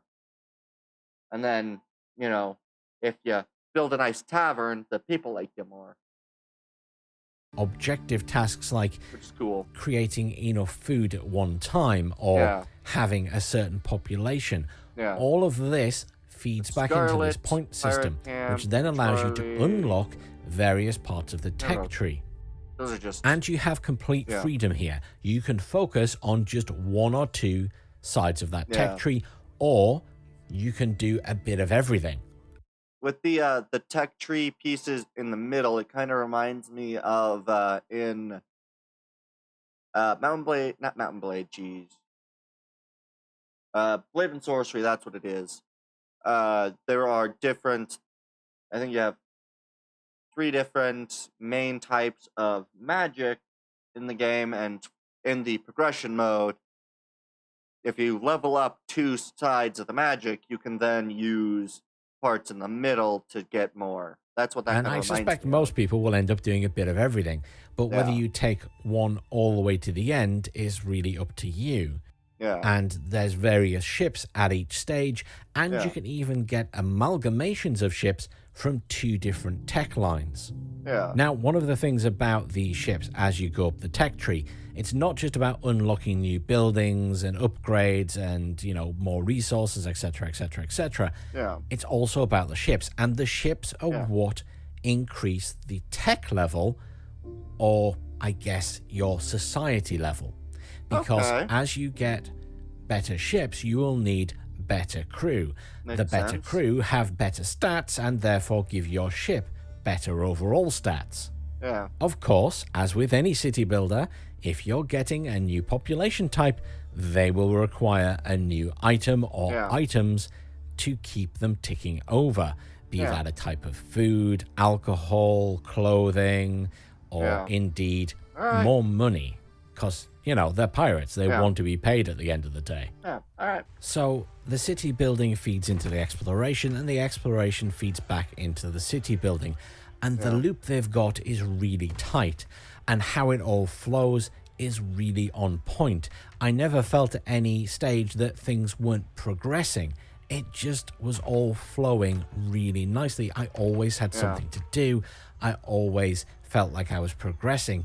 And I play so many of these games, I was genuinely surprised that, for example, I achieved a huge amount in just an hour, and I did a double take because I thought, oh my god, I must have been playing for 2 or 3 hours, because so many of these games just eat up an inordinate amount of time when you're not doing a lot.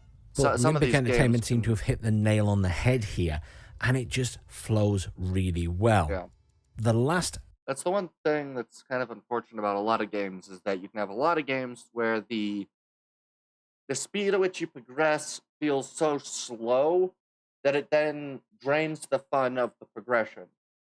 City builder I played which felt like So this, was probably Laysara Summit Kingdom, which also just worked and flowed really well. Yeah. But that one was much more of a pure chill city builder, where this one takes it to the next level by adding in this whole turn-based questing and combat system. So I feel like this really one's going to interesting. appeal to more than just standard city builder fans. Yeah. You can check out the demo right now on Steam. It will be available till the game releases on the 31st of July. Okay, and I so highly end of recommend July for checking the it full out. If you game. like it, remember Alright. to wishlist it. It really helps these games out. And, you know, in an industry that is just flooded with games now, it's really important to make the good ones stand out. Yeah. If you're interested in seeing my full gameplay of the demo, that's up in a couple of videos over on the RTS Cast and Stuff channel. I will link those down below in the description, and I'll leave a link to the game's Steam page as well. As ever, thank you for joining me. Please do like, share, and subscribe, and I'll see you all soon. All right. Yeah, that was pretty interesting. It's definitely an interesting game. I think I might, if any of the times I don't think I've got a good plan for stream that day, I might end up playing that. Let's see, what is this one? Okay, this says Half-Life 2, but Gordon has a Mitsubishi Lancer.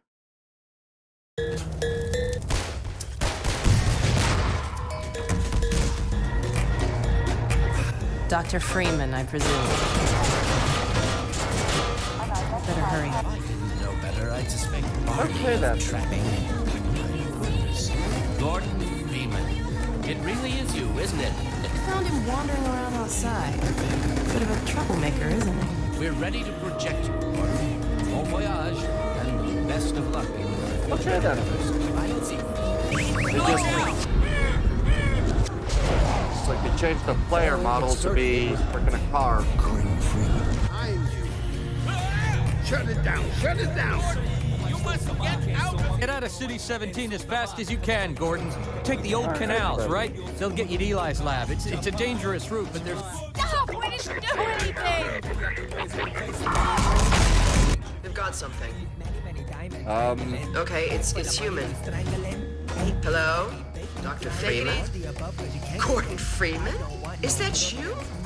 You've made it here this quick and swim around the water world and come back to local space without having Not the player model. Oh, so it's an actual... Oh, here's Eli now. It's an actual separate model, not just the... Eli, not look, why found necessarily the a change of the player model, but basically just a what would it be? They didn't have any collisions besides with players for a car. Gordon Freeman. Okay, then. Let me get a look at you, man. My God, I can see your lab where you belong. All right, then. Let me just finish up some work and I'll see what I can do. Oh, Gordon! The Vorticon said you were here. I can't believe you made it so quickly Because, on like, foot. for terrain, it seems to more or less have more He earned collision it. with... I guess you proved you can handle yourself out there. not the player model, at least while the player's Dr. Freeman? in it. We're coming with you. With you here, Dr. Freeman, we can At least finally it make seems some that headway. way. It seems to be kind of a odd thing. Looked like it had been different, but... Alright, then. We're all gonna die!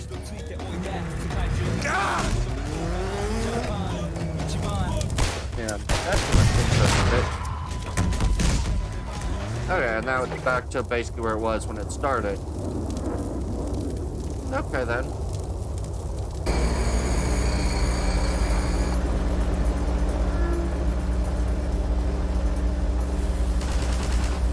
This is very interesting.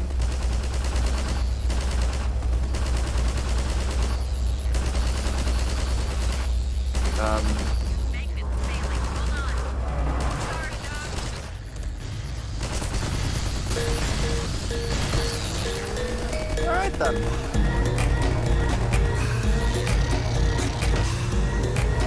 You turned your head and missed him getting out of it? No, I saw him getting out of it.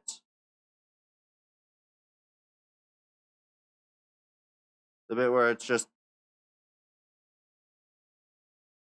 I think I saw him getting out of it. I just... Yeah. Pretty sure I saw him getting out of it. It's just an odd bit, right? Because he didn't he get out of it? Where was the beginning of this, or because that's the clip 4, and then I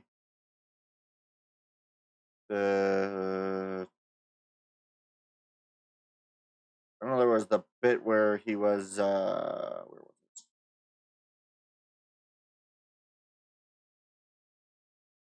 Right. Yeah, I think it was where he fell out of it or whatever. Yeah, I think I saw it. Near the end after he kills his allies. Yeah. Yeah, it was what, like over here?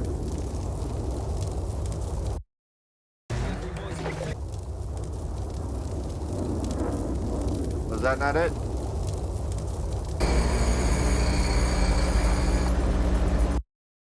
Yeah. I assume that was it, with him just laying on the floor.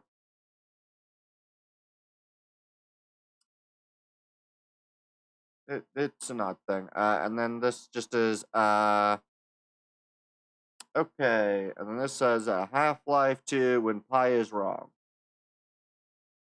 Before that, wait.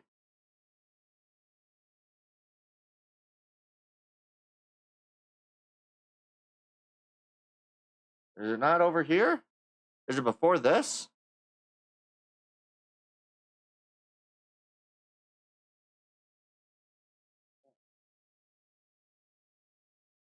Was it not over here?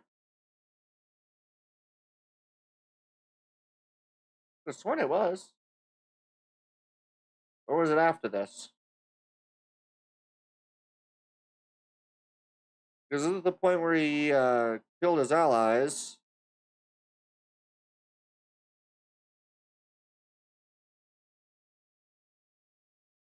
Nor was it in at the end of that, before he is shown flat on his over here in the vehicle, and then it just shows him flat on his face.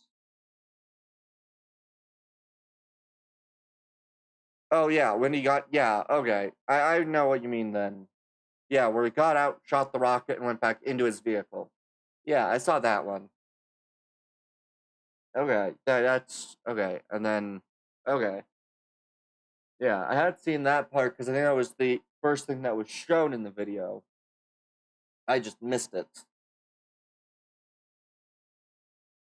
Or, yeah, just completely forgot about it, I guess. Alright then, that makes sense. Okay, and this is, Half-Life 2 when pi is wrong. Apparently there are flashing images. So here's where Valve defines pi. Instead of typing out 3.141, all that, they just type pi. Okay. So, what happens if we just change this value just arbitrarily?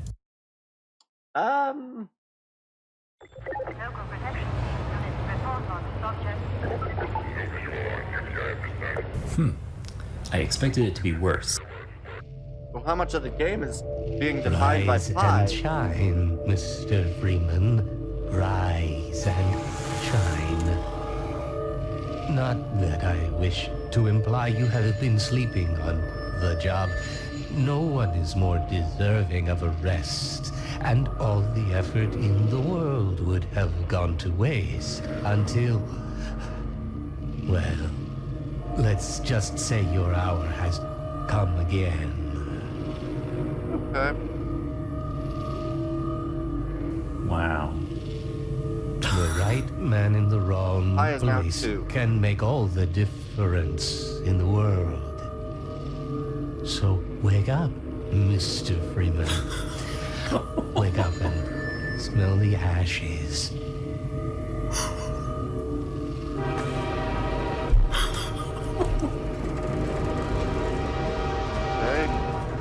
Oh man, I knew this would be bad, but wow. stuff is defined as pi? Just immediately falling out of the train car. Because how much of this game is defined based on pi? So there's like an invisible wall. Like I'm pressing forward right now, and it's like it doesn't want to let me go there. But like if I use left like this, then I can kind of. Centers. I thought so much of City 17. Everything's weird. Citadel so thoughtfully provided by our benefactors. Okay, this is unplayable. Okay. Let's try something a little less extreme. Let's go like 2.5. Okay, a nice modest 2.5 seems to be. It's how much stuff that uses pi to determine their direction. Yeah, I'm just surprised because in I think most games, like most games use a coordinate thing for like direction or whatever, like you know XY grid systems, right? Like that's what I know of when things are defining like what direction something's moving is essentially along the XYZ axis, and then whether it's facing X, Y, Z, positive of those coordinates. So having pi somehow determine direction of something seems odd. And it seems odd to have that working a bit better. This bird is totally out of whack, though. Yeah. That scanner is backwards. Yep. But it's okay. It's okay. Rise and shine, Mr. Freeman. Rise and shine. Not that I wish to imply you have been sleeping on the job. No one is more deserving of a rest, and all the effort in the world would have gone to waste until, well, let's just say your hour has come again. Okay, Only place can make all the difference in the world. That's where the flashing comes from. So wake up, Mr. Freeman. Wake up and smell the ashes. So these are like only visually being displayed. Yeah. Physically, they're normal still. Well, I think the. Well, end of the line. Okay. Welcome to City 17. You have chosen or been chosen to relocate to one of our finest remaining urban centers. Okay, then. I thought so much of City 17. There's just a wall in the way. To establish my administration here in the Citadel so thoughtfully provided by On that train? All right, I'm moving. Jeez. Okay. The movement makes like no sense when I'm trying to go in whatever that direction is. Like it's just forcing me to go to the left or to the right. Okay.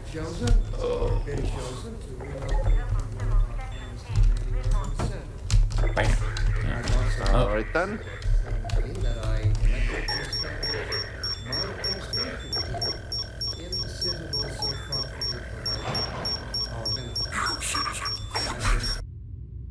All right then. Fascinating. Interesting. Now you just beat them up.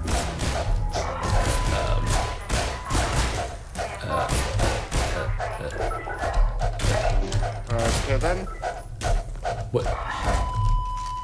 Okay, so I'm figuring out. It's like that direction must be west, right? Okay.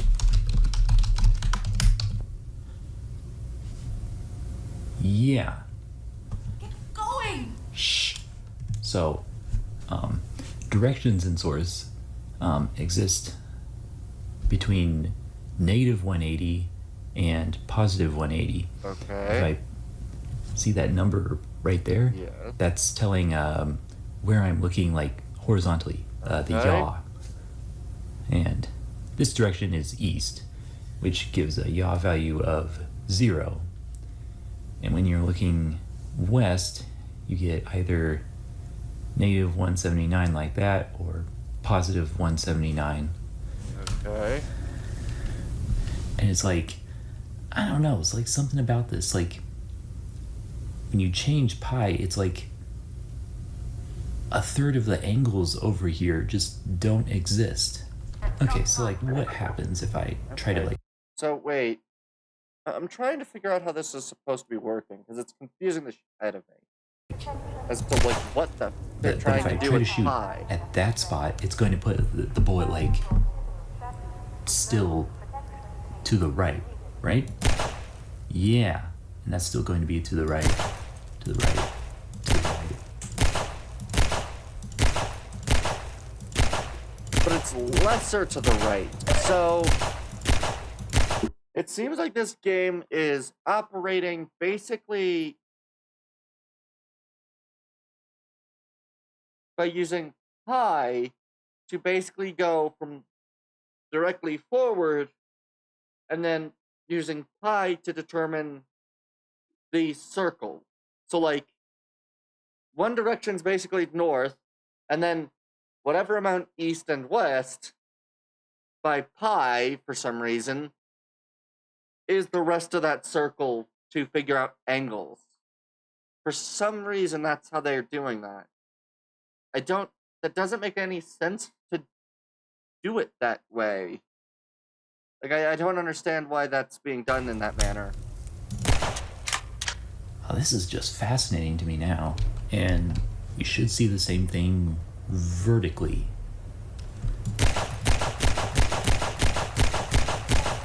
Yeah. Yeah. So it's basically giving things. Okay. Okay, I really gotta go. Okay, I'm gonna take a quick break real quick because I can have to go to the bathroom. I'll be right back.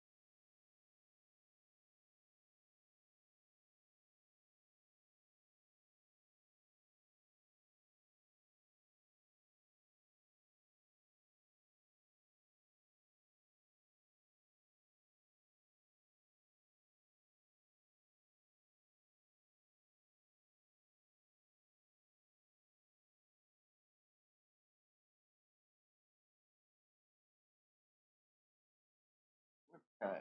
And I'm back. Yeah.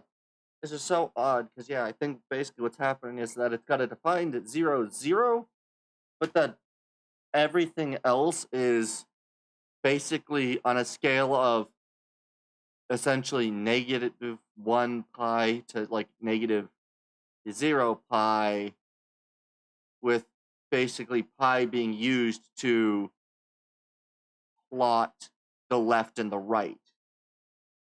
So I think it's using pi to essentially take from 0, 0 left and 0, 0 right. And so it's, I assume it's got like a defined north or something.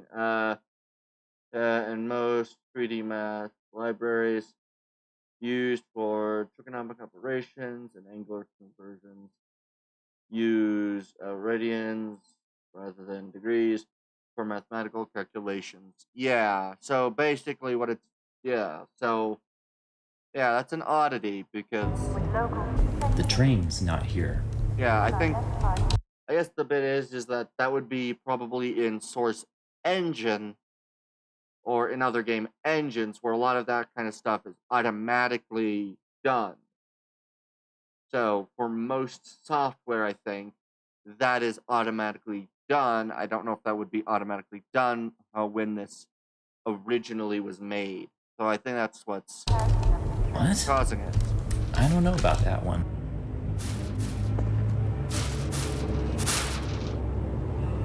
I hit the trigger to make the train come, apparently. Oh. I will do this. I will get this. Oh. Yeah. If we're facing east, then everything kind of just makes sense. Yeah, there we go. Okay.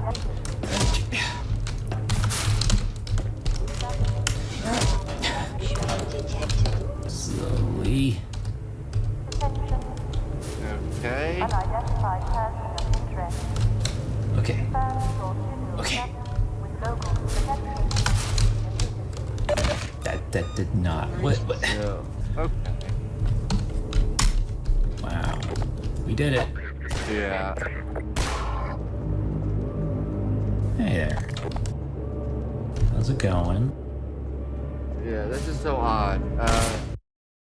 The wind makes pi less than a full rotation. The excess becomes a dead zone for a lot of things, whilst the offset becomes greater when moving away from the origin. Yeah. Yeah, that's kind of what I was thinking, was that basically what it's... The way that I am seeing it is it almost has basically a range 1 to pi, or technically it'd be a range, essentially.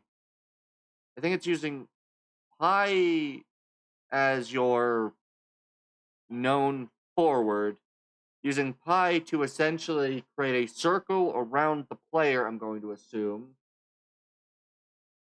and then using pi to basically then make that full circle or something, and using those to create the direction. But whenever you change the value of pi, since it's starting from like 0, 0 essentially, that I think somehow alters the angle that it sees, essentially seeing 180 as less than a full 180. I think, if that makes any sense.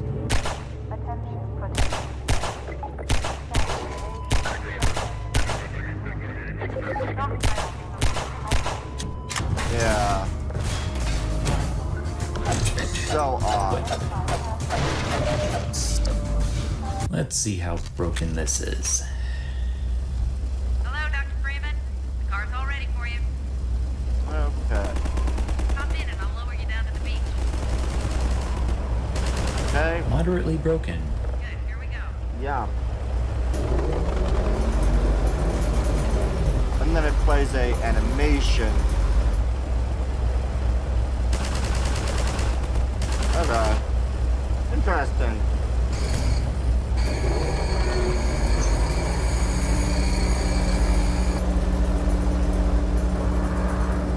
This is interesting.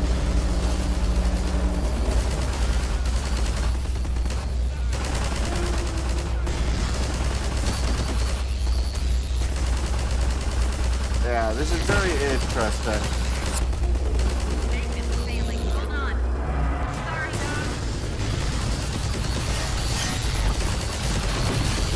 Alright, son.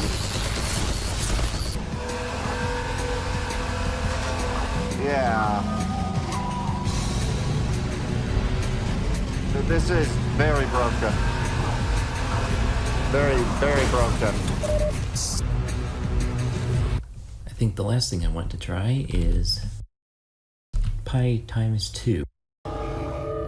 Not that I wish to imply you have been sleeping on the job. No one is more deserving of a rest, and all the effort in the world would really have gone to waste until the right man in the wrong place can make all the difference in the world. So wake up, Mr. Freeman. Wake up and smell the ashes. Yeah, this is really broken. Okay. Oh, wow. This is very, very broken. Oh, wow. The consequences. All right, then. Yeah. Okay. So now a half turn for the player is calculated as, yeah. Yeah. That's very broken. It is an interesting one, though. All right, and then what was this? Ah, it's a animated thing. Wow. 633 Squadron Mosquito Death Star attack. All right then. Apparently 18 years ago.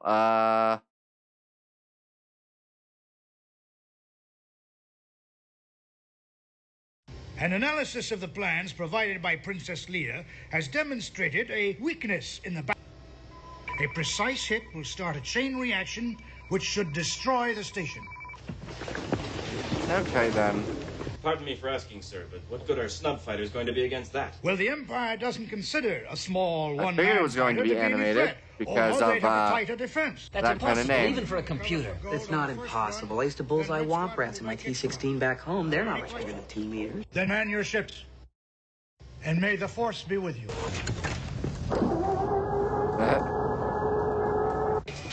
Hey, Biggs. I told you I'd make it someday. It'll be like old times, Luke. You'll never stop us. Was George Lucas's inspiration for the Death Star trench run? Ah. Okay. And I'm going to assume that the Mosquito is actually the plane of the Mosquito, the de Havilland Mosquito, that was actually made of wood. Interesting. Red 10 standing by. Red 7 standing by. Red 3 standing by. Red 2 standing by. Red 5 standing by. Well, that looks like it's supposed to be a... Position. The funny thing is if that is supposed to be a mosquito, they were, I think, wood skinned planes. So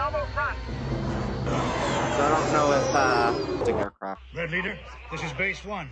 Keep half your group out of range for the next run. Copy, Base 1. Let's take Red 2 and 3. Hold up here and wait for my signal. Start your run. Yeah. This is interesting. Yeah, black guns. Keep your eyes open for those fighters. I'm in range. Target's coming up. Yeah. Almost. Just impacting on the surface. Interesting. We're right above you. Turn to point. Oh. I think the de Havilland Mosquito was an aircraft with most of the skin of the plane being made of wood, I believe. I don't know anything about any of the rest of the plane, but that the skin of the plane was made out of wood because the person who made it, I think, had originally made it. It was supposed to be a bomber. I believe that, it was a wood-skinned plane, like you would probably have seen, between, because I think it was in World War II.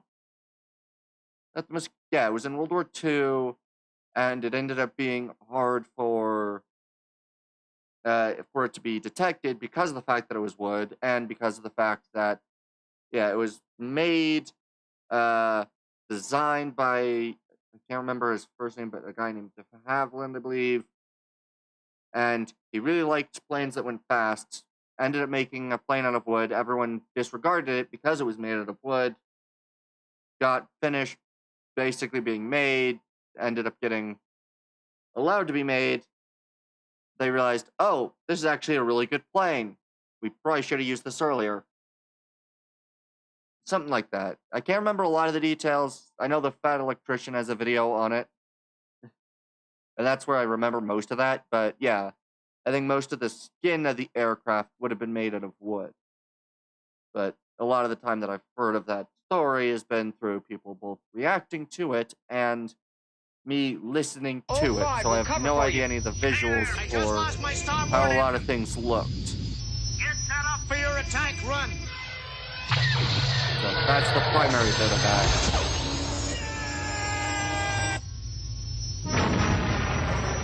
Yeah. Squad leaders, we've picked up a new group of signals. Because then I think enemy fighters coming your way. My scope's negative. I don't see anything. Pick up your visuals, County. Here they come. Watch it, you've got one on your tail. This is Red 5. I'm going in. Yeah.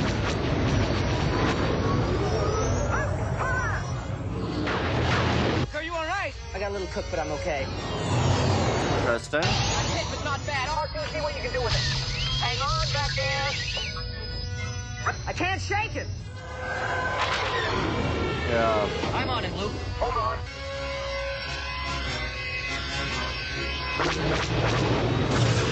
Yeah. Thanks, Wedge. It's an interesting thing. I'm right with you, Red 3.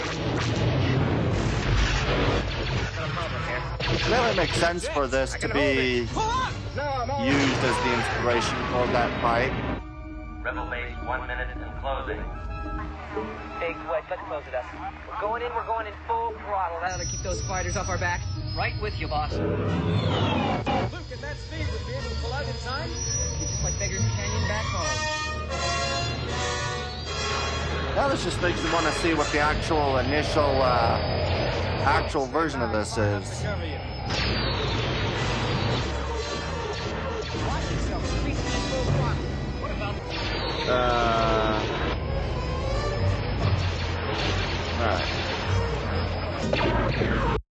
Alright.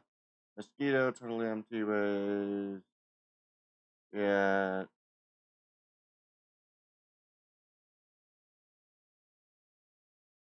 Total frame, metal. Yeah. What's that part in, yeah.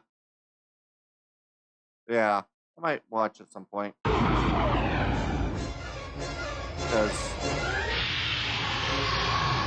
Coming in, point 3. For shots, it definitely seems like, yeah, for the shots, it was very much inspired by... Get clear, Wedge. You can't do any more good back there. Sorry. Hurry up, Luke. Wait! Wait! His computer's on. Look, you switched off your targeting computer. What's wrong? Nothing. I'm all right. Still trying to figure out what exactly inside the... Alright then, that is very interesting. But yeah. It's very interesting. Yeah. Definitely a very interesting thing to see.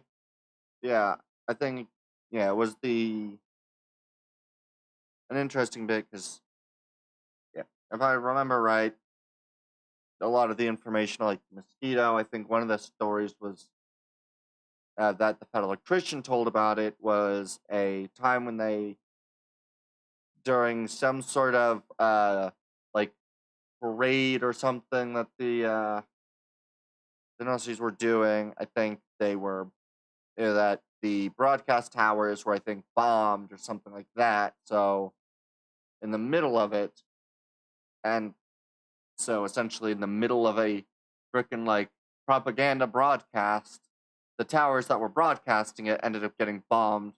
So everyone would basically hear the fact that the broadcast towers for it, or whatever towers it was, got bombed and cut off the broadcast. Which, to be fair, is a very good way to demoralize an enemy. Like, this is your thing for you being how good you are, and we were able to bomb your essentially show of how good you are. Yeah, because the Fat Electrician has a lot of stories on the a lot of videos on World War II stuff, which is where most of that World War II information I ever really get, besides most of the basics. I know very basic information of, well, I wouldn't say basic information. Yeah. Yeah, because I think, if I remember right, I think it was supposed to be a medium bomber or something like that. Like, they needed a new twin-engine bomber, and everybody else was basically doing the ones that were basically armed to the teeth with, defensive machine guns and all this other stuff. And he basically went, my plan is to be fast to basically outrun the enemies.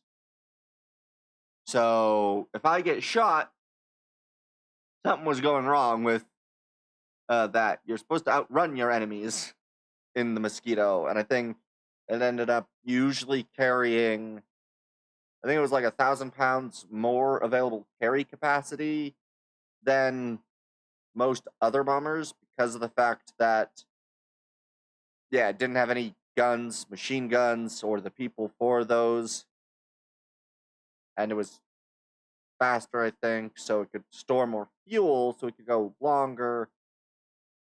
I think also, yeah, I think because of the fact that it was made out of wood, it was more radar absorbent.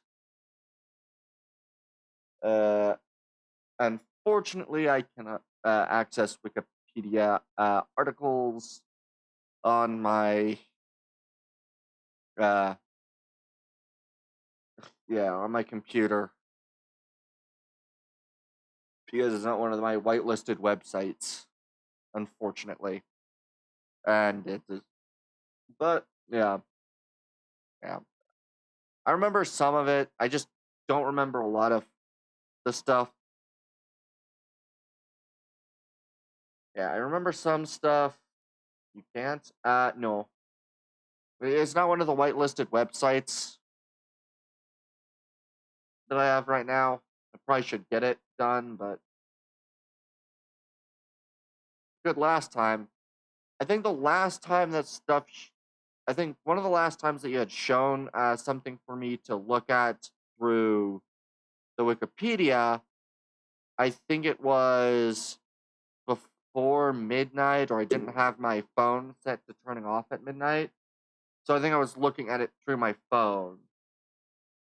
Because I think the last 2 times I hadn't been able to.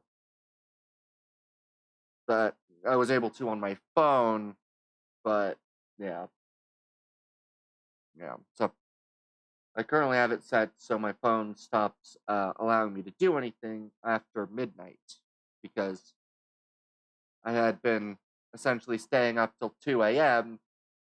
watching shit and needing to be up at like 6. And essentially only getting like 4 hours of sleep. So I had it set up so my phone turns off at midnight, so I can't just constantly do that.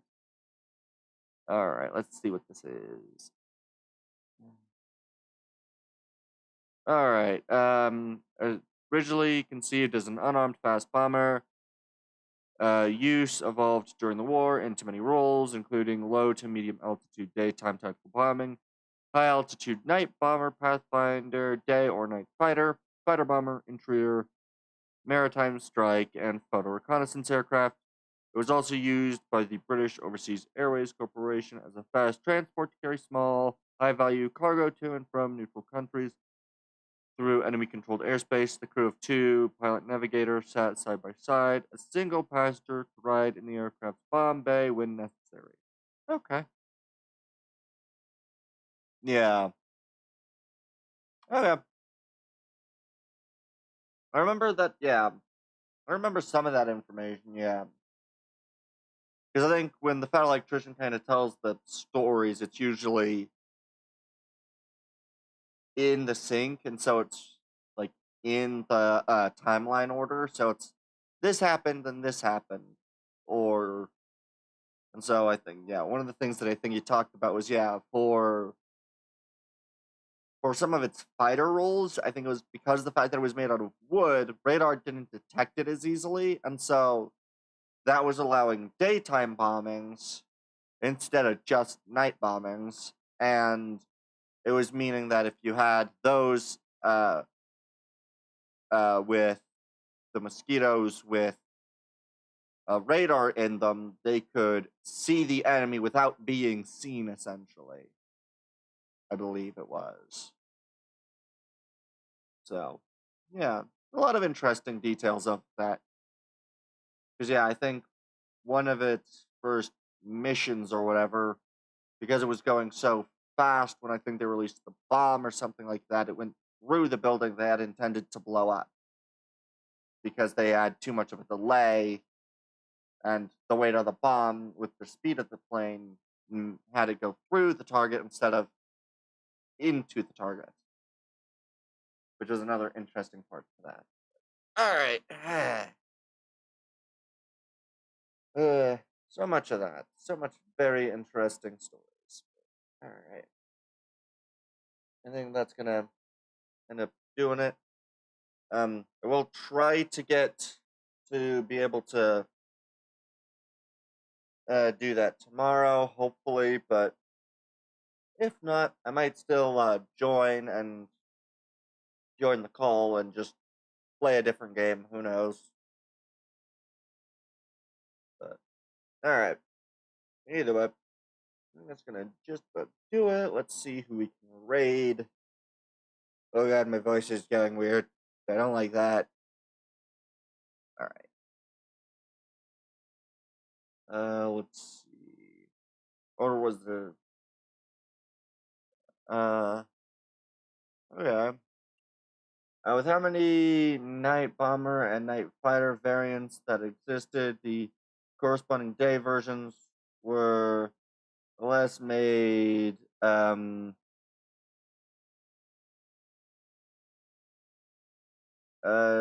since they just used the night ones for the day. Hence, the least produced was the dedicated day variant. Yeah, and yeah, we'll raid Red Maze. Alright.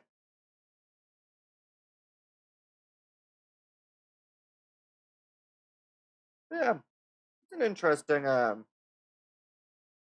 it's a very interesting thing, because, yeah, when it comes to a lot of these, like, World War II things, I think, yeah, I think one of the things, if I remember right as well, was the fact that it had originally been proposed earlier, I think before the war started, but didn't actually start getting produced until partway through the war. But either way, all right. I think that'll just about do it for stream. So okay, I pressed the wrong buttons. My bad. All right. With this, I'd like to say thank you all for coming out and watching. I've been Captain Tundraxis, signing off.